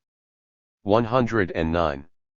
By more than 100,000 workers during that period.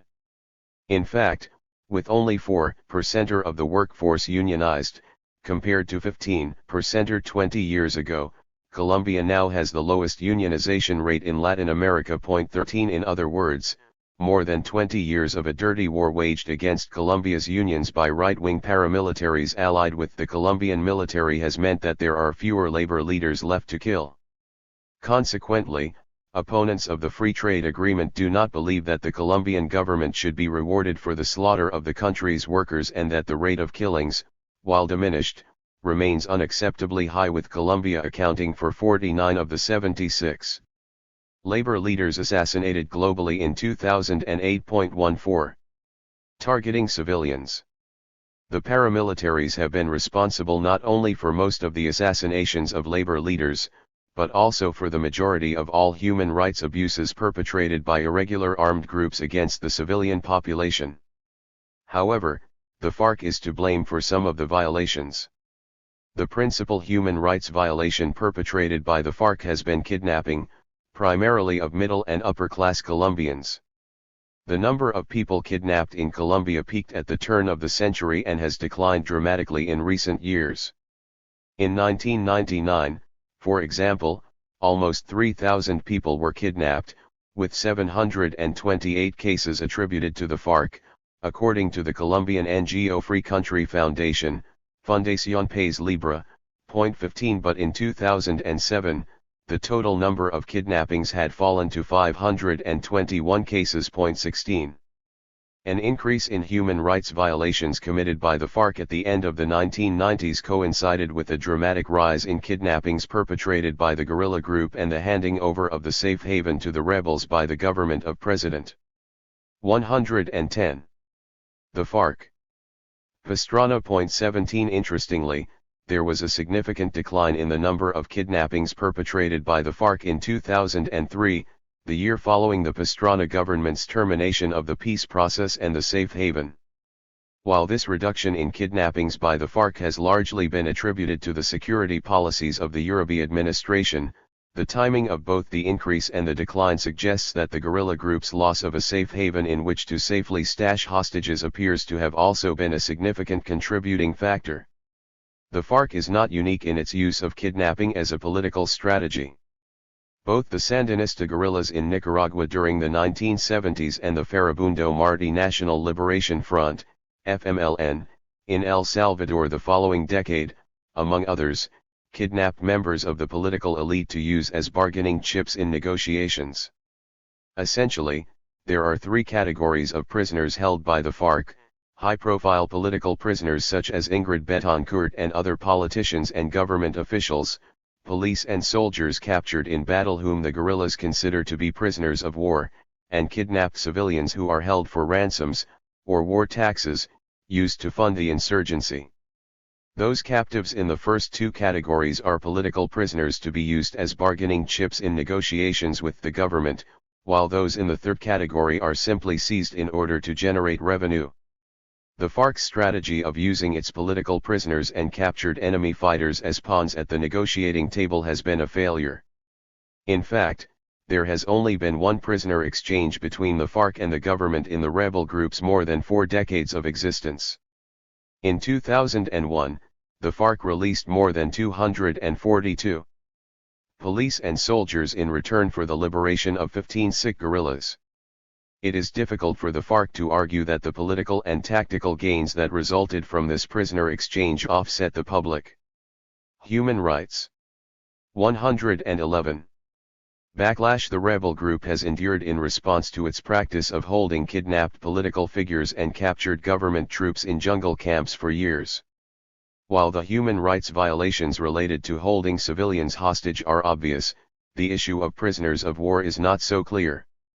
Captured police and soldiers are armed combatants in a civil conflict, and their imprisonment by the FARC is not, in and of itself, a human rights violation. Of course, the conditions in which they are detained might well violate human rights norms under the Geneva Conventions. Given the fact that there has been only one prisoner exchange agreement between the FARC and the government in more than 40 years of conflict, it is questionable whether holding prisoners of war for years makes sense from either a public relations or a tactical perspective. After all, the practice not only results in a lot of bad publicity for the rebels, it also requires hundreds of guerrillas to guard the prisoners, thereby reducing the number of rebels available for military operations. The FARC might be wise to utilize Fidel Castro's strategy of simply disarming and releasing all police officers and soldiers captured in battle. This would not only be a public relations coup for the FARC, it would also contribute to undermining the morale of the Colombian armed forces. After all, there is little incentive to fight to the death if surrendering will result in one's immediate liberation rather than years of confinement in a jungle prison camp. This was a psychological strategy that Castro utilized to great advantage in the Sierra Maestra. In addition to those politicians that it kidnaps for political purposes and the prisoners of war that it holds captive, the FARC has also abducted civilians to hold for ransom in order to help fund its insurgency. Those kidnapped to raise revenues are primarily from the middle and upper classes, since they are the ones best situated to pay ransoms and, from the class conflict perspective. 112. The FARC. Of the FARC, constitute the sectors of the population that benefit from the country's gross social and economic inequalities. Unlike political kidnapping, this revenue-raising strategy has proven successful from a tactical perspective. However, it could be argued that the negative political and public image that has resulted from this strategy significantly outweighs the financial benefits accrued through the practice. What is particularly troublesome for the FARC is the fact that it is not only the middle and upper classes that view the rebel group negatively with regard to the issue of kidnapping. Because kidnapping receives a disproportionate amount of media coverage, precisely because it is the wealthy rather than the poor who are the principal victims, most Colombians, including the poor, have come to view the practice as nothing more than a gross violation of human rights rather than as class warfare. As mentioned previously, the FARC's involvement in the kidnapping of civilians has diminished greatly in recent years, although it is not clear whether this represents a shift in guerrilla strategy or is due simply to the security climate no longer being as amenable to the practice of kidnapping. Ultimately, while the FARC justifies the kidnapping of middle and upper-class civilians as a form of class warfare, the practice constitutes an act of violence against non-combatants and, in the eyes of many human rights groups, violates international humanitarian law. The FARC, although on a smaller scale than the paramilitaries, has also been responsible for the killing of civilians through massacres and targeted assassinations. One high-profile human rights violation perpetrated by the FARC in 1999 was the killing of 3 U.S. citizens who were helping the indigenous UWA in northern Colombia in their struggle to prevent a U.S. oil company from operating on their traditional lands. In February 1999, FARC guerrillas seized the 3 activists, Terry Freitas. Human Rights. 113. Ingrid Washinawatok and Lahiyanaige, and a week later transported them across the border into Venezuela and executed them.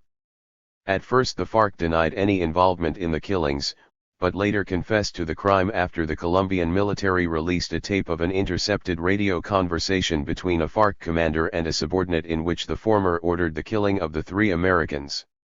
Not surprisingly, the FARC refused to turn over the guerrillas involved in the killings to Colombian or U.S. authorities, claiming that those responsible would be tried by a revolutionary tribunal. There is, however, no evidence that the commander who ordered the killings was held accountable for his actions. Such killings raise serious questions regarding the attitude of the FARC secretariat towards the actions of lower-level commanders.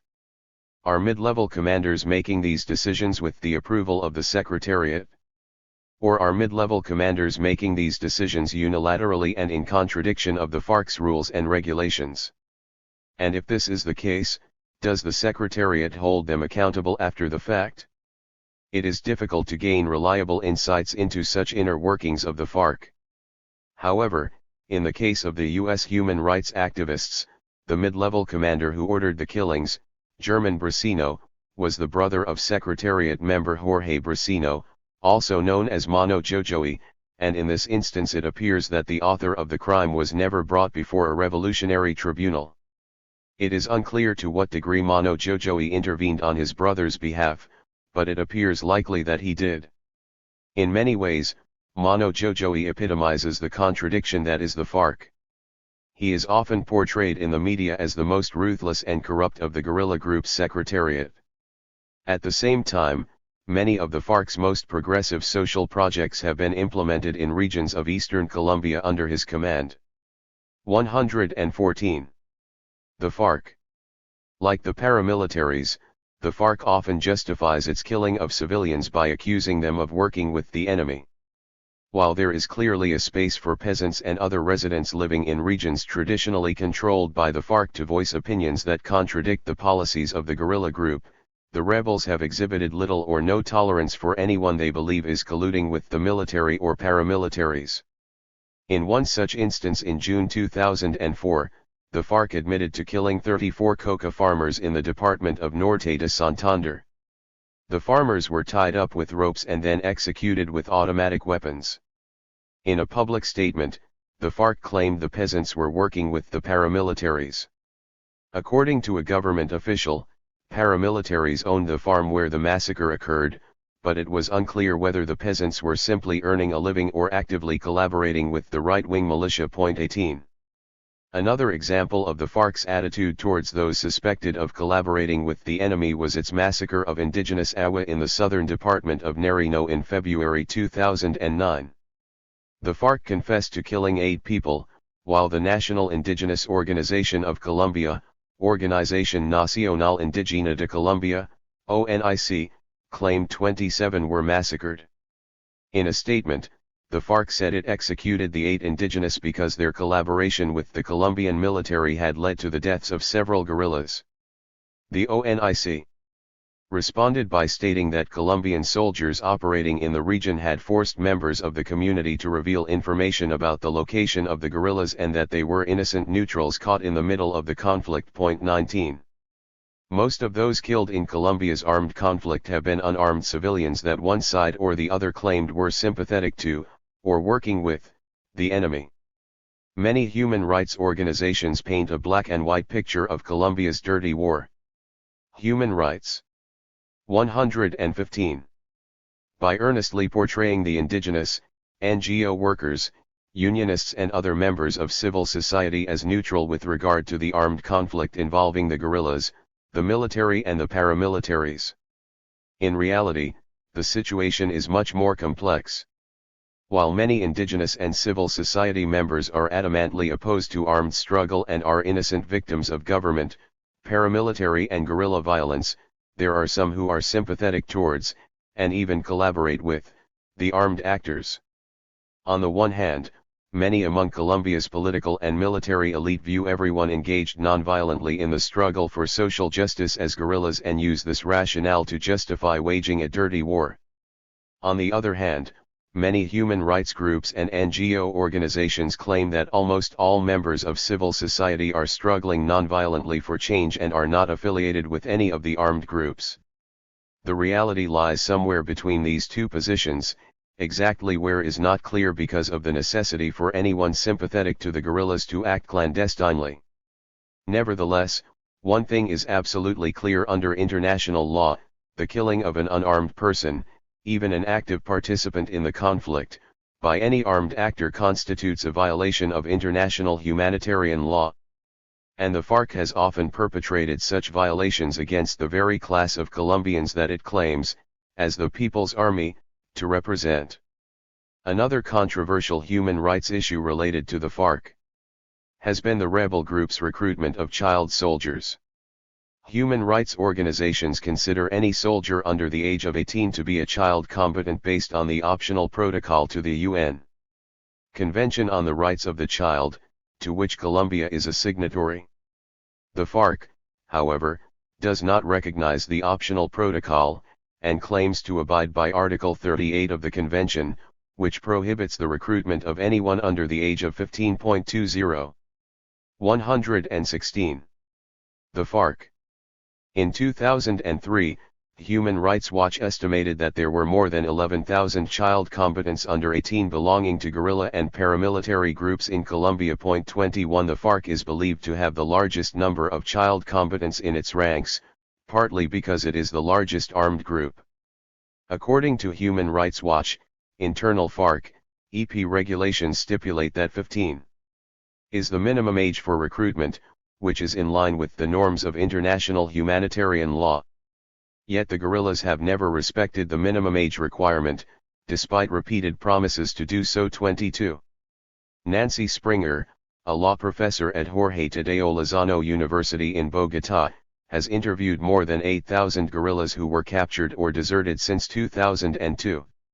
She concurs with Human Rights Watch's conclusions, claiming that 43% of the FARC members she interviewed joined the guerrilla group when they were 14 or younger, and a disproportionate percentage were indigenous youths. 23 One former indigenous child combatant from the highlands of the Department of Cauca explained that he joined the FARC because they're always around and they have a better image than the army, which only comes up here to harass people. 24 But once in the ranks of the guerrillas, child combatants in the FARC have the same responsibilities as adult fighters.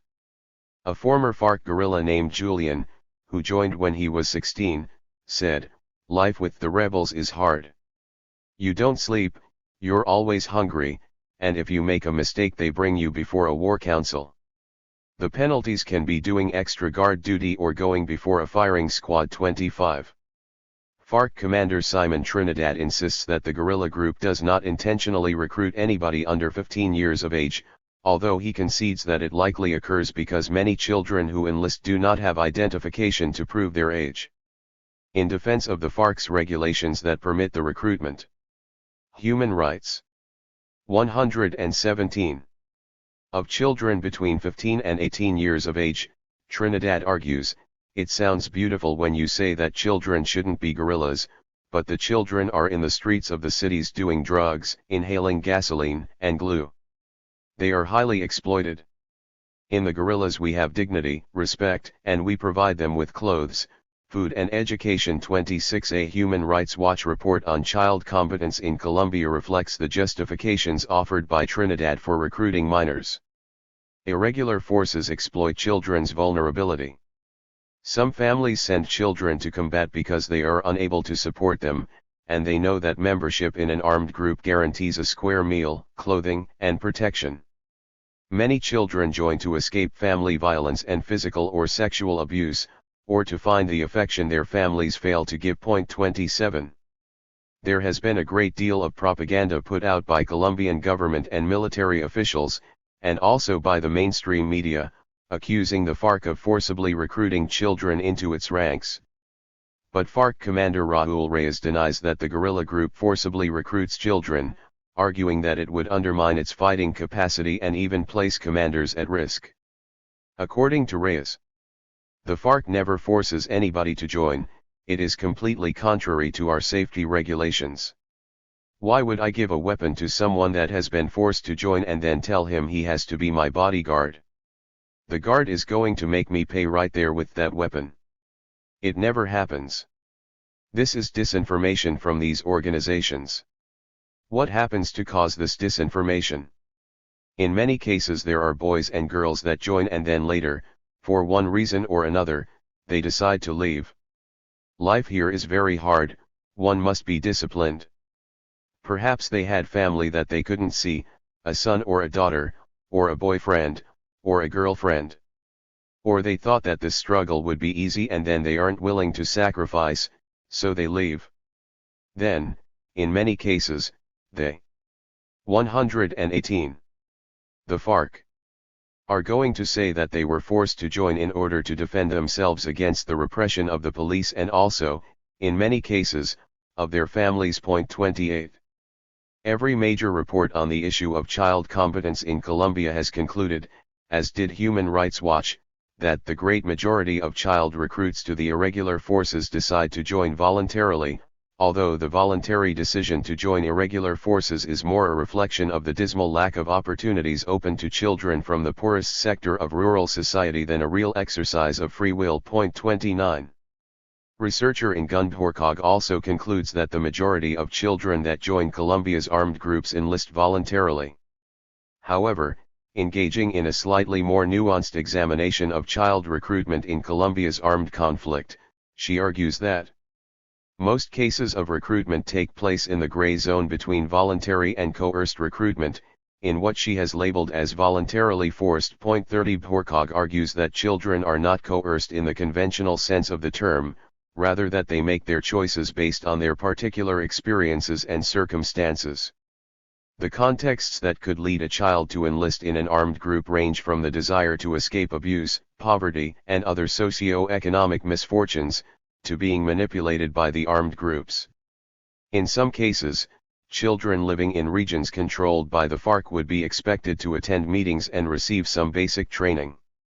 They might also be integrated into the guerrilla group's militia units before becoming full-time, uniformed fighters. FARC militia members live ostensibly civilian lives in villages and cities where they often act as the eyes and ears of the guerrilla group and help organize logistics related to the delivery of food, ammunition, and other essential supplies to full-time units. According to Bhorkog, Human Rights 119. The pressure on the families would vary from village to village, depending on the stronghold of the group. In particular, FARC used this method to recruit children and allowed them to live at home during the training period. This period could last up to 2 years, and then the children were permanently moved into the armed group. The children were voluntarily forced as they felt obliged to join and feared the consequences of rejection. However, the child soldiers who grew up under such circumstances had a sense of fighting for a cause. 31. While the overwhelming majority of children enlist in the FARC voluntarily, and there are many cases in which the child is younger than 15, aggressive recruitment methods, abuse at home and poor socio-economic conditions may easily lead a child to believe that there are no viable alternatives. Furthermore, life in the guerrillas can even seem adventurous and romantic to an adolescent. As a Human Rights Watch report acknowledges, camp life promises adventure, comradeship, and a chance to prove oneself. Yet, as it also points out, the reality of life as a combatant is deeply frightening. But once incorporated, children cannot leave voluntarily. To the contrary, they know that the price of attempting to desert could be their lives. 32. Civilians as collateral damage. The term collateral damage was coined by the U.S. military and has been applied since World War II to civilians unintentionally killed by military operations. In many cases, a military operation is aimed at a legitimate military target but unintentionally kills or wounds civilians in the process. The Protocol I amendment of the Geneva Conventions requires that parties engaged in an international conflict take due diligence with regard to the potential for causing civilian casualties. In other words, they must ensure that the collateral damage is in proportion to the military. 120. The FARC. Advantage gained by the operation. However, this vague and subjective requirement under Protocol I applies only to international conflicts and not to internal armed conflicts. 33. Many of the civilians killed in military operations conducted by the FARC are collateral damage resulting from the guerrilla group's use of landmines and homemade mortars. Since 2006, Colombia has been the world's leader in annual landmine casualties, and it is estimated that there are more than 100,000 anti-personnel landmines in the country. There were 6,696 reported landmine casualties between 1999 and 2008, with military personnel accounting for 70% of them, although the total number of victims has been decreasing since 2006.34. The Colombian government is a signatory to the Mine Ban Treaty and, in order to meet its obligations, has ceased production and is slowly dismantling the minefields surrounding military bases. The FARC, however, does not recognize the legitimacy of the treaty and is the principal user of landmines in Colombia, followed by the ELN and the paramilitaries. In fact, according to the Landmine and Cluster Munition Monitor, FARC is probably the most prolific current user of anti-personnel mines among rebel groups anywhere in the world. 35. The FARC uses homemade landmines manufactured from easily obtainable materials. Many of the landmines are pressure-activated mines that are either chemically or electronically detonated. A canister, often an empty food can, is filled with shrapnel and an explosive compound, usually indigo plus. A plastic syringe is inserted into the top of the can, which is then buried in the ground with only the top of the syringe's plunger left exposed. When a victim steps on the syringe, sulfuric acid is injected into the detonator if it is a chemical device, or a connection is made to a small battery if it is electronic, and the mine explodes. The mines are known as quebrantas, or leg breakers, because most. Human rights. 121. Victims lose a leg, although 1 in 4 loses their life. Human rights groups are opposed to the use of landmines because they kill indiscriminately, unable to determine the difference between a combatant and non-combatant. Given the fact that peasants are dependent on their physical abilities to engage in farming, the loss of a leg can prove devastating, not only economically but also psychologically. Consequently, landmine victims and their families often abandon their farms because of fear and an inability to work the land due to their physical disability. The newly displaced families find themselves in unfamiliar urban environments where their lack of education and job skills leaves them in a desperate struggle to survive as they are forced to work in the informal economy.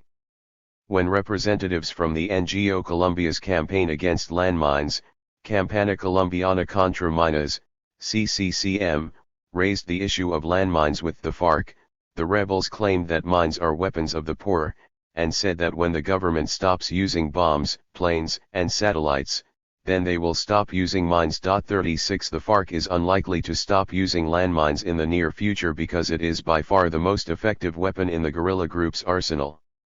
Under President Uribe, the Colombian military became more aggressive in its counterinsurgency operations, and the FARC has increasingly turned to landmines as a means of slowing military offensives. As a result, the number of Colombian soldiers killed by landmines has risen steadily, increasing by 15% between 2008 and 2009. But while landmines might be an effective weapon for the FARC, and a majority of the victims are combatants, a significant number of civilians are maimed and killed each year by them. Human rights groups have also criticized the FARC for its use of homemade mortars. These mortars are known as cilindros, or cylinder bombs, because they are made from the long cylindrical. 122. The FARC.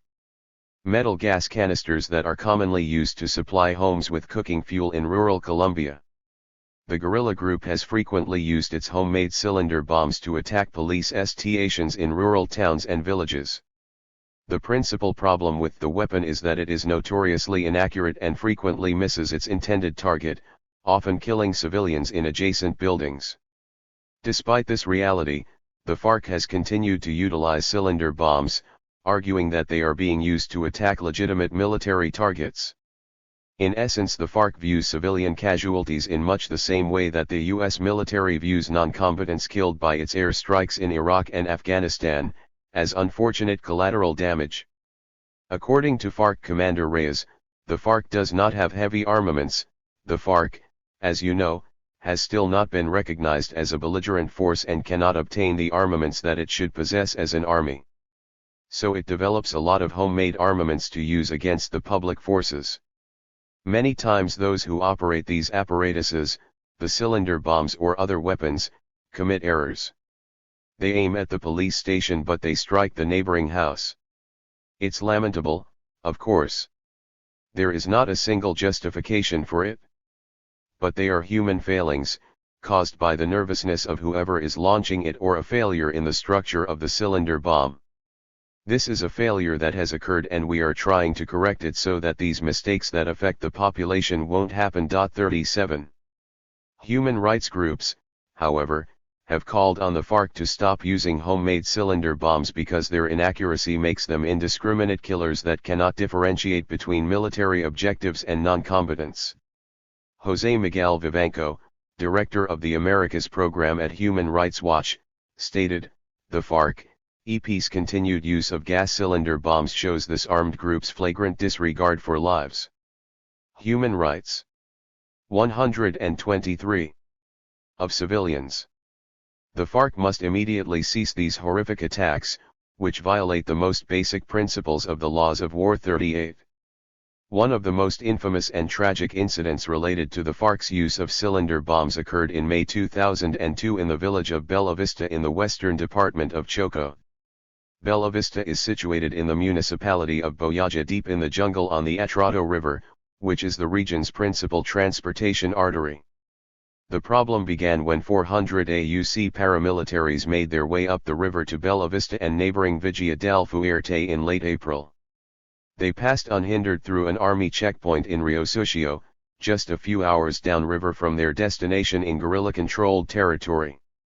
Bella Vista's acting mayor, Manuel Corrales, described the arrival of the paramilitaries on April 21, 2002, "They said they weren't there to attack us, that they weren't going to kill anyone like before when they chopped off heads and cut open torsos. That they were here to confront the guerrillas and to get them out of the community." 39. Knowing the local population would inevitably be caught in the middle of a battle between the guerrillas and the paramilitaries, Corrales notified regional and national authorities of the impending danger to the community, but the government, the state, and the public forces didn't do anything. 40. Fighting began 10 days later on May 1 when FARC guerrillas attempted to drive the paramilitaries out of Bella Vista and Vigia del Fuerte in an offensive that lasted throughout the night and into the next day. In an attempt to avoid getting caught in the crossfire, hundreds of Bella Vista residents fled from a northern barrio to seek refuge in a church in the town center. On the second day, the FARC launched a cylinder bomb at a group of paramilitaries that had set up camp next to the church, but the projectile missed its target and crashed through the roof of the 124. The FARC adjacent building. In consequence 119 people were killed, almost 10% of the town's population. Government troops did not arrive in Bella Vista until 6 days after the fighting had ended, despite the fact that the 12th Infantry Battalion belonging to the Colombian Army's 4th Brigade was based in Quibdó, only 4 hours upriver by motorboat. Furthermore, paramilitaries remained in the town for 2 weeks after the army arrived. A report issued by the UN Human Rights Envoy to Colombia, Anders Campos, who visited Bella Vista a week after the attack, criticized the government's failure to respond to the paramilitary presence in the town. 41 Corrales corroborated the UN report, claiming that after the church bombing the paramilitaries remained here for about 20 days. Then some paramilitary boats showed up and took them all away, including the injured 42. While Corrales was critical of the army's lack of response to the paramilitary incursion, The town's acting mayor held the FARC primarily responsible for the tragedy. It's clear that those cylinder bombs are not accurate. They knew that they were putting the population in danger. The people are convinced that they knew those people were in the church. 43 The UN also blamed the FARC, accusing the guerrilla group of perpetrating a war crime for targeting a part of town heavily populated with civilians. As author Mario Murillo pointed out, although the FARC acknowledged it as an accident, the bombing points to the destructive nature of their reckless use of these types of rudimentary weapons in civilian areas. 44. Meanwhile, the Colombian government has sought to utilize the Bella Vista tragedy for propaganda purposes. The army erected a massive sign on the bank of the river in Bella Vista stating, on May 2, 2002, the FARC assassinated 119 people here. We will never forget. Clearly, by using the word assassinated instead. Human rights. 125. Of killed. The army is attempting to create the impression that the FARC intentionally targeted the victims. 4 days after the attack, Colombia's President Pastrana declared, this was a massacre, a genocide by the FARC, that attacked a civilian population that had taken refuge in a church. 45 The Colombian army later published a report entitled Bohia, FARC Genocide. According to human rights expert Winifred Tate, Boyaja, FARC genocide is one example of the frequent misuse of the legal terminology of international human rights norms by the Colombian military in an apparent effort to make its claims more dramatic. Combat in which soldiers are killed is called a massacre. Guerrilla attacks against government offices in small towns, which often kill numerous civilians because of the use of inaccurate weapons such as homemade cylinder bombs and car bombs, is called genocide. 46. Distorted perceptions of human rights abuses in an armed conflict such as the one in Colombia. Propaganda is an important weapon. It is difficult for journalists and analysts to investigate independently the reality on the ground, and so statistics and information are obtained from a variety of sources in order to draw conclusions. However, the mainstream media in the United States is often over-reliant on two sources, Colombian and U.S. government officials.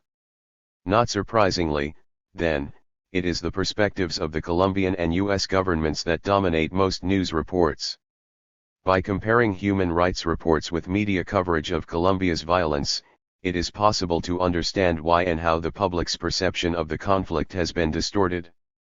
The Bogotá-based Center for Research and Popular Education, Centro de Investigación y Educación Popular, CINEP, a leading Jesuit-run think tank that monitors Colombia's conflict. 126. The FARC and political violence has documented the number of violations of international humanitarian law, killings of civilians, forced displacements, disappearances, kidnappings, arbitrary arrests, etc., perpetrated by each armed actor between 1990 and 2007. Throughout the 1990s, the paramilitaries were by far the leading violator of international humanitarian law, accounting for 53% of the 6,059 documented violations between 1990 and 1998 that were attributed to them, the military or the FARC. During the same period, the FARC was responsible for 27% and the military for 20%, although, because the military regularly colluded with the paramilitaries, the total share of violations perpetrated in defense of the state is 73% 47.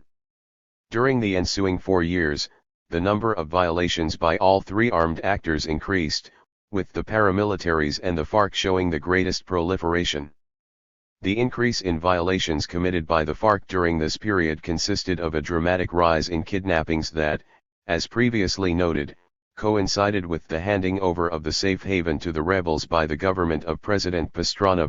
48 In 2003, the year following the Pastrana government's termination of the peace process and the safe haven, there was a significant decline in the number of kidnappings perpetrated by the FARC. According to CINEP, overall human rights violations perpetrated by the FARC declined from 40% of the national total in 2002, before the drop in kidnappings, to only 10% in 2006. These numbers suggest that kidnapping has constituted the principal human rights abuse perpetrated by the guerrillas, and its reduction meant that the FARC was responsible for fewer violations of international humanitarian law in 2006 than in any year since 1990. President Uribe's first four-year term in office, 2002-06, also saw a significant decrease in human rights abuses perpetrated by paramilitaries, most likely as a result of the demobilization. Human Rights 127. Process that the government initiated with the AUC in 2003. But while the total number of human rights violations perpetrated by the paramilitaries declined between 2002 and 2006, the percentage of abuses that the right-wing death squads were responsible for remained fairly constant, 31% in 2002 and 29% 4 years later, even though they were supposedly engaged in a ceasefire and a demobilization. 49. The Colombian government claims that the paramilitaries have now demobilized, but according to many analysts the disbandment of the AUC represented little more than a restructuring of the death squads. The Colombian NGO Indipaz, for instance, reported in 2006 that 43 new paramilitary groups totaling almost 4,000 fighters had formed in 23 of the country's 32 departments. 50. Meanwhile, the following year, the Organization of American States, OAS, estimated that there were 20 new paramilitary groups with 3,000 fighters operating in Colombia. 51. While the Uribe administration dismisses these new armed groups as criminal organizations and not as actors engaged in an armed conflict, one of Colombia's leading human rights lawyers, Alirio Uribe, of the José Alvear Restrepo Lawyers Collective, disagrees. There are 43 new paramilitary groups, but, according to the Ministry of Defense, these new paramilitary groups have nothing to do with the old ones. But the truth is, they are the same. Before they were the AUC, now they are called the New Generation AUC. They have the same collusion with the army and the police. It's a farce. 52. Perhaps the most startling statistic with regard to violations of international humanitarian law is the dramatic escalation in the direct role played in abuses by the Colombian state in recent years. According to CINEP, the state was responsible for 17% of all violations when President Uribe assumed office in 128. The FARC. 2002. 4 years later, at the end of Uribe's first term, it was responsible for 56% of abuses, almost double the number of total violations perpetrated by state agents in 2002. Meanwhile, the paramilitaries and the FARC accounted for 29% and 10% respectively. 53. These statistics often stand in stark contrast to the picture presented in the media, where an endless stream of quotations by Colombian and U.S. officials repeatedly refer to the brutality of the FARC terrorists while rarely ever mentioning abuses perpetrated by the military and the paramilitaries.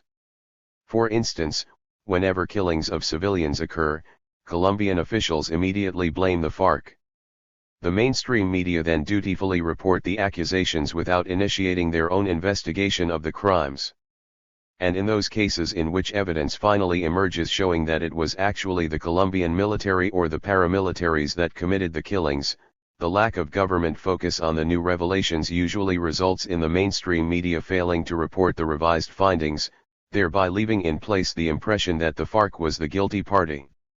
This propaganda strategy utilized by the Colombian government, with the acquiescence of the mainstream media, has led to people's perception of the conflict becoming disconnected from the human rights reality on the ground. People are overwhelmed with news stories about killings allegedly perpetrated by the guerrillas, while there are significantly fewer accounts of ongoing abuses by the Colombian military and its paramilitary allies. A study of the killings of civilians clearly illustrates the chasm between the reality on the ground and the media's portrayal of the violence. During President Uribe's first term in office, 2002-06, the New York Times published 21 news reports that specifically referred to the killing of civilians in Colombia. 17 of the reports held the guerrillas responsible for the human rights 129. Killings referred to in the articles, while the paramilitaries were blamed in 2 cases, the military in 1, and both the rebels and paramilitaries in the remaining instance. In every one of the 17 articles in which the guerrillas were held responsible, the only sources cited were Colombian government or military officials. 54. However, according to a 2007 report published by the Colombian Commission of Jurists, CCJ, the guerrillas were responsible for 25% of the killings of civilians during President Uribe's first term in office. Meanwhile, the paramilitaries accounted for 61% of the deaths and the Colombian military for the remaining 14%. 55. These numbers differ dramatically from the picture presented by the New York Times, which created the impression that the guerrillas were responsible for 80% rather than 25% of the killings. Meanwhile, the Times articles implied that the paramilitaries were responsible for only 10% of the murders and the military for a mere 5%. An over-reliance on official sources and the resulting distorted portrayal of human rights violations is not unique to the New York Times, it is present in most mainstream U.S. media coverage. Official press junkets, regularly organized by the Colombian military and the U.S. Embassy, are a convenient way for foreign correspondents based in Bogotá to visit remote rural regions affected by the armed conflict. The problem with this arrangement, however, is that the journalists are flown to a specific destination chosen by the authorities, where they spend a few hours with officials and get presented with a pre-packaged story. Inevitably, the official line dominates the published account. For their part, the Colombian government and the U.S. Embassy are fully aware of the mainstream media's over-reliance on official sources, and so they regularly hold press conferences or dispatch officials to public events such as the launching of a new military operation. 130. The FARC. Government officials realize that the media will obediently cover these events because they provide convenient stories for reporters working under tight deadlines. The foreign correspondents based in Colombia often attend the same event or press junket in order to avoid being the only reporter not covering that particular story. Consequently, several almost identical versions of the same article are published the following day by various U.S. media outlets. Government officials know that if they keep the media occupied daily with pre-packaged stories that portray government policy in a positive light, then reporters will be too busy to conduct deeper investigative journalism or focus their attention on those issues that officials would prefer to have ignored. With the partial exception of the Washington Post's Scott Wilson, who during his time in the country occasionally ventured out into rural conflict zones and presented alternative perspectives on the political situation, mainstream media correspondents in Colombia appear to view their journalistic responsibility in much the same way that New York Times reporter Judith Miller did in the lead-up to the war in Iraq. When asked why her articles often did not include the views of experts skeptical of the Bush administration's claims about weapons of mass destruction, Miller replied, "My job isn't to assess the government's information and be an independent intelligence analyst myself.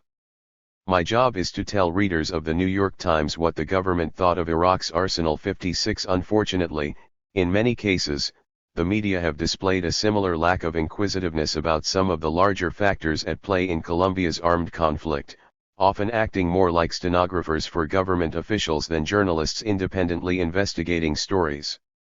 The mainstream media not only exhibit bias towards the government's perspective, they also tend to reflect the views of human rights. 131.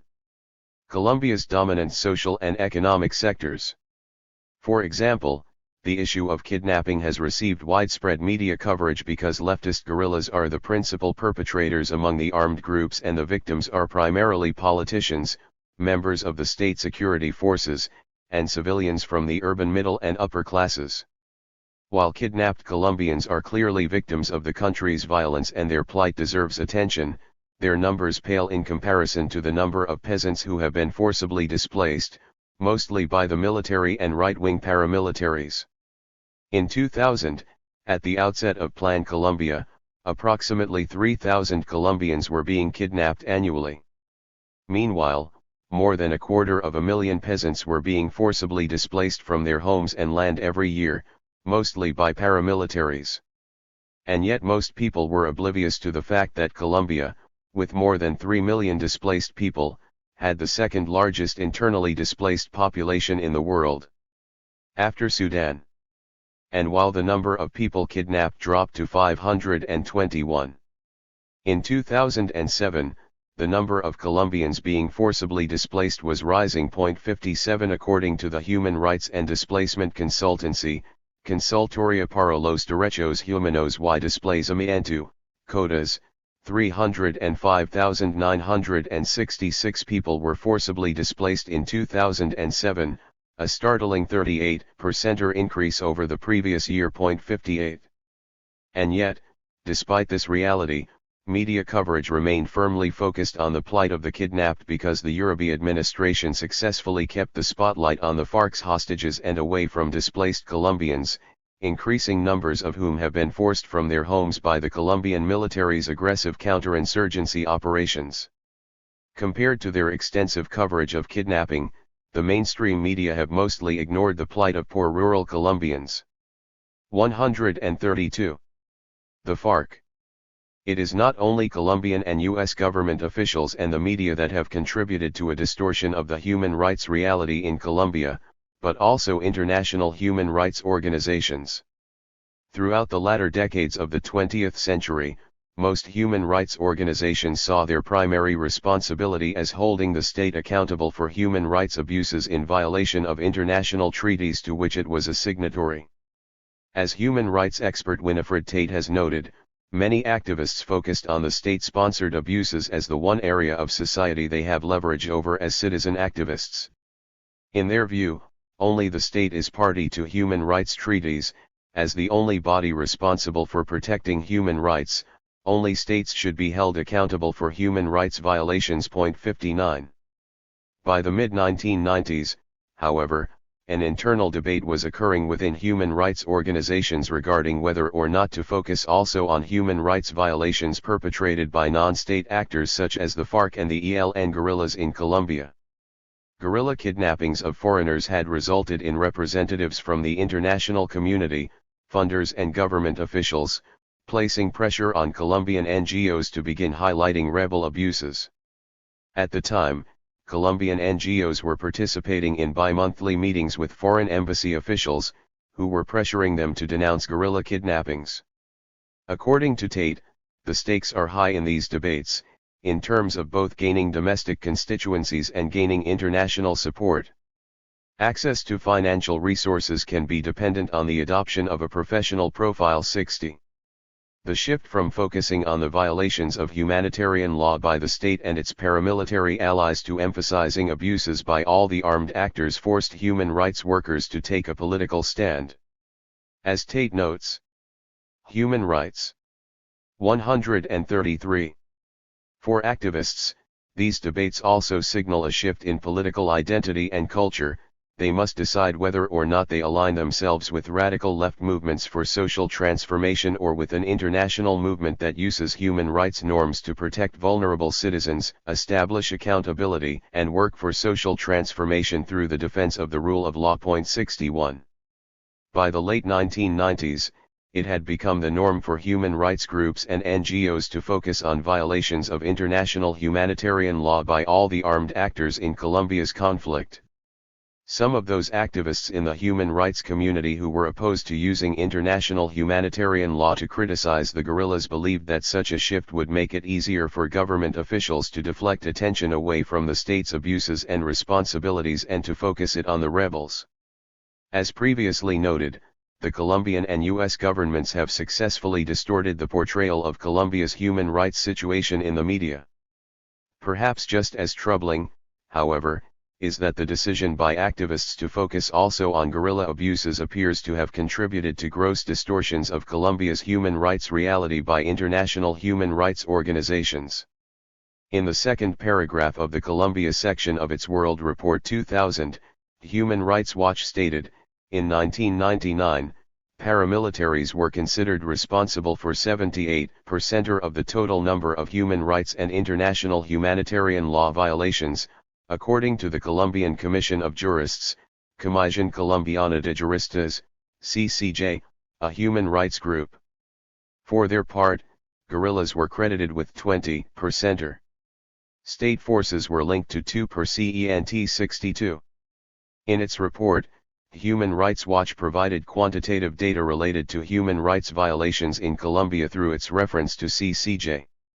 Furthermore, this data made evident that the paramilitaries were responsible for an overwhelming majority of 134. The FARC. The country's human rights abuses. But 5 years later, Human Rights Watch opened its report on Colombia by stating, Colombia's 40-year internal armed conflict continues to be accompanied by widespread violations of human rights and international humanitarian law. All actors in the conflict, guerrillas, paramilitary groups, and the armed forces, commit serious violations, such as massacres, assassinations, and kidnappings. 63. In this report, Human Rights Watch lumped together all three armed actors, guerrillas, paramilitaries, and the military, thereby suggesting that each was equally responsible for Colombia's human rights crisis.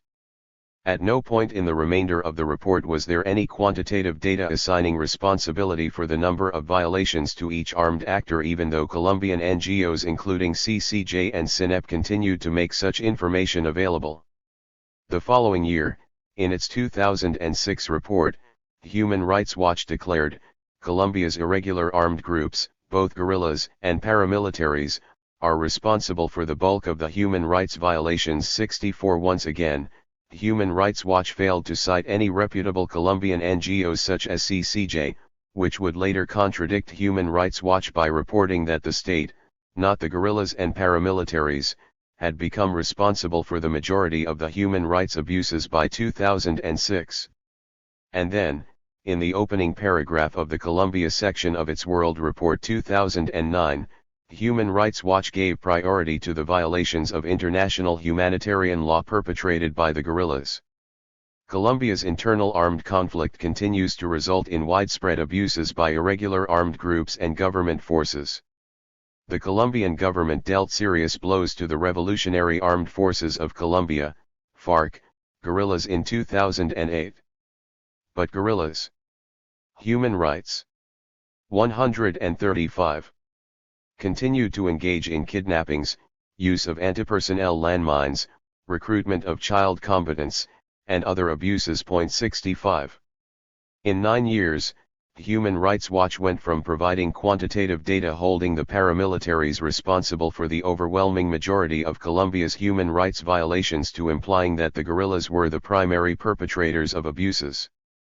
This shift occurred during the same time frame that reports issued by reputable Colombian NGOs, the same ones that Human Rights Watch had previously cited, noted that the state had become the leading violator of international humanitarian law and that the percentage of abuses perpetrated against the civilian population by the guerrillas had diminished significantly. Ultimately, in a conflict such as Colombia's, it is often impossible to define clearly who is a civilian and who is a military target. Paramilitary and guerrilla fighters often dress as civilians, non-combatants provide information and logistical support to the armed actors, legislators pass bills that authorize military repression, individuals and businesses provide funding to armed groups, and all of these actions contribute directly to violence against the civilian population. This reality led one Colombian human rights lawyer to ask, who is outside of the conflict? How can we distinguish who is part of the war and who is not? In the logic of IHL international humanitarian law, everything is untouchable. 66. The brutal reality of war is that civilians, particularly suspected collaborators, will inevitably be targeted. And while many human rights advocates seek to draw a neat line between the civilian population and armed actors, the boundary between the two is, in reality, often very murky. Therefore, the only realistic objective of international humanitarian law is to minimize to the greatest extent possible the degree to which unarmed people are 136. The FARC. Targeted. In Colombia's case, the state has not only failed to meet its obligations to defend the human rights of its citizens, it has actually become the principal violator of those rights by repeatedly targeting members of civil society without providing sufficient evidence that they are actually linked to the guerrillas. For its part, the FARC has violated international humanitarian law, and there are often valid justifications for holding the guerrilla group accountable for its targeting of the civilian population. However, the degree to which it is responsible for abuses must also be contextualized.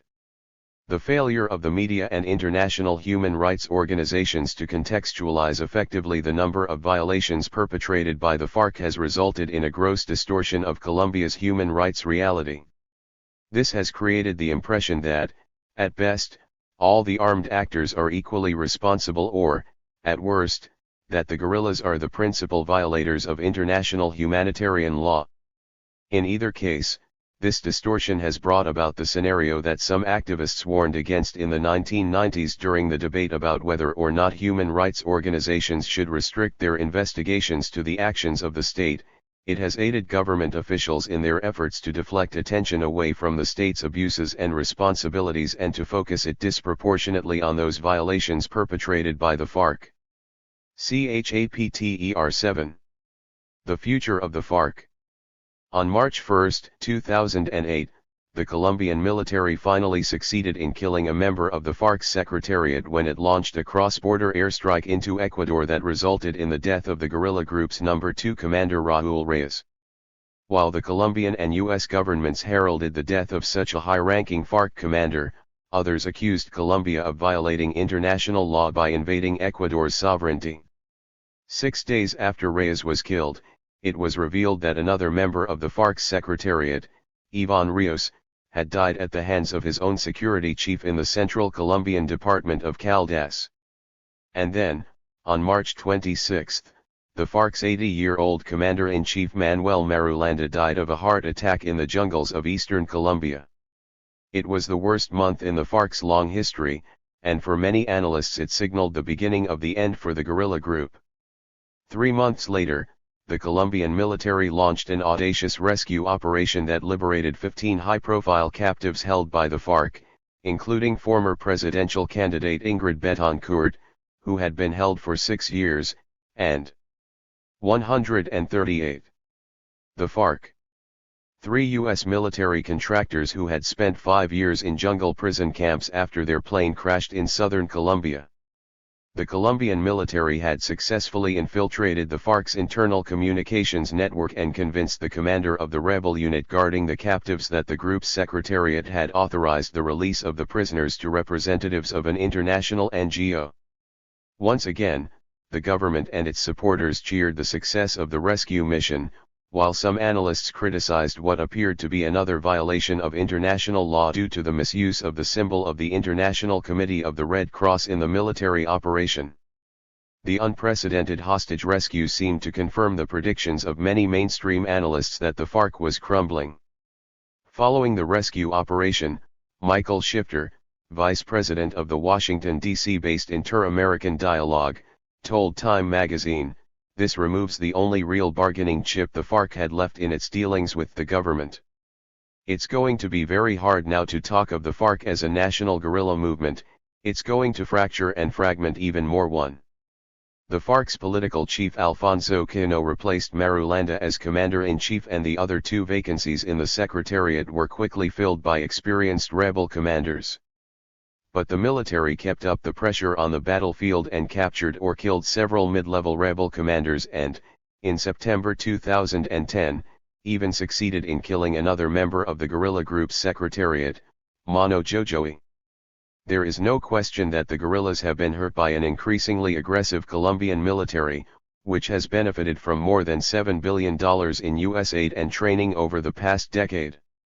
The FARC's influence in regions where it expanded its presence during the 1980s and 1990s has been either completely eliminated or has significantly diminished in recent years. The future. 139. FARC's focus on a military presence in most of these regions led to local populations viewing the guerrillas as outsiders. The failure to establish close social ties to the local populations allowed the newly strengthened Colombian military to defeat the FARC in those regions because the necessary civilian support for the rebels was lacking. As a result, the guerrillas' visible presence in northern and central Colombia as well as in the far eastern departments of Guinea, Vops, and Amazonas has been virtually eradicated, although it is difficult to determine to what extent the FARC is operating clandestinely in these regions. The FARC's failure to move beyond a military presence in these regions was exemplified in the attitude of an indigenous leader in Guinea when he stated, "The guerrillas never did anything for us too." By the end of 2010, the FARC maintained a significant presence in only 3 regions of the country: the southeast, Meta, Guaviare, Caqueta, and Putumayo, the south-central highlands, Huila and southern Tolima, and the southwest, Nariño, Valle de Cauca and southern Choco. Even in these traditional strongholds where the FARC remains organically linked to the peasant population, the guerrillas have been forced to retreat to the most remote regions. Nevertheless, the FARC's military strength and popular support appears relatively intact in these regions. In fact, according to a 2010 report issued by the Bogotá-based NGO New Rainbow Corporation, Corporación Nuevo Arco Iris, more soldiers and police were killed in each of the last 2 years, 2009 and 2010, than at the height of the conflict in 2002.3. However, there is a difference in the nature of these casualties. Most resulted from defensive actions by the FARC such as planting landmines, whereas 10 years ago soldiers and police were being killed in large-scale guerrilla offensives launched against small and medium-sized towns. Nevertheless, the FARC continues to carry out offensive actions, conducting more than 140. The FARC 1,800 attacks in 2010, albeit on a much smaller scale than in the past. 4 Furthermore, the overwhelming majority of these attacks were confined to the 3 regions in which the FARC maintains a strong presence rather than throughout the country. As it has done throughout its history, the FARC has adapted to the shifting military conditions. The International Crisis Group noted in a March 2009 report that under its new leader, Alfonso Quino, the FARC has shown renewed internal cohesion and continued capacity to adapt to changes in the security environment. 5. The report's reference to renewed internal cohesion reflects Quino's efforts to address the concerns of Secretariat members over the previous decade that the guerrilla group had grown so fast that it was losing some of its ideological cohesion.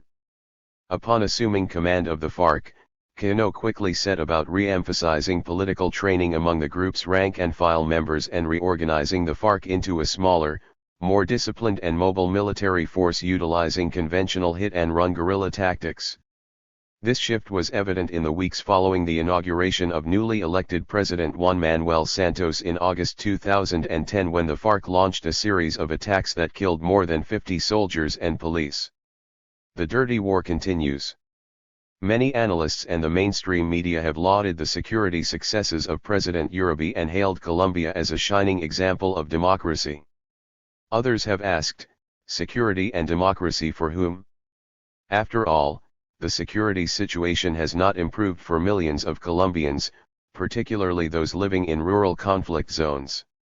According to Jorge Rojas, director of the Bogotá-based consultancy on human rights and displacement, CODAS, 4.9 million Colombians have been forcibly displaced. The future. 141. By violence in the past 25 years. However, 2.4 million of them were displaced during President Uribe's 8 years in office, 2002 to 10. 6. The Colombian military's aggressive counterinsurgency operations under Uribe's democratic security strategy are a major cause of the country's escalating refugee crisis as soldiers forcibly displace communities in guerrilla-controlled zones. According to the Norwegian Refugee Council, the government's military strategy, which was intended to be preventive, is instead resulting in an increased displacement of people. 7. Meanwhile, the Colombian military's statistics on the number of guerrillas killed on the battlefield have been grossly inflated through the inclusion of civilians that were executed and then dressed up as rebels. The final year of Uribe's presidency was rocked by the false positives scandal, which revealed that impoverished young men were being recruited from the poor neighborhoods of Colombia's cities and offered jobs in the countryside.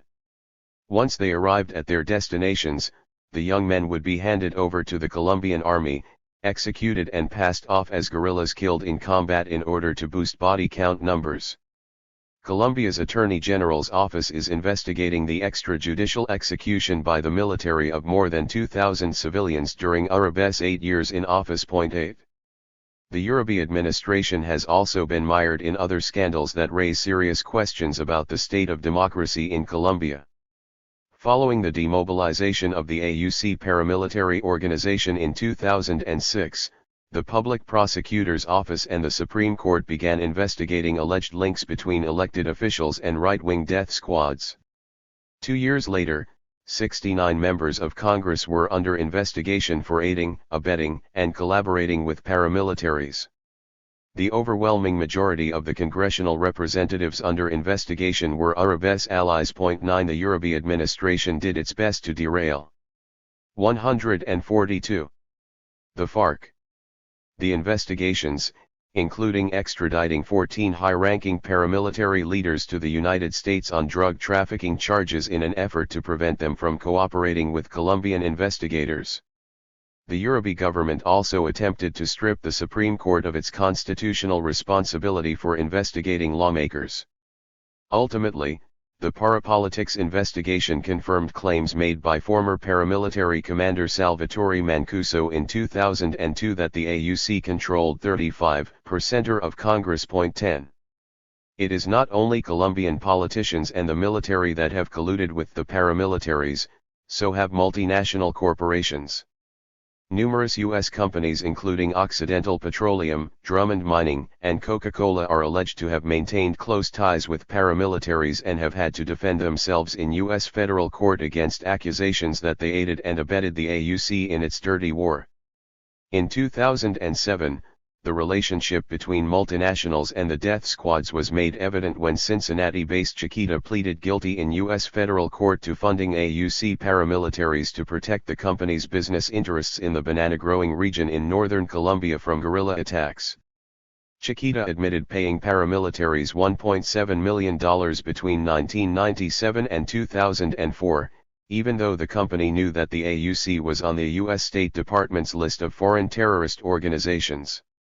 During the period that Chiquita was funding the AUC, the paramilitaries killed thousands of civilians in the banana-growing region. However, no criminal charges were ever brought against Chiquita executives and the company was only required to pay a $25 million fine for its transgressions. 11. In 2009, yet another scandal broke in Colombia when it was revealed that the Department of Administrative Security, DAS, an intelligence agency that reports directly to the office. The future. 143. Of the president, had been engaged in illegal wiretapping and surveillance operations targeting political opponents, journalists, civil society groups and Supreme Court justices. The DAS even intercepted the emails of international organizations such as the United Nations High Commissioner for Refugees, Human Rights Watch, Peace Brigades International and the Washington Office on Latin America.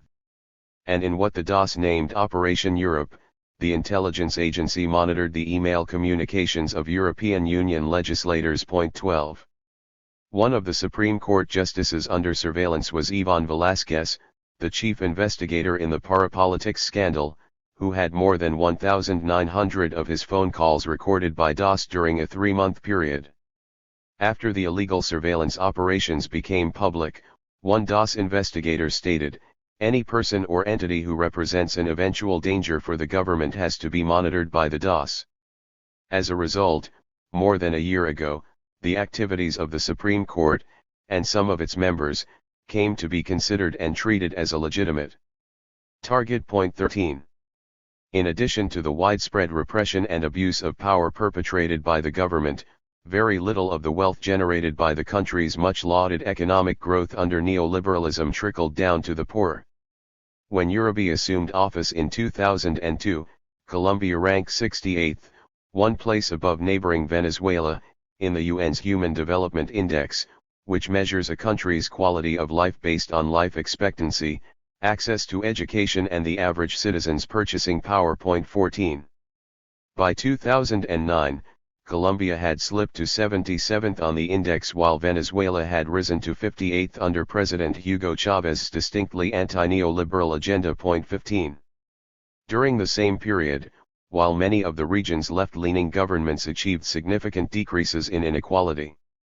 144. The FARC. Colombia experienced a widening in the gap between the rich and the poor. 16. Clearly, neoliberalism in Colombia has disproportionately benefited the wealthy classes and multinational corporations, which have taken advantage of favorable investment conditions and improved security in resource-rich regions. In all likelihood, a continuation of government repression and the poor socio-economic conditions experienced by many Colombians, particularly in rural regions, will only ensure a continued flow of recruits to the FARC, and a prolongation of the conflict. A political solution? The slaughter of the UP party during the late 1980s and early 1990s effectively exterminated the electoral left in Colombia for the next decade. But in July 2003, the center-left Independent Democratic Polo Democrático Independiente, PDI, was formed to challenge the hegemony of the traditional political parties and immediately made an impact in municipal elections by winning Bogotà's mayoral race and the governorship of the department of Valle de Cauca. Prior to the 2006 elections, the PDI formed an alliance with another new center-left party, the Democratic Alternative, AD, under the banner Alternative Democratic Polo Democrático Alternativo, PDA. The PDA's leadership primarily consisted of demobilized M19 guerrillas, members of the Communist Party and Unionists. Its presidential candidate, Carlos Gaviria, finished second, ahead of the Liberal Party candidate, in the 2006 election, garnering 22% of the vote, the most ever for a left-of-center candidate. The PDA rejected armed struggle and sought a negotiated settlement to the armed conflict. It also emphasized the need to address the socio-economic causes of the violence. Some PDA members were openly critical of the FARC. Senator Gustavo. The future. 145. Petro, a former M19 guerrilla, claimed that the guerrilla group's involvement in the coca trade caused changes in the attitude of the FARC. From being peasant guerrillas, revolutionaries of the old form, they became an army, like the paramilitaries, that grew because they could buy weapons and pay soldiers and mercenaries, and become militarily powerful. They acquired control over territory, but in another way they lost, because their political ideology and their methods grew increasingly distant from society. They became more barbarous, carrying out actions that didn't even target the army but targeted the society in its entirety. They became isolated. They do not need the traditional support that traditional guerrillas need, because the money allows their army to be self-supporting and to expand. They do not need popular support, and they are losing their politics. Today, they are simply criminals. 17.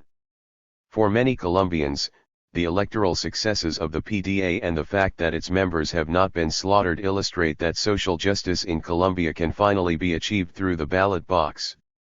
But the FARC has a different view of the PDA. When asked why the PDA is not being violently decimated like the UP, FARC commander Raúl Reyes explained, "Inside the poll there is the right, the Social Democrats and the left. The Social Democrats have the largest presence in the poll and they are taking advantage by trying to get to the presidency of the republic, to attain important positions inside the government, inside the state. Among these are several demobilized members of the M19, Navarro, Gustavo Petro, and others. Also, there are some who left the Communist Party to join the Social Democrats and they are proclaimed the Democratic Left. These include Lucho Garzón and Angelino Garzón, among others. These people have accepted the establishment, the state, because they calculate, and it's a miscalculation, that they will be able to attract the revolutionary left. But it so happens that the revolutionary left cannot be attracted to the Social Democrats because we are conscious that Social Democrats 146. The FARC end up favoring the right, the bourgeoisie. It so happens that the commitment is not to the people, the commitment is to fight for new possibilities to attain positions inside the government. However, within the pole, some continue to fight to maintain it a little towards the left. They say that if the pole cannot be maintained towards the left, then later they are not going to be able to differentiate between the Liberal Party and the pole. But it is going to be a very difficult fight.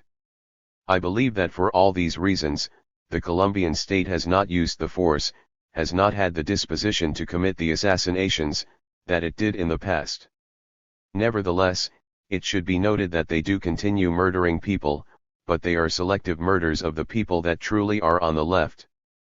These people are union leaders, peasant leaders, and teachers who are engaged in the struggle on behalf of the people. 18.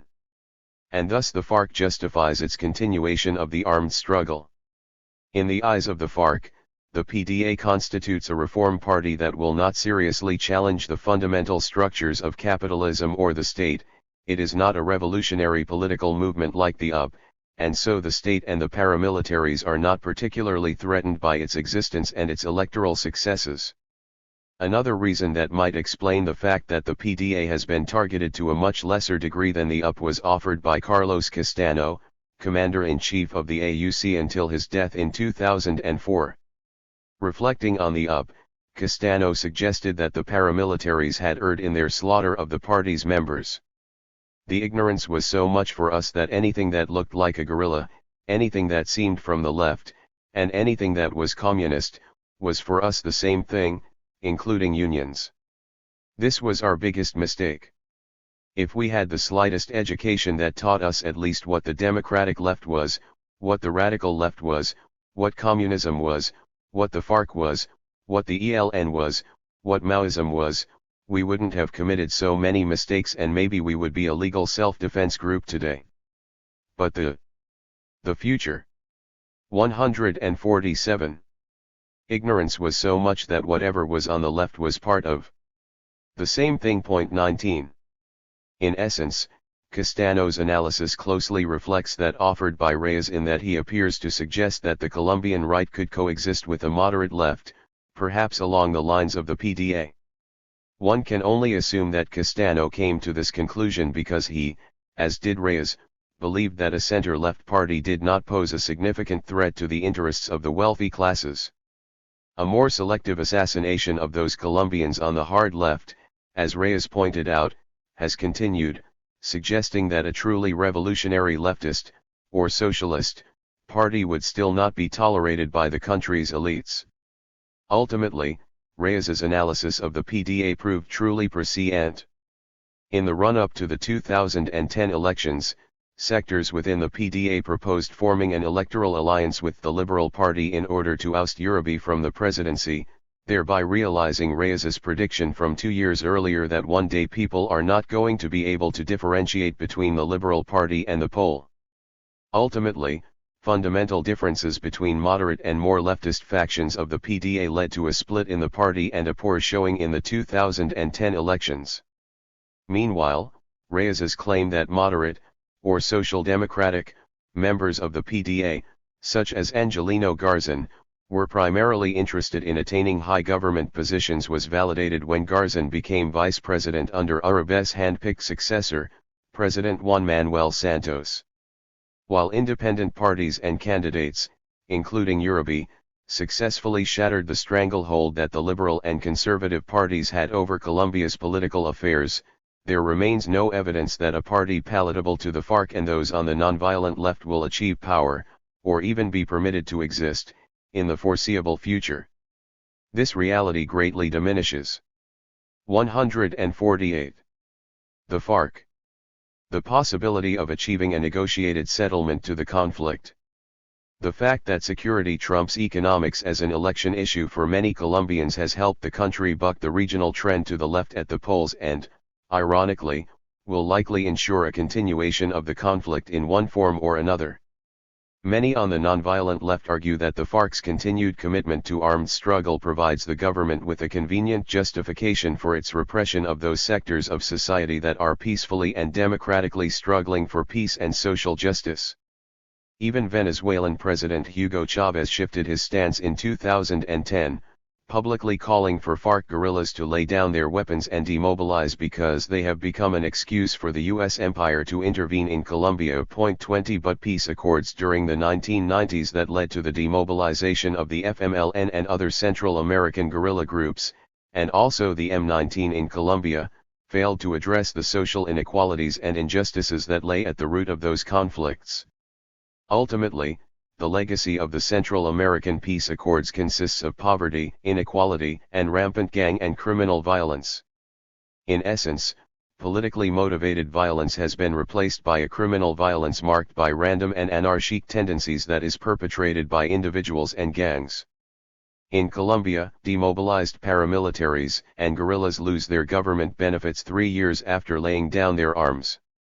But many of them do not have jobs because, as one demobilized FARC guerrilla noted, the doors of businesses are shut to us. They ask for my cédula government-issued identification card.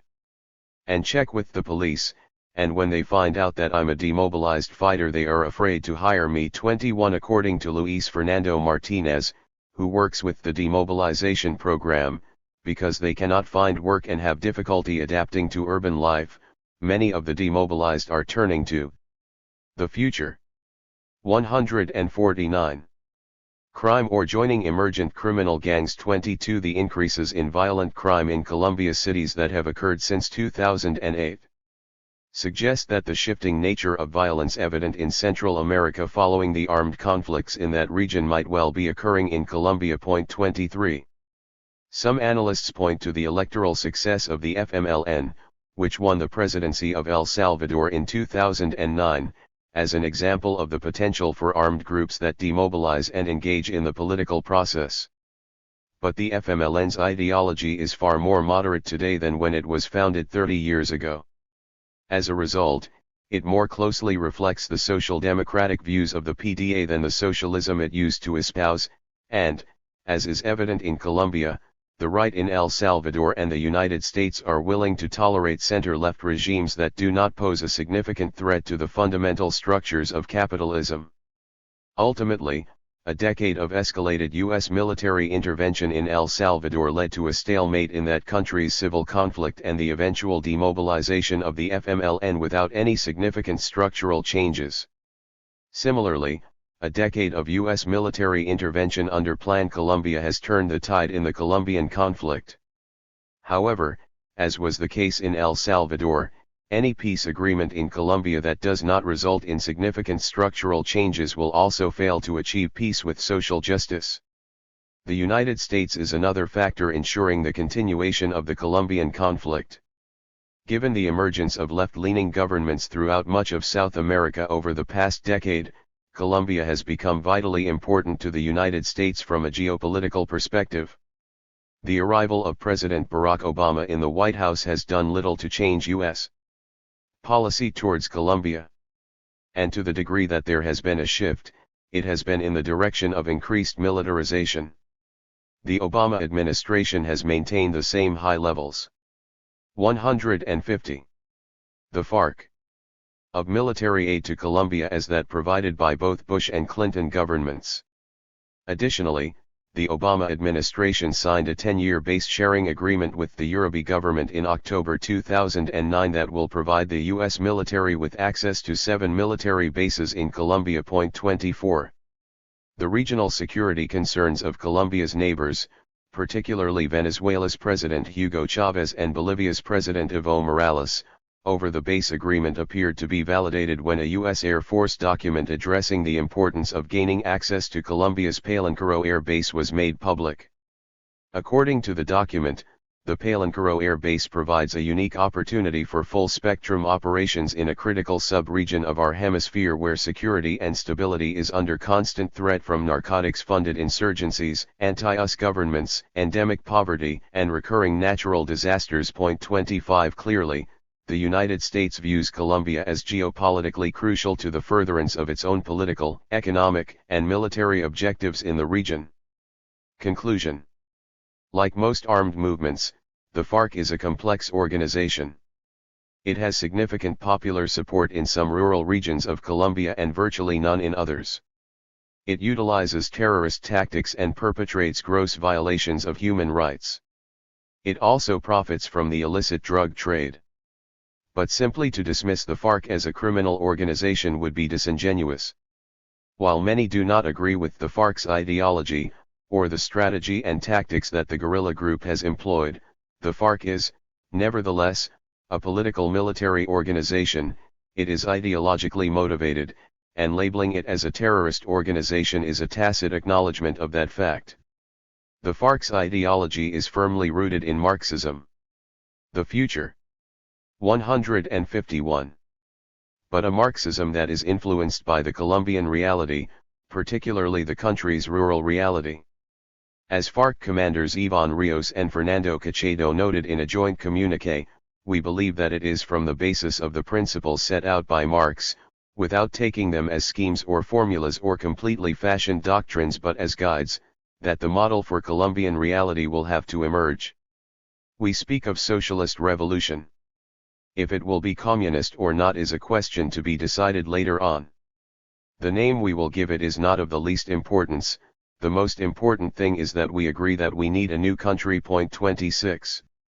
A videotaped message from the FARC's commander-in-chief Alfonso Quino, released just prior to the inauguration of Uribe's successor, President Santos, announced that the guerrilla group was willing to engage in peace talks so long as the neoliberal economic model, agrarian reform, and U.S. military intervention in Colombia were the principal points of negotiation. 27. President Santos, however, responded by demanding that the FARC unilaterally cease all armed actions and vowed to continue his predecessor's security and neoliberal economic policies. A political solution to the armed conflict is unlikely to occur as long as the government insists that the only issues open for negotiation are the logistical questions related to the guerrilla group's demobilization. Any political solution must address the root causes of the conflict, the country's gross social and economic inequalities. After all, it is not only the FARC that is seeking such a transformation, but also millions of Colombians on the nonviolent left. Ultimately, if there is little or no change in the repressive security and economic policies implemented by the state, then the FARC will remain committed to armed struggle. According to Reyes, who spent 26 years fighting in the Colombian jungles before being killed by the military in March 2008. 152. The FARC. We are motivated to wage the revolutionary struggle. We are motivated to support actions by the popular masses, protests by the unions, by organizations, and likewise guerrilla actions. And this is what we call the combination of all forms of struggle, because the FARC is a revolutionary army and it does not only engage in the armed struggle. The FARC is characterized as a political military organization. Its leadership is a political cell. All of the FARC is a political cell. Therefore, its work involves the formation of guerrillas who are strong both politically and ideologically so that they understand it is a fight for the structural changes that the country requires and not for the benefit of certain people. 28. In the 200 years since Colombia declared independence, God remained true to his word with regard to the politicians he intended to bestow upon the country. As a result, government after government has refused to address effectively the root causes of the conflict, with the tragic consequences being a continuation of the violence into the 21st century. Colombia's rugged mountains and vast expanses of jungle make the country an ideal place for waging guerrilla warfare. The same geographical features have resulted in a decentralized nation in which significant political and economic power is dispersed among the country's largest cities, Bogotá, Medellín, Cali, and Barranquilla, which are scattered across the national territory. Consequently, even if a guerrilla army succeeded in seizing the capital, Bogotá, it would not necessarily mean that the rebels would control the nation. Therefore, the very terrain that makes Colombia ideal for waging guerrilla warfare also makes it difficult to win the war. Meanwhile, U.S. aid has dramatically improved the Colombian military's intelligence-gathering capabilities and its capacity to deploy rapidly well-trained combat units by helicopter, thereby putting the FARC on the defensive. But the country's geography continues to pose huge challenges for the military, despite its technological superiority, in its effort to defeat the insurgency. The future. 153. In its traditional strongholds. According to Lieutenant Colonel Rodolfo Mantilla, commander of the Cachado Battalion, which operates in the rugged mountains of south-central Colombia where FARC leader Alfonso Cano is based, there has been a lot of blood spilled in these mountains, by our soldiers and by the guerrillas. This is not a mission that can be accomplished in weeks, or in months. It is going to take years. 29. How the FARC continues to adapt to the shifting military terrain will likely determine the nature of the conflict in the years ahead. If the FARC has proven one thing over the decades, it is its ability to adapt and to survive. Consequently, there is a real possibility that the FARC will continue its armed struggle for many more years. But even if the military continues to have success on the battlefield and ultimately defeats the FARC, the demobilization of the guerrillas will not likely end the violence in Colombia. Unless far-reaching structural changes are implemented that address Colombia's gross social and economic inequalities, the violence in one form or another will likely continue deep into the 21st century.